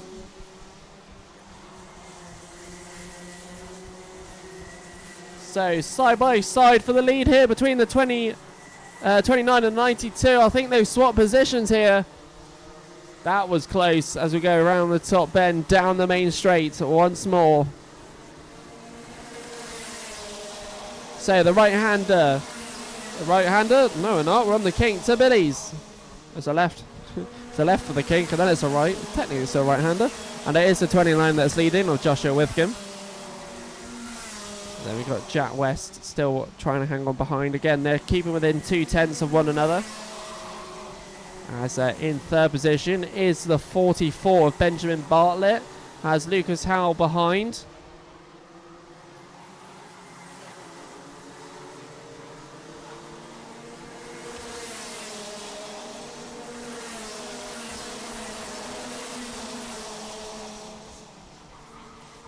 So not as much action in this race so far. As we go through the S's down the back straight. Around the hairpin for our leaders. And most of these drivers just sticking behind one another for now. We'll see if there'll be any other further changes as we go along. At the further back of the grid, down the inside, goes the green helmet on the orange. And yes, that is the 61 on the 48. That's Daniel Tribe. I think that might have been 88 if my eyes are wrong. But no changes from the top 10.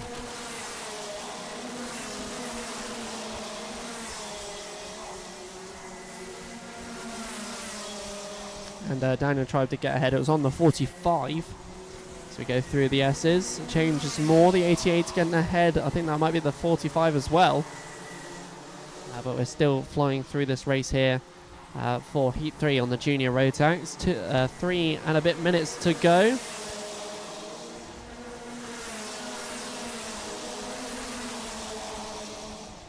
And still, once again, still no changes from the top 10.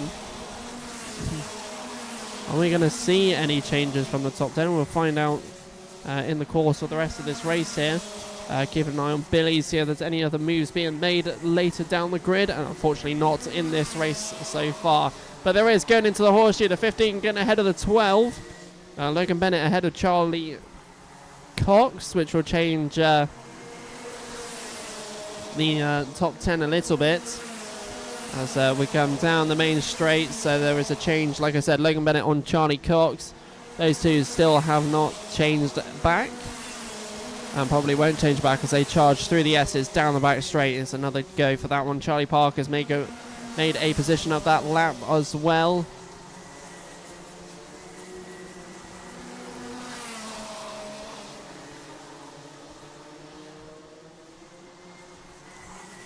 So down the main straight we come for our leader. It's the 29er, Joshua Withcombe.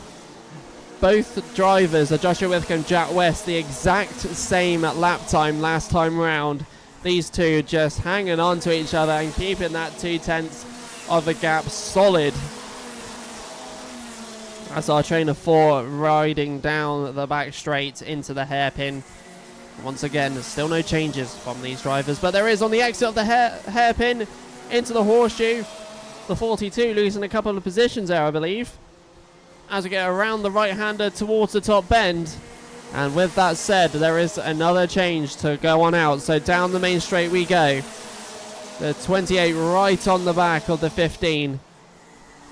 And Logan Bennett makes a place up, and Emily Cotty down to 9th. Down the inside of the S's goes the 12 on the 42. So Charlie Cox into P9.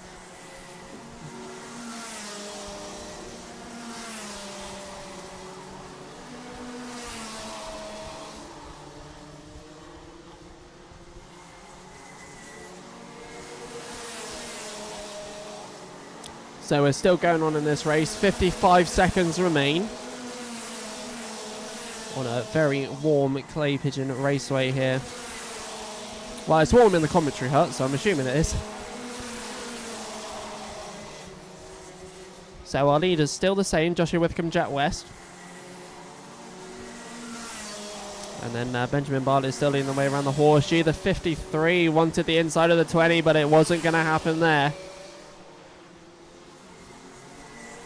As they carry on through in the same positions that they were. Down the main straight we go. 17 seconds remain, so we've still got plenty of time. This will be this lap and one more before we end out this race. Another driver looking for an inside. Down the S's, he does it. It's the 84 and the 22. So Jasmine Taylor onto Reeves Flan to go up into P11.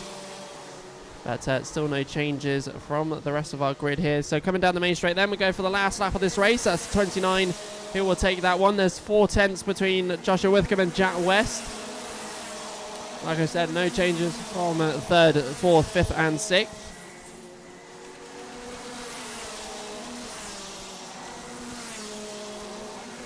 So it's a 15, then the 28, then the 12. So like I said, no changes on this one.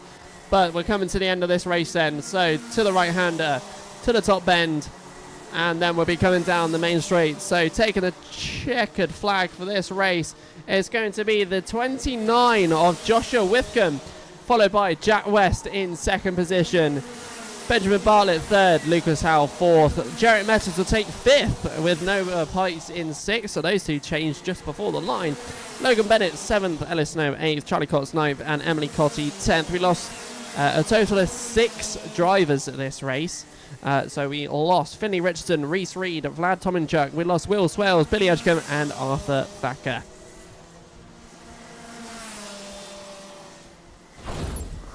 So there we go, ladies and gentlemen.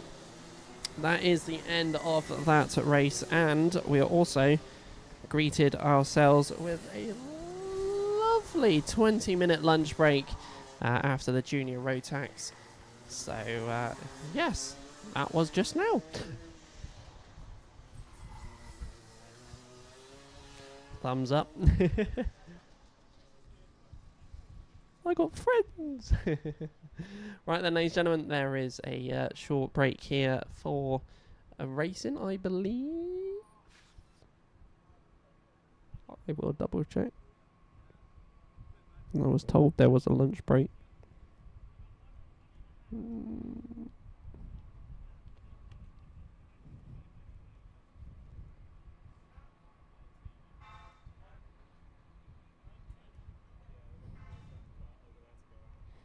Yep, there is a lunch break. I'm not hanging around. I'm going to go off and eat some more of my lunch. But for those here on the YouTube live stream, we'll return in roughly 20 minutes time. So we'll see you all very shortly. Music Maestro!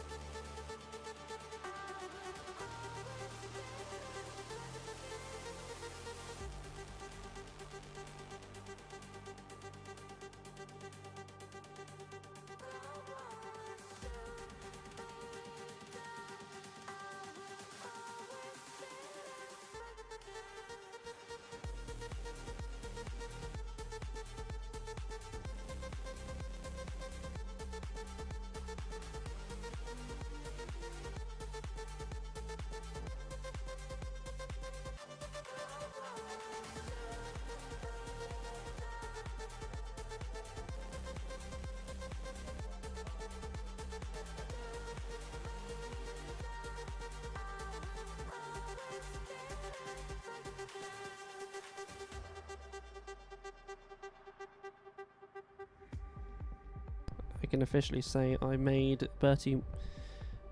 Yeah, it is Bertie Buzz. Yeah. I officially say I've made him laugh. I've made him laugh. Right then, ladies and gentlemen. Music off, please. Thank you. There we go. Right. It's not voice activated. I'm just mental. Right then, ladies and gentlemen. We are going to be underway very soon. Hopefully we'll have a good lunch break. Well, for us, it's a lunch break. For you, it's probably your mid-afternoon snack.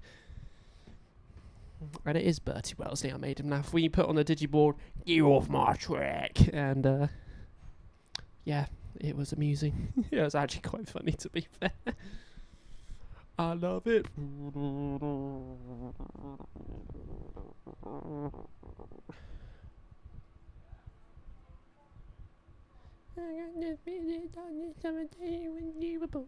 don't know why I'm singing that. It's lunchtime. I've been re-energized. I'm already drinking a quarter of a Coke bottle. Still got to be energized. Right, back to professional mode, thank you.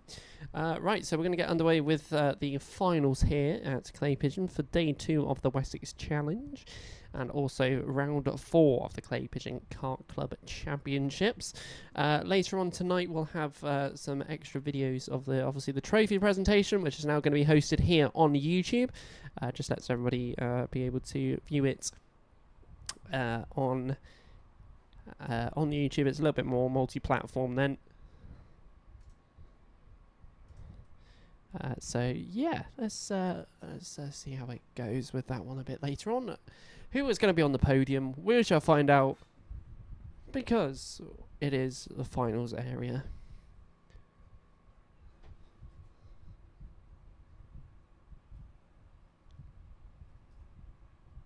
So there might be a little wait whilst we get ready to go.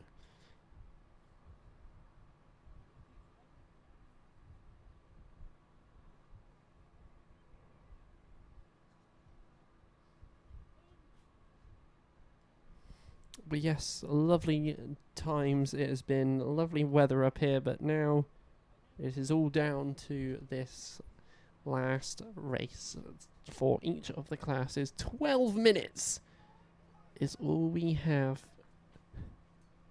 in this race, on these races.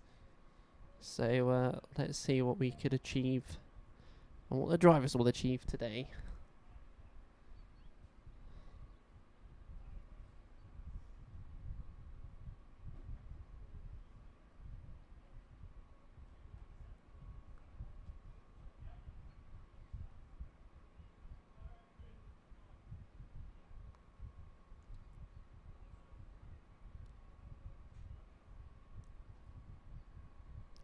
Just waiting. Should we put the music back on? I think we should actually replay some music.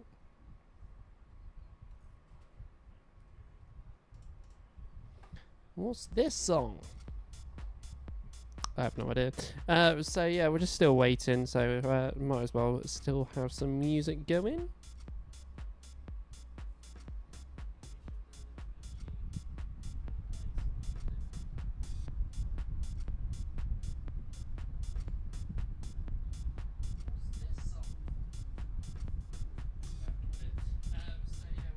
Oh, I've just listened to the song that's just played on.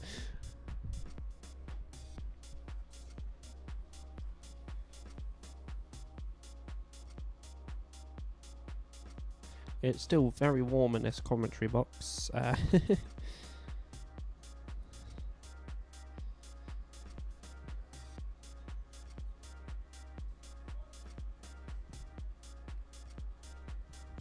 So as we wait and still wait for the finals.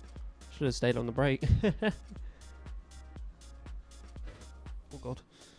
Spinning around on the chair, it's not really healthy.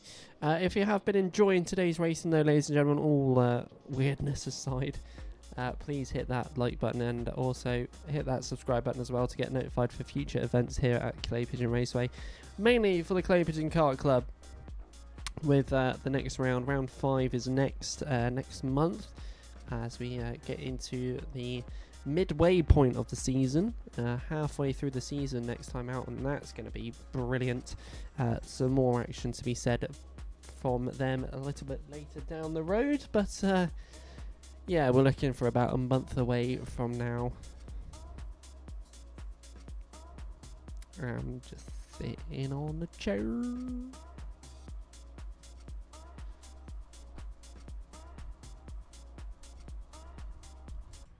I'm just sitting on a chair,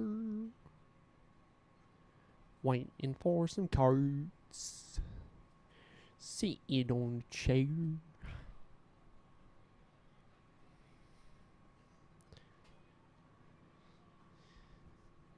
Sitting on a chair. I'm still waiting.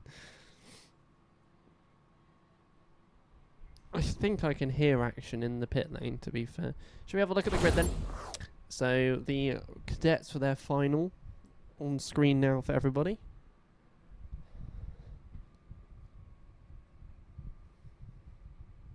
Jack Baker and Luke McGall on the front row. Archie Cannon and Ethan Cousins on row 2. So they are our 4 that we'll be keeping an eye on. And with all the marshals hanging out their green flags, we should be ready to get going very soon.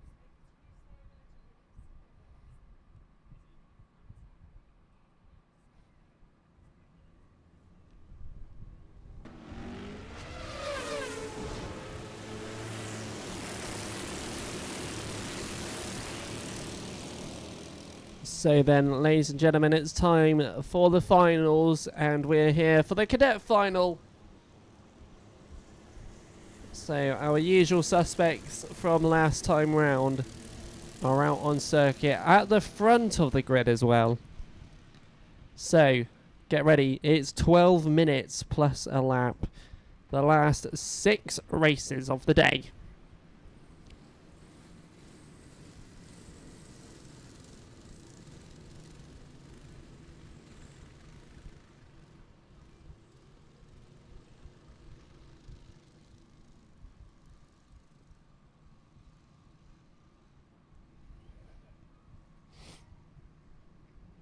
So coming down the main straight, ladies and gentlemen, let's get this race day to the close.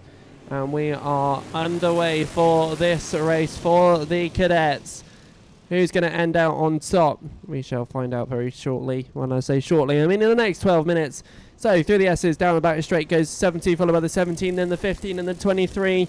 Our usual 4 that battled it out through today and tomorrow.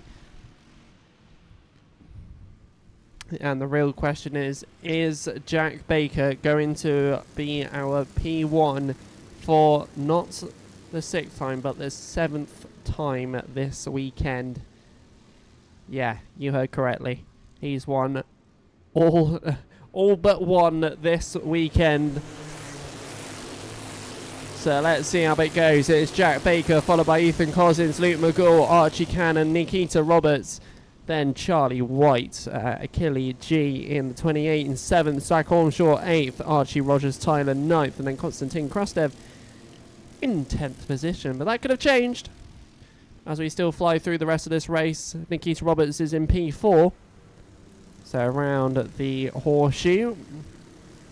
Most of these drivers refueled from the lunch break. I know I am as well. Top bend and down the main straight. Still the same for our top 3. Like I said, Nikita Roberts up into 4th position, holding off Archie Cannon behind. Is Nikita Roberts going to be a dark horse in this race? Let's find out. Meanwhile, Charlie White's got this watching from in front. Meanwhile, there's going to be a swap between the 23 and the 63. Get into the hairpin and towards the horseshoe, so they swap back.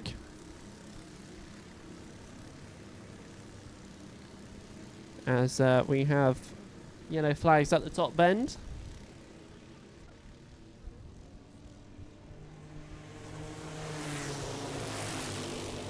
So down the main straight we come.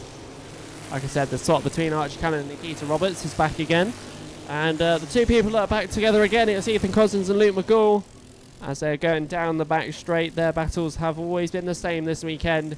It's that battle for second and third. Archie Cannon getting away from Nikita Roberts in this stage of the race, as she has Charlie White and Achille G behind, as they go into the right-hander here and towards the top bend.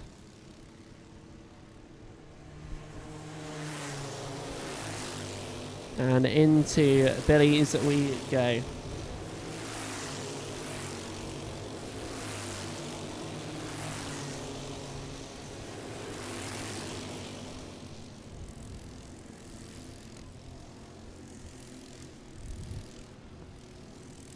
So 9 minutes left to go. And Nikita Roberts is just holding off the 28 here in this race.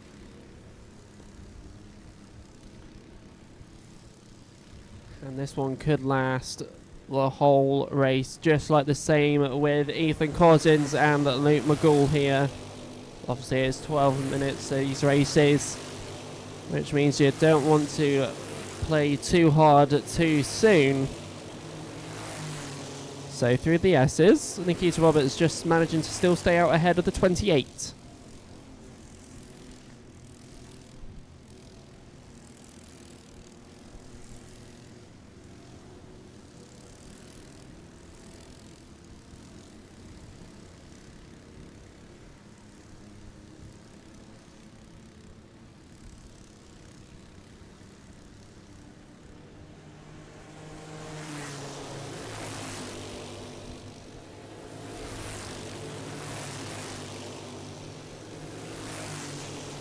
So going into Billy's, down the inside goes not one but two drivers.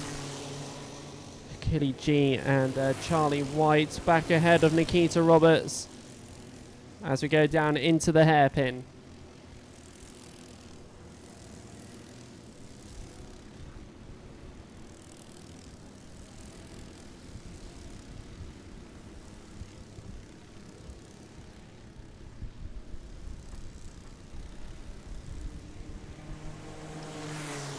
So this final being rather less action-packed to begin with, as our fourth place battle starts to split as Nikita's down into P7. But down the back straight we go for her and the rest that are in front. And the two that are close together and probably will be together for the rest of this race is Ethan Cousins and Luke McGool. We saw the two battle it out for the last lap change last race on their Heat 3. So this time around it could be a similar story, or will it? We shall find out. We still got loads of time left in this heat. The final. Close together as well. It's the 21 and 11 of Zach Ormshaw and Franklin Street. So they're the two that are close together. This one is a battle for P8. So the battle for P8 is what we have here. So let's see if we get any changes as we fly through the rest of this race. So going around the horseshoe. And as we are around the horseshoe, they're still staying together. To the right-hander for those two. And meanwhile, still no change from our front two. By the way, coming down the main straight, we've got a different battle to see. The 28 sneaking on down the inside of the slight left hand of the King into Billy's, and he's ahead. Also, someone who tried something but instead has nearly said hello to the tyre wall is the 11 on the 21. The battle that we were looking at before the first change.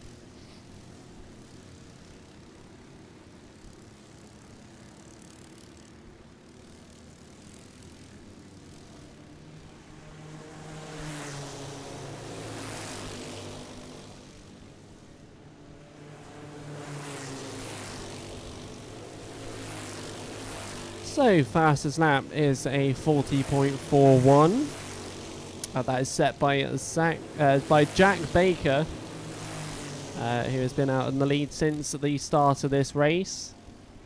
And like I said at the beginning, and throughout the day really, Jack Baker's just been absolutely on fire this weekend. Yesterday he clean sweep the day, being fast in practice, fast in qualifying, and also quick and P1 for the 3 races we had yesterday.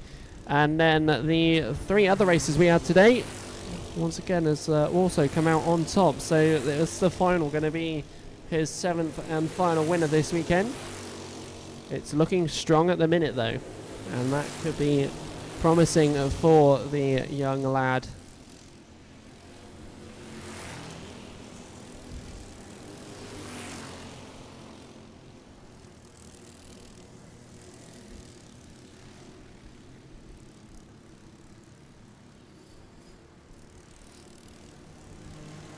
As he goes over the line there to go on to 12 laps completed in this race.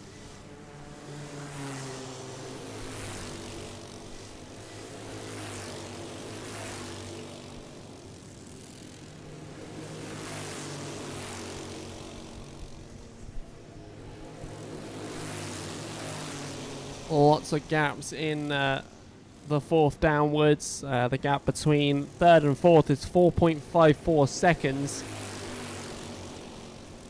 And similar stories for 5th to 4th. 1.4, 2.4 between Charlie White and Archie Cannon. 3.7 between Nikita Roberts and Zach Ormshaw.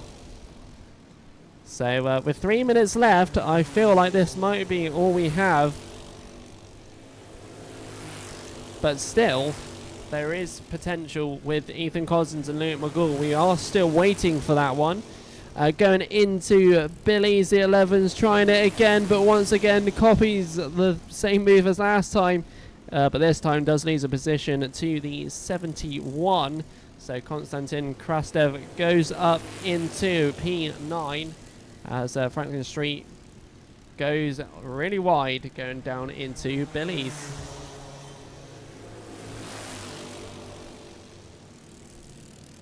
Ethan Cousins and Luke McGool with very similar lap times out here. And that is to be expected with their positions of 2nd and 3rd down the back straight. 11 trying to charge back towards the 71 as we go into Billy's, and he does the overtake down the inside and is ahead going through the S's and down the back straight for those drivers there. So 11 up into P9, I think it is now.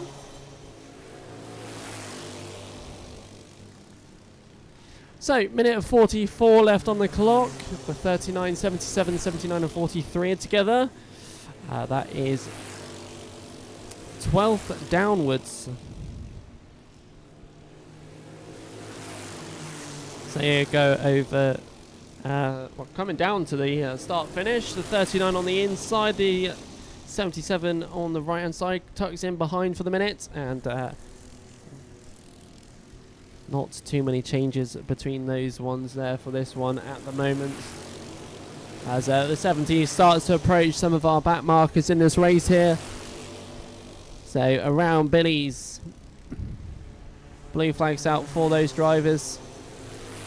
Down the back straight as the 58 stays out of the way of the 70. So getting some lapping done here in this race. Meanwhile, Ethan Cousins, Luke McGool are going to be into this as well. Still got battles for this P11 up here. Tyler Banks, Dewey Hawkridge, Tommy Morris and Ethan Coupland.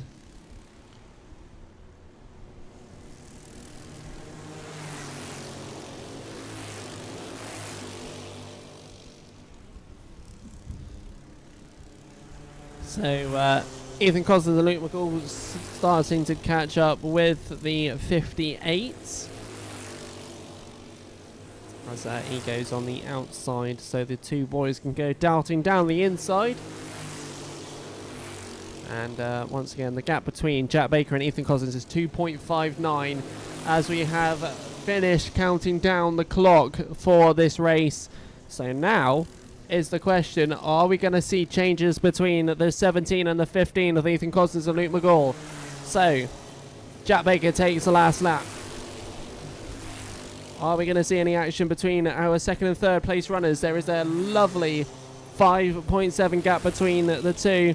And I think one of the back markers stopping that battle potentially happening as Luke McGool had to stay behind for the minute, but going into the hairpin towards the horseshoe. But it's all eyes for the 70. Nelly. I heard those screams. Nevertheless, coming in for win number 7, winning every race this weekend. Ladies and gentlemen, Jack Baker takes a checkered flag for not the first, not the second, not the third, but the 7th time this weekend. Takes the fastest lap as well. And points-wise for the Wessex Challenge, it's full points for him. Ethan Cousins comes second, Luke McGool third. Akini G 4th, Archie Cannon 5th, Charlie White 6th. Nikita Roberts 7th, Zach Ormshaw 8th, Franklin Street 9th, Tyler Banks 10th. Top novice goes to Zach Ormshaw. And that is the Cadet final complete. And that is the Wessex Challenge complete for the Cadets. And I think we all know the answers. Right then, ladies and gentlemen, that is that for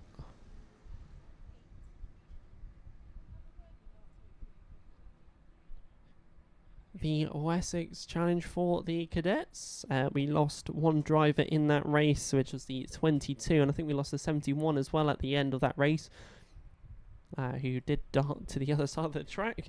Hence why if you heard any woo, because he tried to go and cut across the track when those cars coming. Ooh. Scary.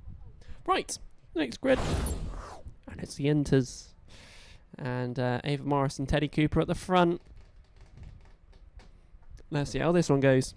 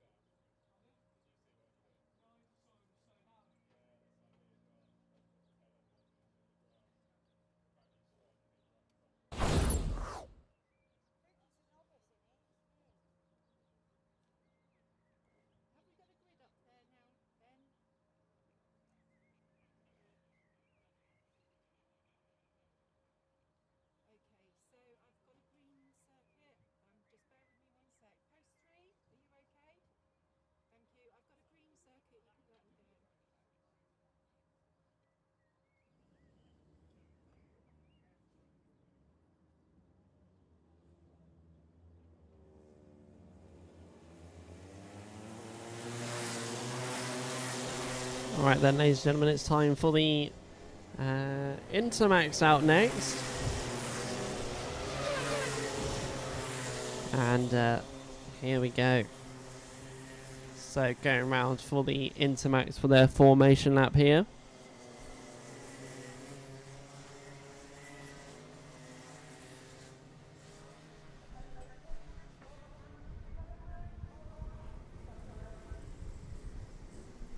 Let's see what we got. We've got Ava Morris on the front row.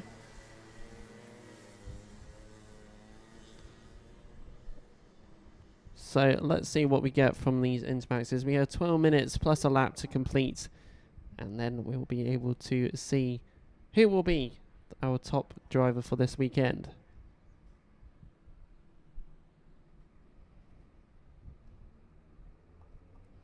So coming down the main straight, and then we are underway for the Intermax on their final. Their 12 minutes starts now.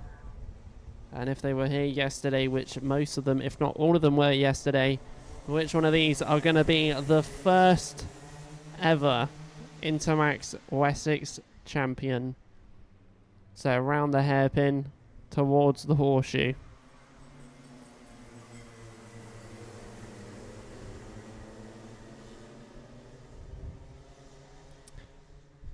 Top bend, and then coming down the main straight.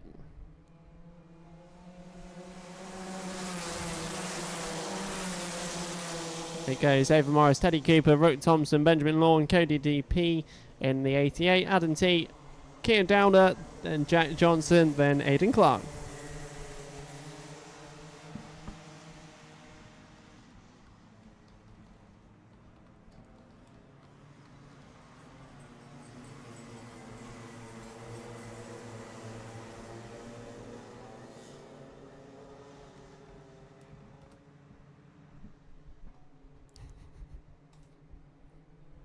So down the main straight, Ava Morris is leading the way to the 79 of Teddy Cooper. These two battled it out last time out, and it's the same again with this one. In third position is Rook Thompson,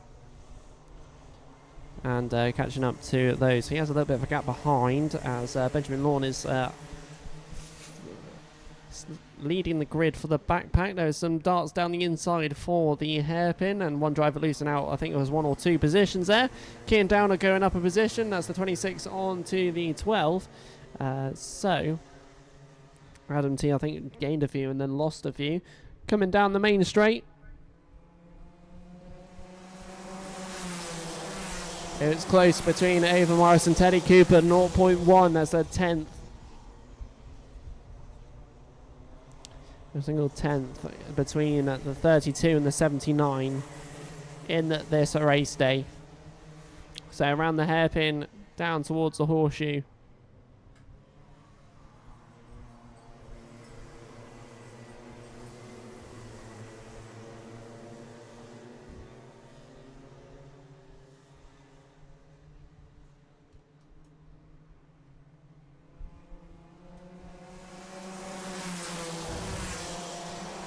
Ava Morris is still leading the way. She's gone for the fastest lap of a 38.03. Teddy Cooper and Rook Thompson both matching the fastest for themselves of a 38.15. Both of them getting the same. It's close at the back. And remember, this is only for 4th position here.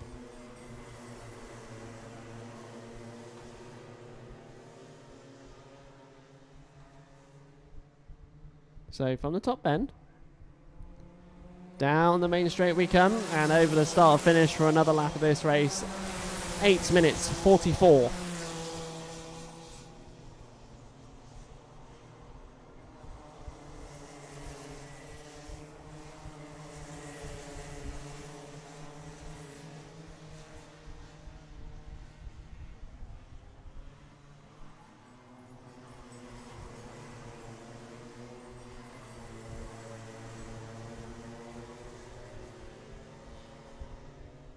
So to the top bend, down the main straight yet again. Let's see what we get between these drivers here. It's still very tight between Ava Morris and Teddy Cooper. Rook Thompson's just got a clean eye view of this one. Down the inside for the battle for P4. As that driver's now stuck on the outside, just allows another driver to get through. So the 88 of Cody losing a couple of positions, but fights back straight away at the hairpin and gets ahead to only make that only 1 position lost as we go around the hairpin towards the horseshoe. And just like that, it returns back to a similar sort of state that it was. Meanwhile, back down at the main straight we go. This time it is 3 together. The top 3 are in touching distance of each other as we go around Billy's. through the S's and down the back straights. 0.1, 0.2, the gap, these three just battling it out constantly in the first phase of this race. As Ava Morris still leads it. So towards the top bend. Down the main straight we come. And we go again at the 11 looking on the outer side. But nothing for the minute. Going into Billy's blind. It's still the 32 leading the way. The 79 of Teddy Cooper there. And then obviously the 11 just watching this battle out of head. Ava Morris and Teddy Cooper non-stop.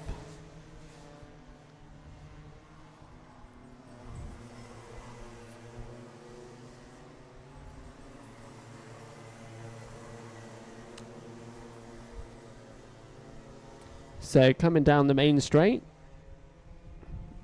Ava Morris still leads. And Ava Morris slightly quicker than Teddy Cooper, but it's not by much whatsoever.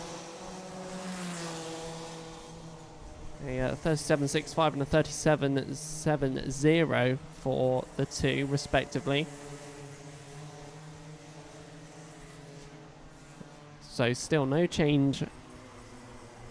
And no change at the back of the grid either. Or is it? Because down the inside goes Kian Downer on the 88, but it swings back round. But because Kian Downer's on the inside, on the right-hander goes ahead. So he now is up into P5.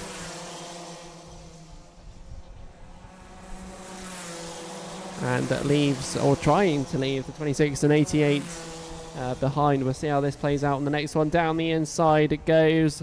That blue Karts with the orange helmet, the 85 ahead of the 88 now, so Benjamin Lawn. So all of that backfield starting to mix things up with one another as Kian Downer tries to catch up with the 12, who's in fourth and is in a little bit of a world of his own. Meanwhile, back down the main straight, Ava Morris still keeps that gap. That is a 3/10 that gap. All of them are 3/10 from first, second and third. Still nothing to be said. They catch and they fall back again.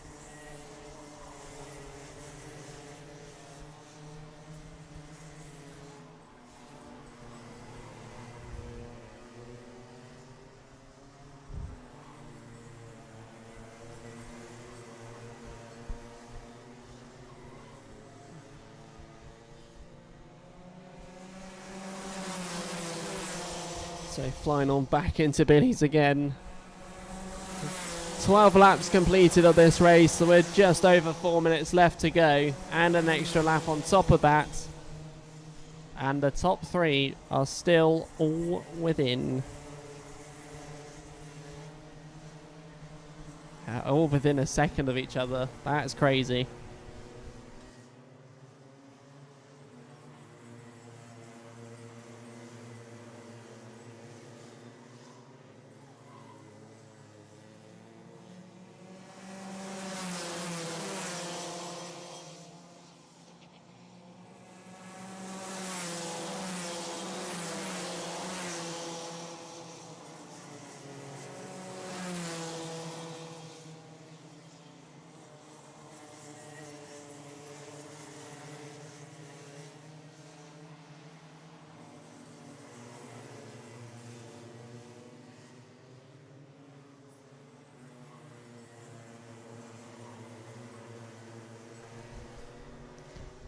So we're coming back round again. 3.5 minutes just ticked over, and this gap is still the same.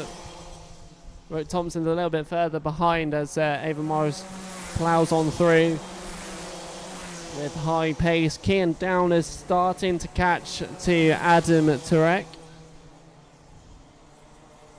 as the Kart 12 was comfortable in fourth, and Kian Downer's coming to disrupt that one. Another two behind of Benjamin Lawn and Cody. The two close, but not enough just yet. We'll still wait for that action, hopefully a little bit later on during this race. But once again, 3/10 is all that covers Ava Morris and Teddy Cooper for their gap. And still the top three within a second of one another. But is Rook Thompson falling back a bit? Well, the times are increasing for that gap, so we shall see. Fastest lap is still with Rook Thompson from lap 7. We're on lap 15, just to let you all know, of a 37.55.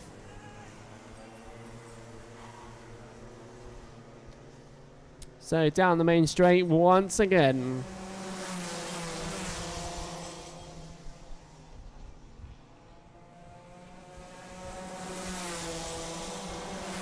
Down the inside at Billy's goes Kian Downer on Adam T, but nothing has come from that one. They switch back before the S's. So Kian Downer making his presence well aware to Adam T. Let's see if that goes again anywhere else in this race. Darting down the inside, he does it again, but it's a switch back, and this time it doesn't stay down the inside. So it's back to it again. This time it's 2/10 between Ava Morris and Teddy Cooper. Through the S's down the back straight. Are we going to be waiting for a last lap dart? We have 1 minute left on the clock, so we don't have too long to find out. So, around the horseshoe, right-hander to the top bend. And we go again. So down the main straight we come. 50 seconds left. I think we're going to squeeze 2 more laps out of this one as well. So around Billy's. Towards the S's. That gap is still 2/10. And the top 3 still within that second.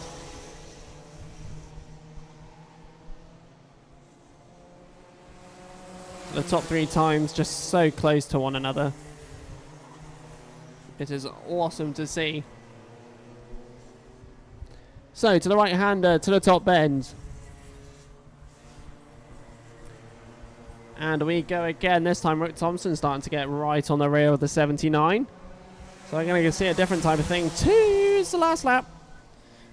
Very close. So, this is it. The last one. The last chance. The last opportunity. Down the back straight. I swear there's a wrapper. Round at the hairpin to the horseshoe, darting down the inside. Oh, the 11 touches, but he spins. So that's the end of that third position battle there. But coming down the main straight and taking the checkered flag, winning for today is Ava Morris in first, followed by Teddy Cooper. Then Rook Thompson just about holds his P3. Kian Downer would take 4th position at the end of that one.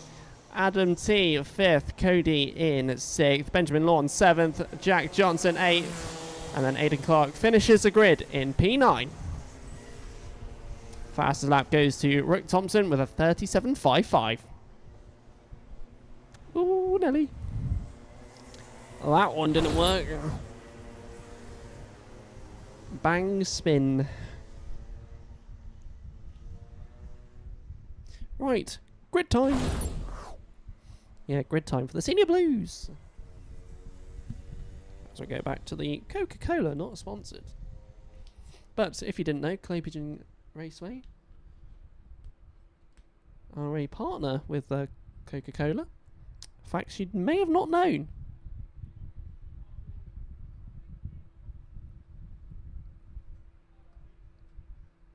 And to be precise, a Euro-Pacific partner. So if you ever come to Clay Pigeon Raceway on a practice day, you'll notice there's a load of Coca-Cola adverts. It's because we sell Coca-Cola. If only they could sponsor the stream. Wink, wink. I'll be here drinking Coca-Cola off my head. Be absolutely buzzing off the walls. Well, I do anyway. I don't need Coca-Cola for that.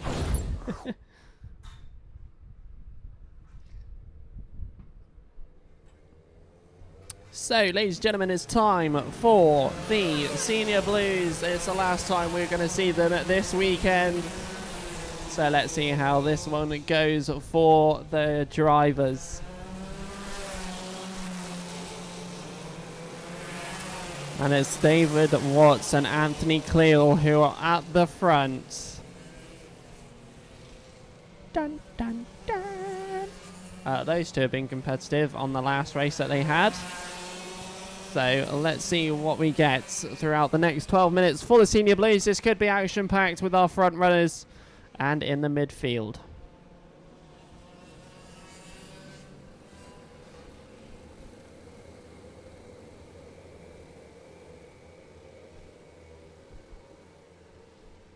One of the drivers telling him to come on. That's the 4 of Steve Groves. Come on, man, we need to get going. They are going to go back round again.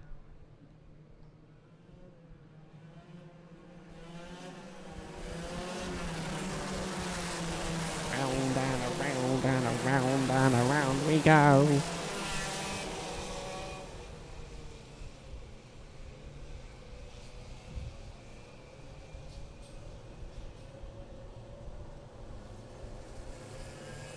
There he goes. He's made his way to the front.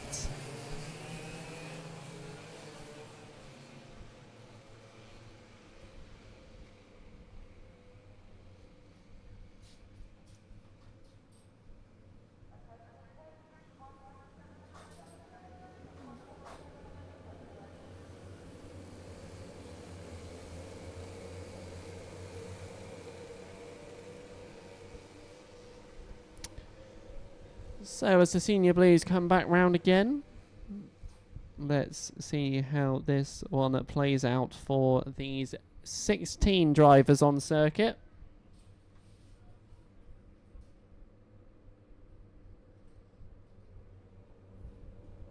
So down the main straight, and we are going for the Senior Blues here at Clay Pigeon Raceway for the last time this weekend. So round Billies we go through the S's and down the back straight. It's the number 1 that leads the way in this lot as well. I think kart 4's in this. The 66 was lingering somewhere. I did see that kart lingering there as we go around the horseshoe. Early retirement from a driver potentially. Nope, managing to get going again.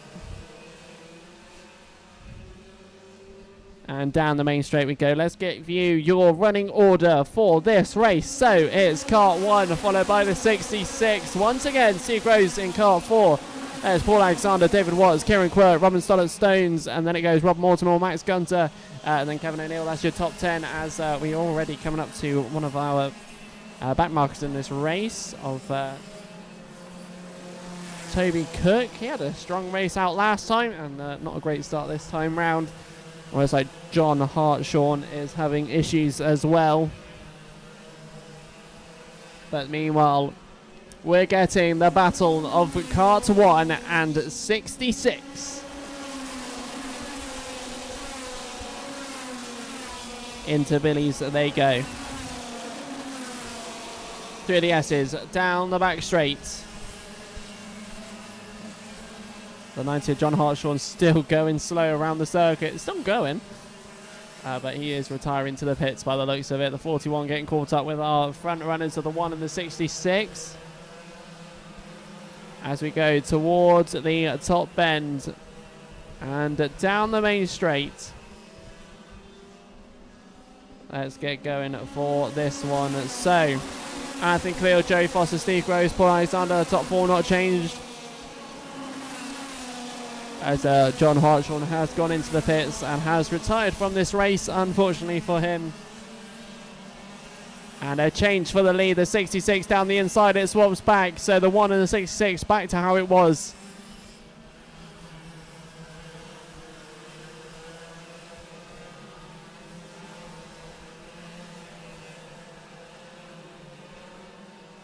So top bend and down the main straight for these two runners.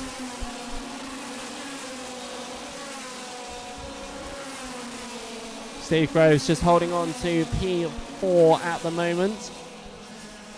As we go down the back straight, David Watts is right on the rear of the 4, and as such going into the hairpin overtakes and gets ahead, and we go into the horseshoe for our leaders. That's where David Watts wants to be, as we discovered that is the match that we have at the end of this one. So down the main straight we go, another lap, 9 minutes or more still to go. Fastest lap is with Anthony Clear with a 36.52, and Joe Foster with a 36.56. There's still nothing in between those two whatsoever. So going around at the hairpin towards the horseshoe.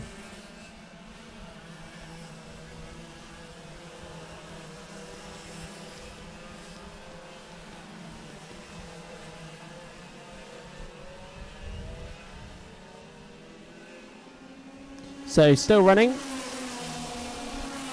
Anthony Clear, Joe Foster, David Watts, Steve Gross, Paul Alexander, top 5 still the same. As we go at the exit, Billy's looked for the inside, the gap just closed, and the 27 stays behind at the 9. As we're still running in this race, the kart 1 of Anthony Clear still is leading the way to the 66.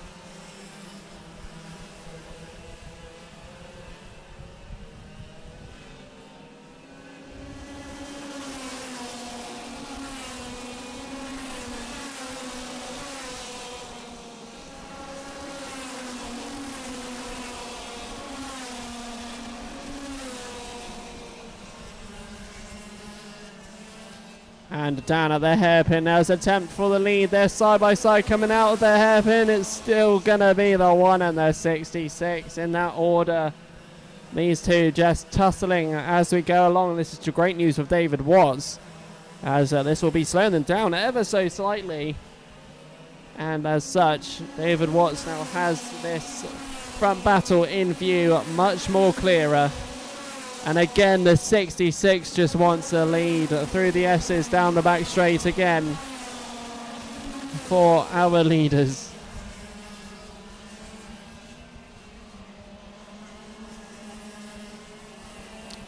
Horseshoe is next for these two.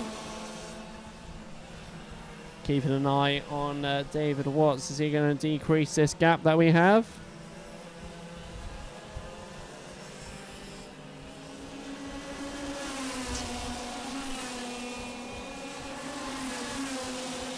.36.44 is the fastest lap time set by Anthony Clear. Joe Foster has a 36.45. Still nothing. Around the hairpin then. Towards the horseshoe.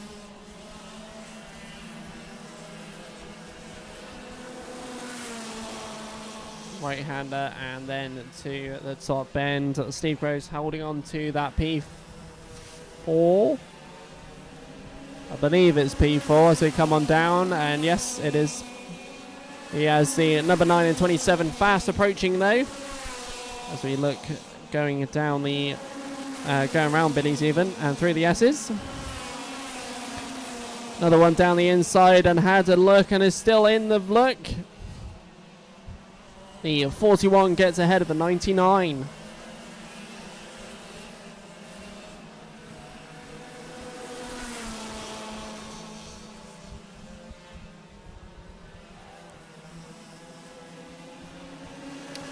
So as we are past the halfway point in this race, we still are having a battle between the karts 1 and 66.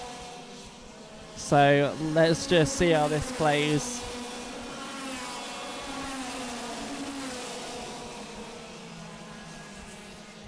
Bit further back though, down the inside on Steve Gross goes the car behind. I think that's kart number 9 of Paul Alexander, goes on the other side this time, going into the horseshoe.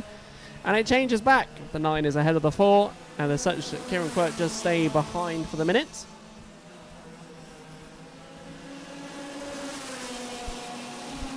Down the inside at Billy's. Oh, that was sketchy. The 66 hopping the curb at Billy's. Stays behind. Loses a lot of time now, though, to Anthony Clear, which I think Anthony Clear would appreciate, having him right on the rear for like the last 11 laps. tried the lunge down the inside, didn't work, and as such, lost time.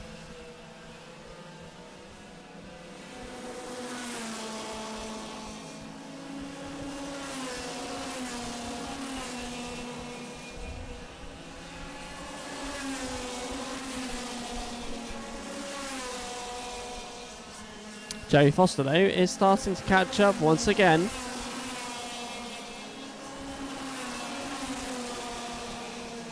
Blue flags going out to the 21. Stuart Adam, he's already been lapped at this race so far. Talking about people that have come out of this race so far, it's Toby Cook and John Hartshorn. Unfortunately, the two drivers retiring. One of them on lap 10 and then John Hartshorn at the start of this race. Still got 3 minutes 20 on the clock.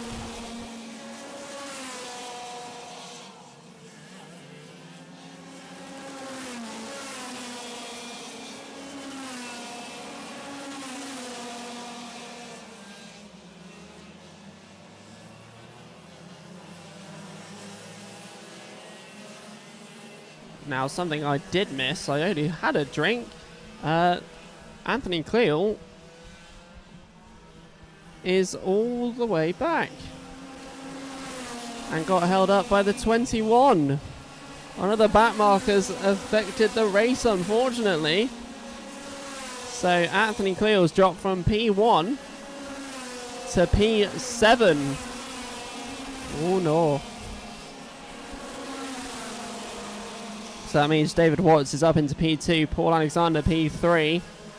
Don't forget, all results are provisional when I shout them out here on the live stream.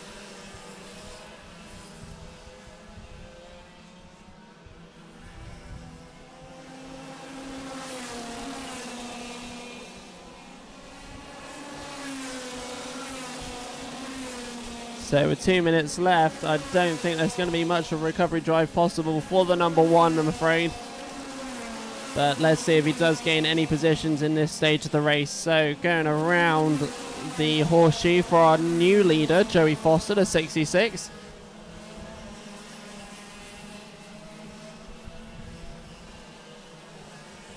Towards the top bend. And then down the main straight we go.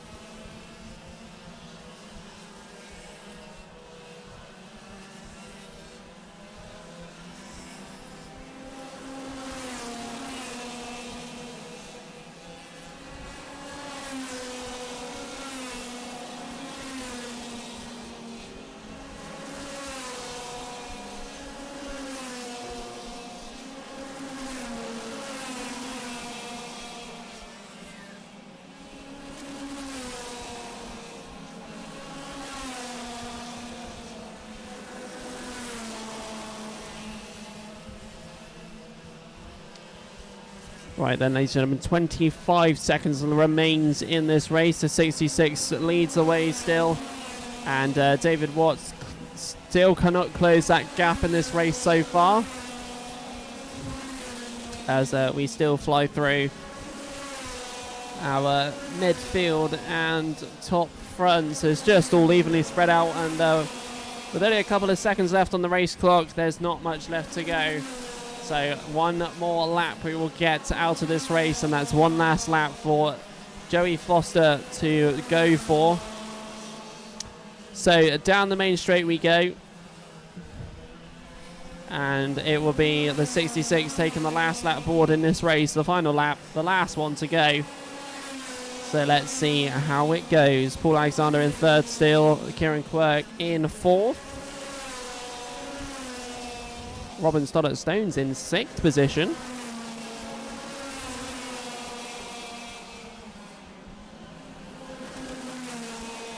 So around the horseshoe, through the right-hander, and towards the top bend. went in today with plenty of battles throughout today, and as such inherited the lead today. Ladies and gentlemen, taking the checker flag for the Senior Blues, it is Joey Foster, followed by less than a second later by David Watts. Paul Alexander will take third as he spins. As he spins a Billy's. I don't think he meant to do that. He celebrated after as well. Kieran Quirk fourth, Steve Gross fifth, Robin Stollett-Stones in sixth. Anthony Cleal did end up in P7 at the end of that one. Max Gunter in 8th, Rob Mortimer 9th, and Kevin O'Neill in P10.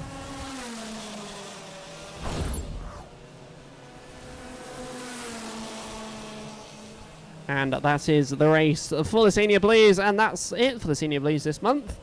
And I can't remember when we're going to see them again. Let's see, when will we see the Senior Blues once more? So, according to the diary, we ain't going to see them until September. So, to the Senior Blues, we'll see you back again in September. That's a long way away.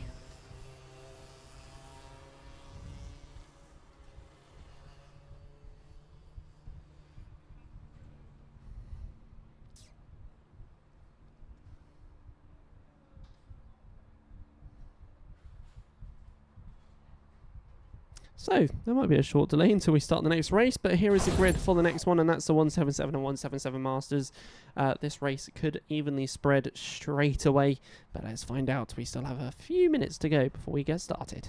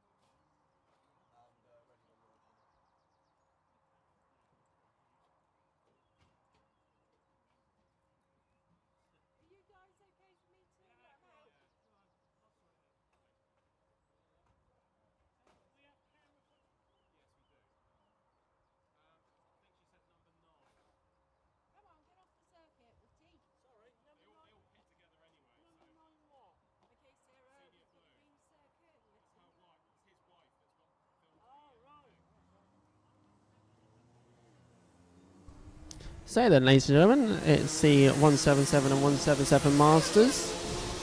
We'll run through the first couple of laps with you for this final. And getting the full six onto circuits. Harrison Crook at the front with Ben Johnson.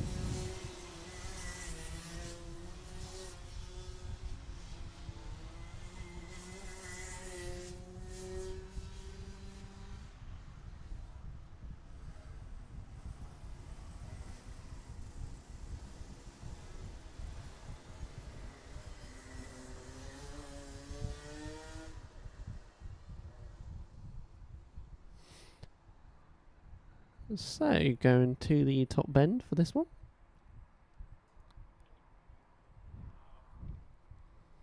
And then we'll come down the main straight shortly.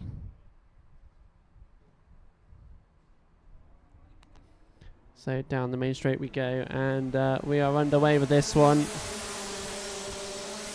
So let's see if we've got any of the earlier action in this race, or are we as is? So around Billy's we go, through the S's and down the back straight.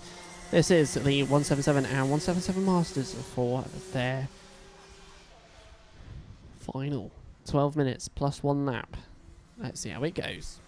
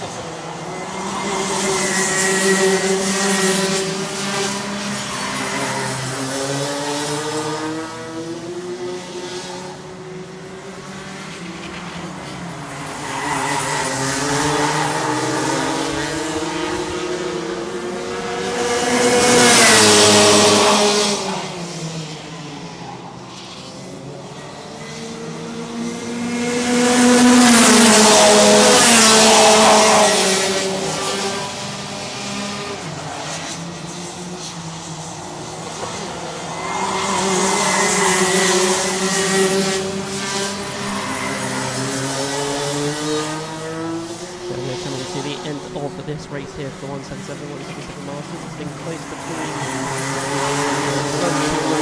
Harrison Crook and Ian Branfield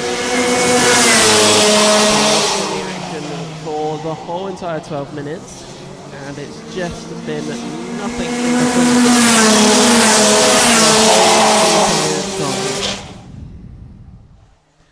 So going into the hairpin, it's close side by side to the horseshoe. Round to the right-hander. And ladies and gentlemen, it's been a close battle all day between these two and all weekend between these two. But ultimately, the one taking the checkered flag is going to be Harrison Crook, but not by much. It's 0.07 the gap. Very close between the two. Harrison Crook wins, Ian Branfield second, Ben Johnson third, Derek Hunt fourth, Cameron Marston fifth, and then Jason Bear in sixth.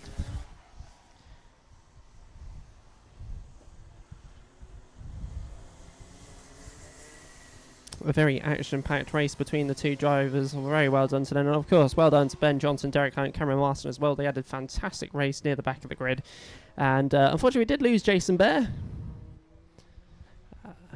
But very well done to the 177s. I was watching it downstairs in timing. So then it's time for the senior Rotax for their final 12 minutes with these guys. It's going to be entertaining. And girls, obviously. Ben Page and Leah Purchase at the front. Braden Hay, Jack Mayman on the second row. And then Evie Pillane and then Cameron Crockett on the third row. On the third row.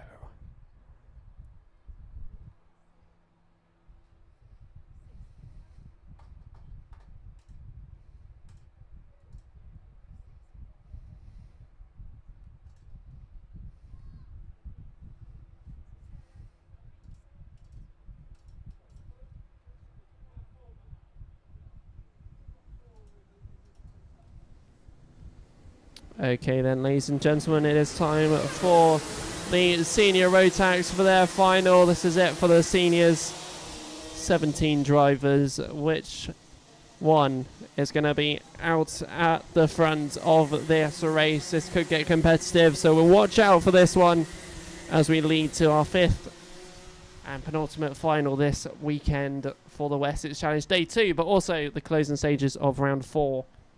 Yep, don't forget, round 4 is today as well, if you didn't realise.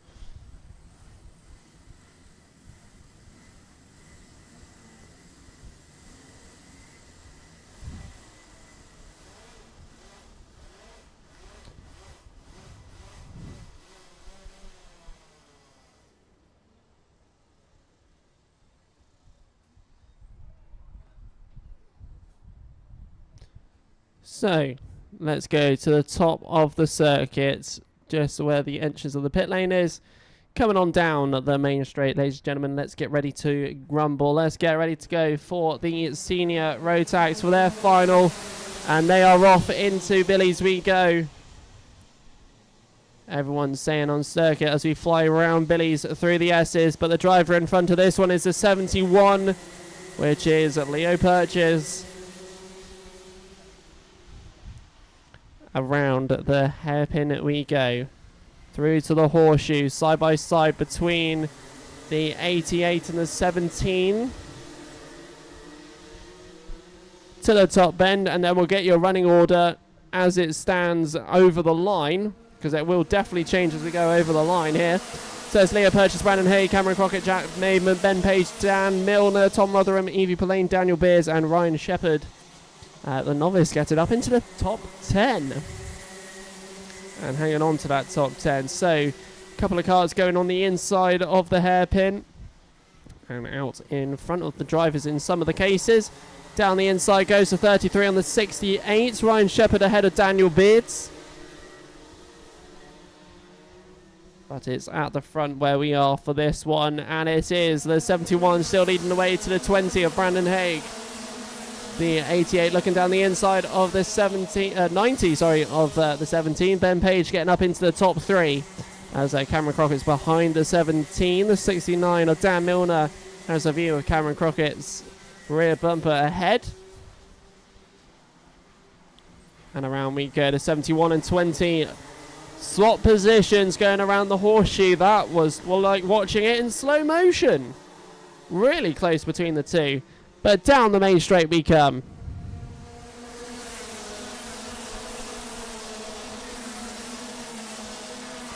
Around Billy's we go. Through the S's, down the back straight.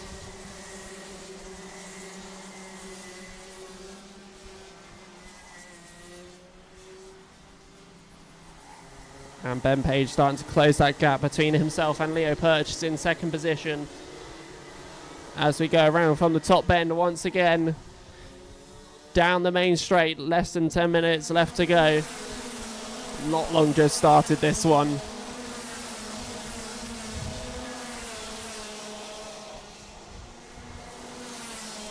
So through the S's, down the back straight once again, side by side at the exit of the S's there, where the 33 gets ahead of the 19 again.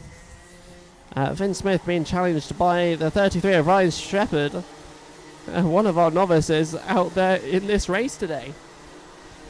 Some fantastic racing there.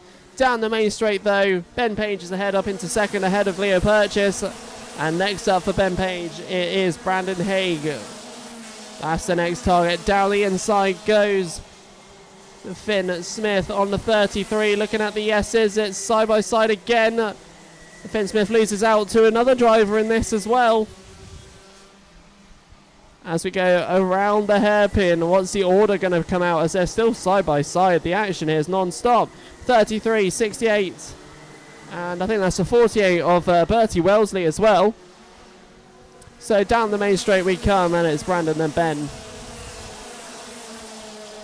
Evie Pillane gets ahead of Dan Milner in this previous lap. And Finn Smith down 2 positions. Henry Stratton down a position as well.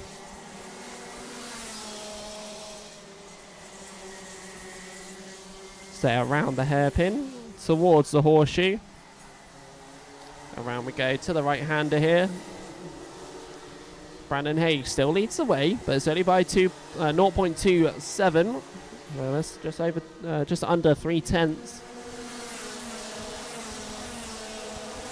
7 minutes 53 left on the clock. Down the inside, there's a swap for 2 drivers, and that is the 56 and the 88. Evie Pillane gets ahead of Cameron Crockett. Around they go through into the horseshoe. Behind the 88 is the 69 and 42 of Dan Milner and Tom Rotherham. So down the main straight we come. Ben Page, the gap is just over a 10th and a half going through Billy's. Round Billy's we go into the S's and down the back straights. Ben Page closing this gap rather quick. Around the hairpin. Towards the horseshoe.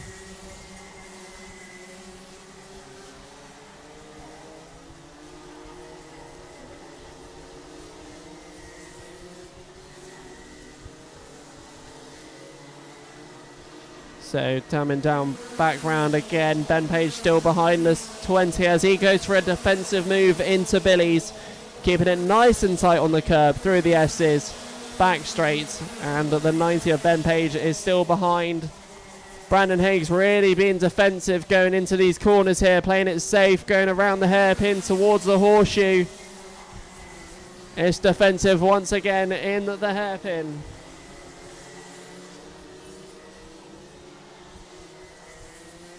Top bend, and is he going to get overtaken on the straight down the outside of Billy's? This is different. Brandon Haig still has the inside line, and unfortunately not being able to overtake on the outside, so has to fall back to P2, which Leo Purchase is watching from in all the action from behind. Again, Brandon Haig defensive.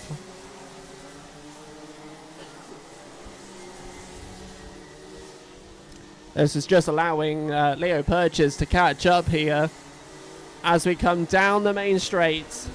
Once again, is Ben Page going to be able to make another move? 20's on the defense, and it's close together. The top 3 are within touching distance here through the S's. Down the back straight we go. Ben Page with some good pace going down the main back straight, but once again Brandon Haig defensive throughout these last few races. A little wobble of hands, and the 17 being aggressive into the horseshoe. Right, down the main straight we go. The 90 still behind, with the 20 being defensive into Billy's. It's still as is. Ben Page really wants to get past. He tries at the S's, but loses time. And this time he's at threat with Leo Purchase, who's trying to get involved with this. And now we have the top 5 within a corner.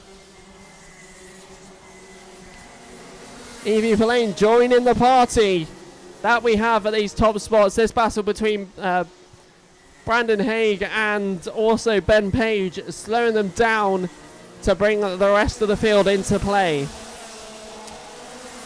So into Billy's we go. The 17 trying to late lunge. It just doesn't work. It's too late and the gap's not there. And as such, he's actually now lost a position to the 56 of Evie Verlaine.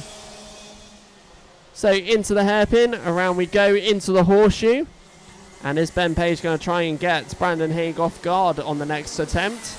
We shall find out. We also got the 42 of Tom Rotherham starting to catch up to this pack. So we'll soon have the top 9 within reaching distance.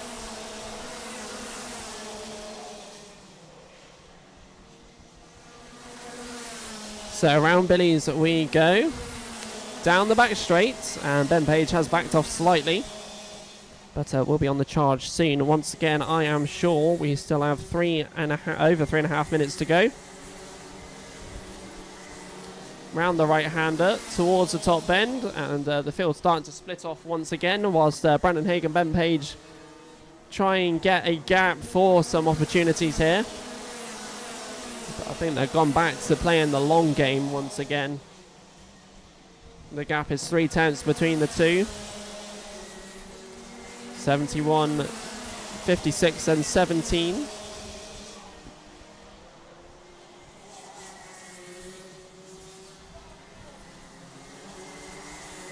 And more action happening with these guys here. Finn Smith is in that one as well.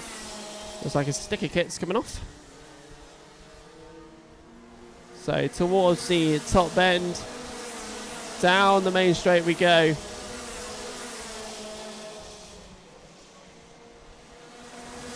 Just keeping an eye on this one as we go into the S's. Finn Smith with a dive down the inside of the 19, the 69. Now down a position into P9. Meanwhile, Ben Page is closing that gap rapidly now to Brandon Haig, going around the horseshoe right-hander. To the top bend and down the main straight yet again in this final. So, Brandon Haig defensive. Ben Page trying the outside. It's just not working at the moment. Through the S's, down the back straight we go. It's a repeat. Let's go again. As we go around the horseshoe, and is that someone's sticker kit on the floor? Not what you see every day. So coming down the main straight then, as there's some action happening down the back of the grid. We're still going through in this race. We are starting to catch up with one of our back markers as well.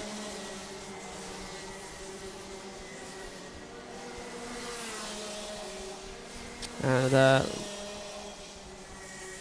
we're getting back round again. Brandon Haig still in the lead. The horseshoe completely out of action for overtakes here. As we're going to the top bend. And back round for another lap. We've just got a minute left to go. Finn Smith's been given a contact warning as the blue flags are out for the 44 of Rosie Armstrong. And we've had Bertie Wellesley unfortunately going to the pits. So such a shame after a great round last time. Out last month. Meanwhile then, around the hairpin we go towards the horseshoe, as that is definitely a sticker kit on the floor.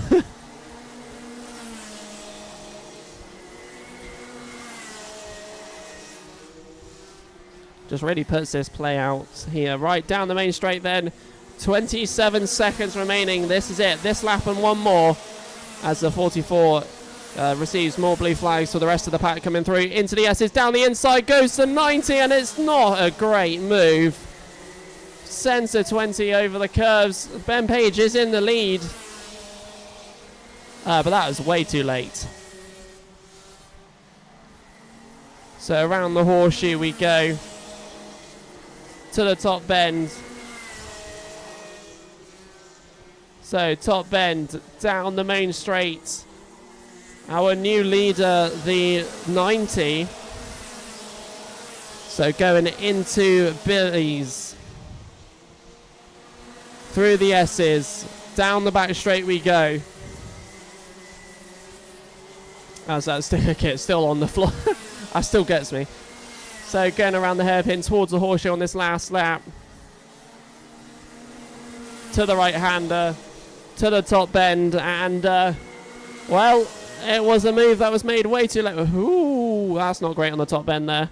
But taking the checker flag, if it stands for that win, it's Ben Page who takes the checker flag first in this race. Leo Purchase second. Evie Pillane third, Tom Rotherham fourth, Cameron Crockett fifth, Dan Milner sixth, and by the looks of it, Brandon Haig is the one involved in that top bend accident. It goes from bad to worse for the driver. So it's Ben Page, Leo Purchase, and Evie Pillane who gets into the top three. So turning that day around. Tom Rotherham fourth, Cameron Crockett fifth, Dan Milner sixth, Ryan Shepherd in seventh, and it's also our top novice, Daniel Beards eighth, Gino Cook ninth, and Patrick Williams-Rahag does get into the top 10 at the end of the day in 10th position. Fast lap goes to Ben Page with a 34.12.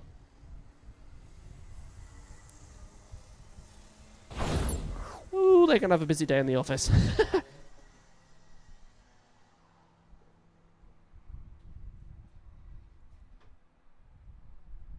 Well, they've already had a busy day in the office.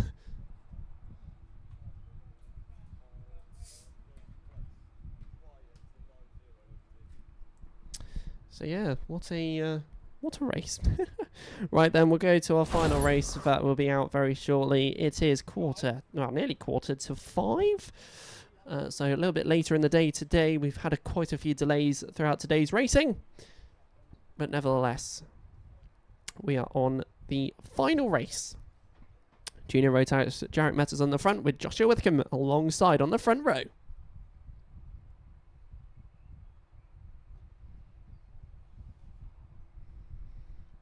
Jack Dobson saying dangerous Manu.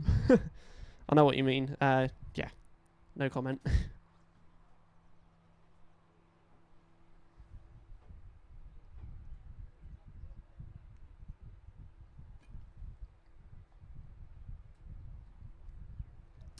Correct, by the way, that is 100% someone's sticker kit. I think it's Moby Finn Smith's. His sticker kit just said, "Yeah, I'm out of here, mate. That's it for me. I ain't sticking onto this cart anymore." It must be near the end of the day. It's been a long day.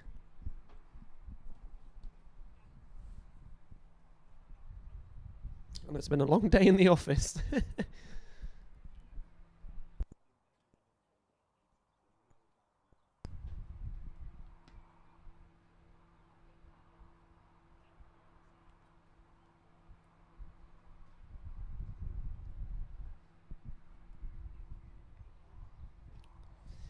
So the officials there just having a conversation. We should be able to get running hopefully real soon. Don't forget, from a request from the Clay Pigeon Kart Club, the finals for the Junior Rotax will be in the form as the old live streams used to be, with the alpha timing screen.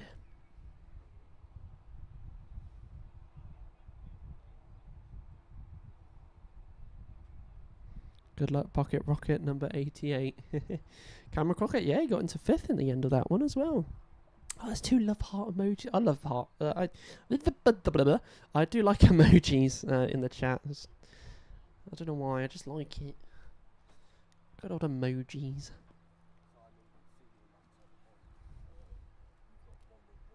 So we'll do the formation lap with a full view of that one, and then we'll be back to our timing screens for the Junior Rotax final. That's the last one of the day. And then we'll be closing off the Wessex Challenge and closing off round 4 as well. So points today not only go to the championship, do also go towards the Wessex Challenge as well. This is a merged 2-day event, as always, and the Rotax Festival later this year, following the same format. So the Rotax Festival will be following with merged with round 7, which will make round 7 rather busy.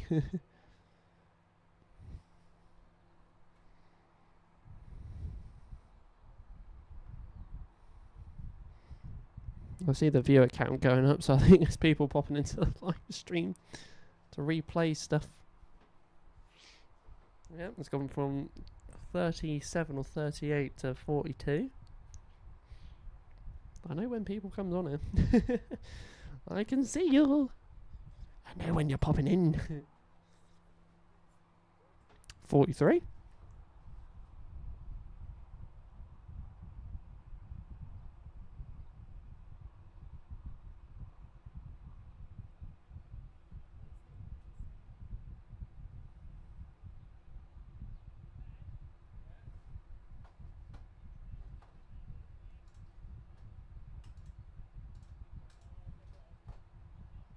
Don't forget, if you do want to see where people were at the end of yesterday, then pop into the link that is pinned here on the YouTube live stream, and you'll be able to see the standings that were at the end of the day of yesterday for the Wessex Challenge.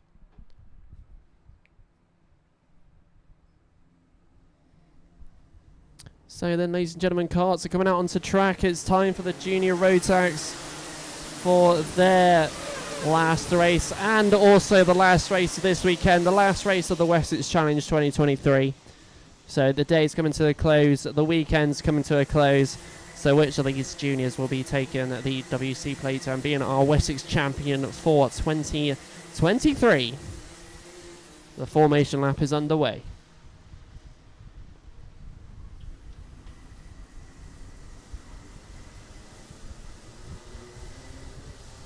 So 25 juniors in total.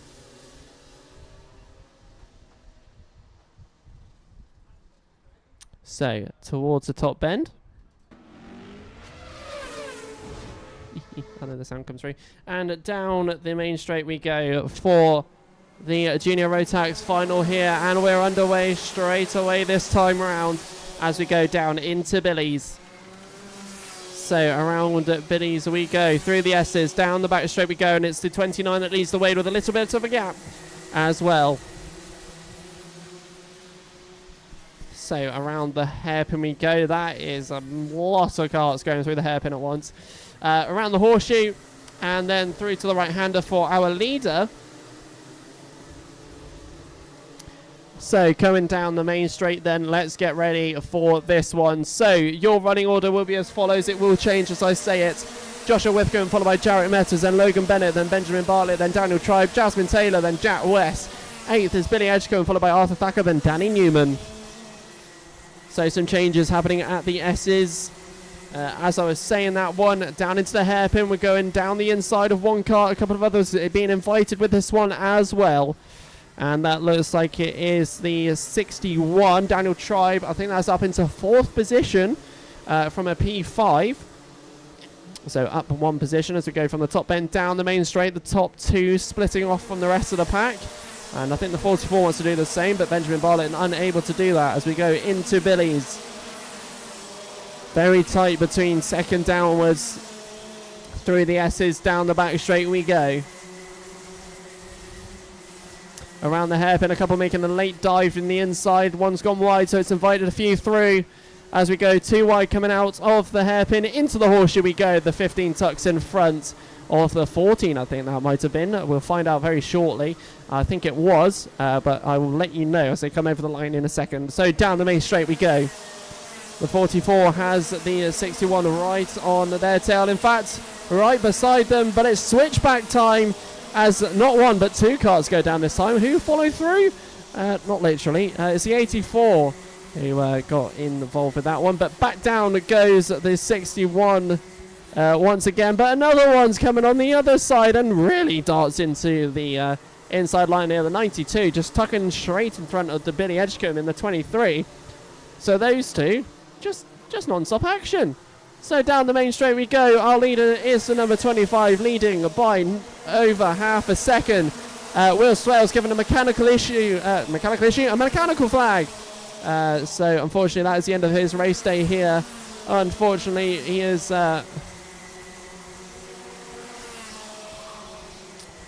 in this race, the third mechanical flag going out onto the timing system, as you can see, as we go around the horseshoe here.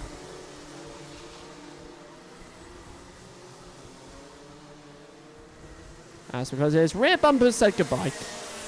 So Joshua Withcombe, Jarek Metters, and we're back with the battle for P3. Down the inside goes a couple of cars, another's going defensive. It's tucking our nose in. No, we're not just for the minute. So the 22 ahead of the 77. So Rufus Flan ahead of Danny Newman. So as we go into the hairpin. Around the horseshoe, side by side between the 14 and the 15. Arthur Thacker and Logan Bennett having a battle for, that is P number 8 in the list. But first and second have gone away because P3 is battling and defending off that position. He wants that top 3. But will it happen? We've still got loads of time left in this race, 8 minutes left to go.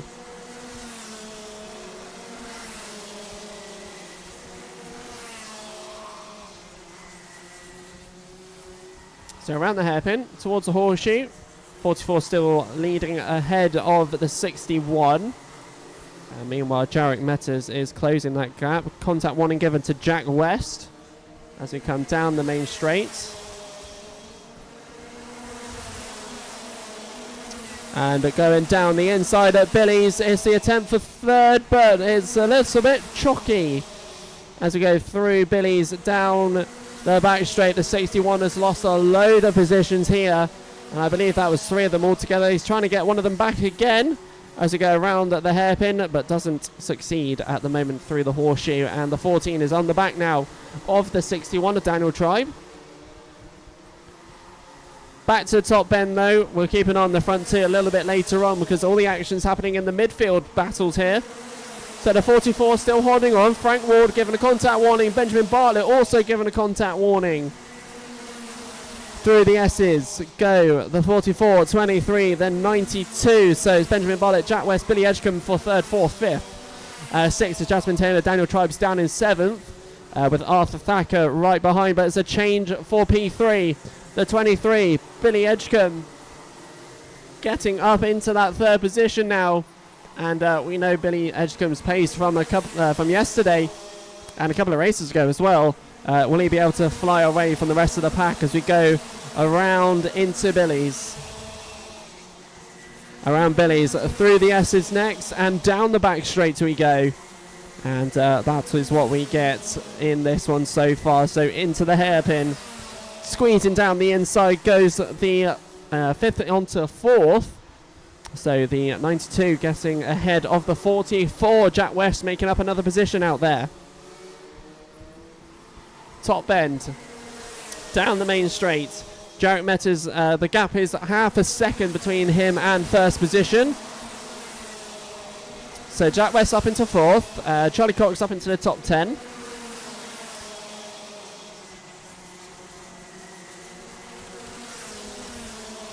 And are we going to get something else here? Down the inside, a little bit further back on the grid. I think that's 6th. Up into 5th, and a couple of other drivers have managed to benefit from this one. The 14 on the outside. Will he be able to stay there till the right-hander? A bit of tyre smoke coming off of the 2. As we go up into top bend. Down the main straight. Once again, the 23 has unlocked himself away from this battle. So is Jack West. And it's all now down to this one. Jack West, another contact warning. And Ellis Snow as well, a contact warning. Can you tell it's the final?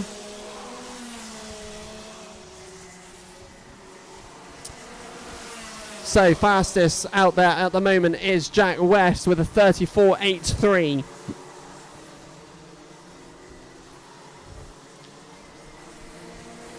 So the 53 still 6 tenths behind Joshua Withcombe here. As we go, the 4th position to 12th, pretty much the same. Lucas Howell makes the position up into 13th. Emily Cotty up into 15th. And in this race, only losing one driver, which is Will Swales. Back down at the hairpin, though. We've got a potential change for 5th position as the 61 of Daniel Tribe gets ahead of the 84 and finishes the move off on the right-hander. Will he be able to keep it, though? Going up into the top bend as we come from the top bend. Down the main straight we go.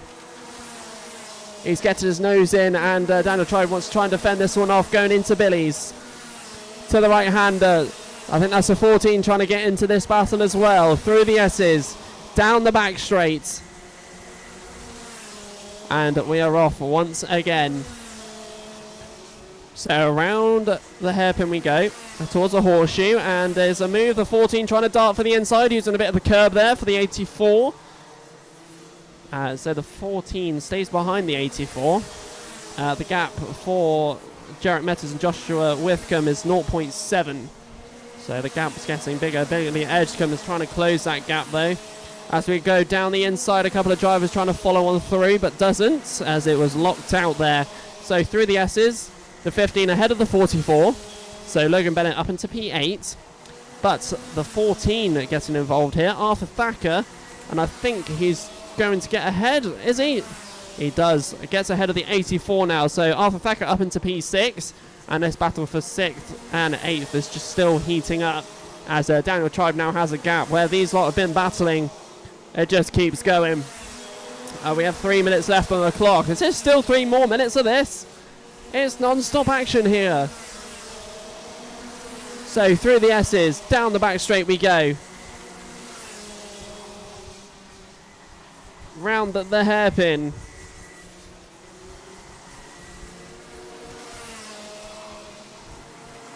And 12 trying to get into the inside of the 44. Karthik Kameta goes up a position.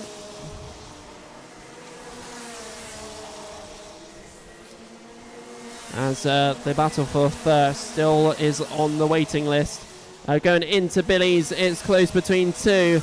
As one trying to make a move for the other. The 15 and 84 is on that one.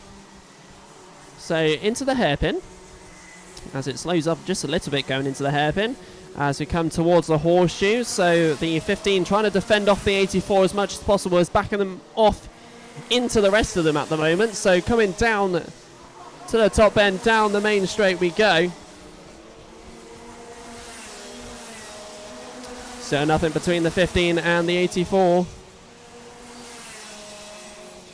Side by side for 2 drivers as we go through the S's, down the back straight. The 84 is ahead, but we've got another driver getting involved in this one as well. Round the hairpin. It's all going on down the inside. The 15 pushing 2 drivers onto the outside of the line. And into the right-hander. A minute and a half still left to go. The gap is forming to near a second now between first and second. So Jasmine Taylor and Charlie Cox up a position with Logan Bennett losing 2. Contact warning given to Jasmine Taylor. Back down at the Billies. We've got some more moves being made at the back of the grid. So there's still action to be said at the back of the grid. As the 40 gets ahead of the 45. And I think the 30's involved in that one as well. Blue flags are out as we approach some of our back markers here in this race. As they swiftly fly on past them. So the 29 still has this lead. Joshua Withcombe has this lead. Lapping at 34.9s at the moment.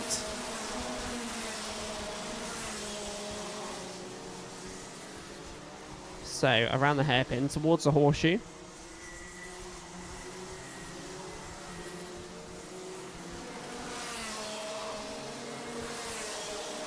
The 95 and the 53 close.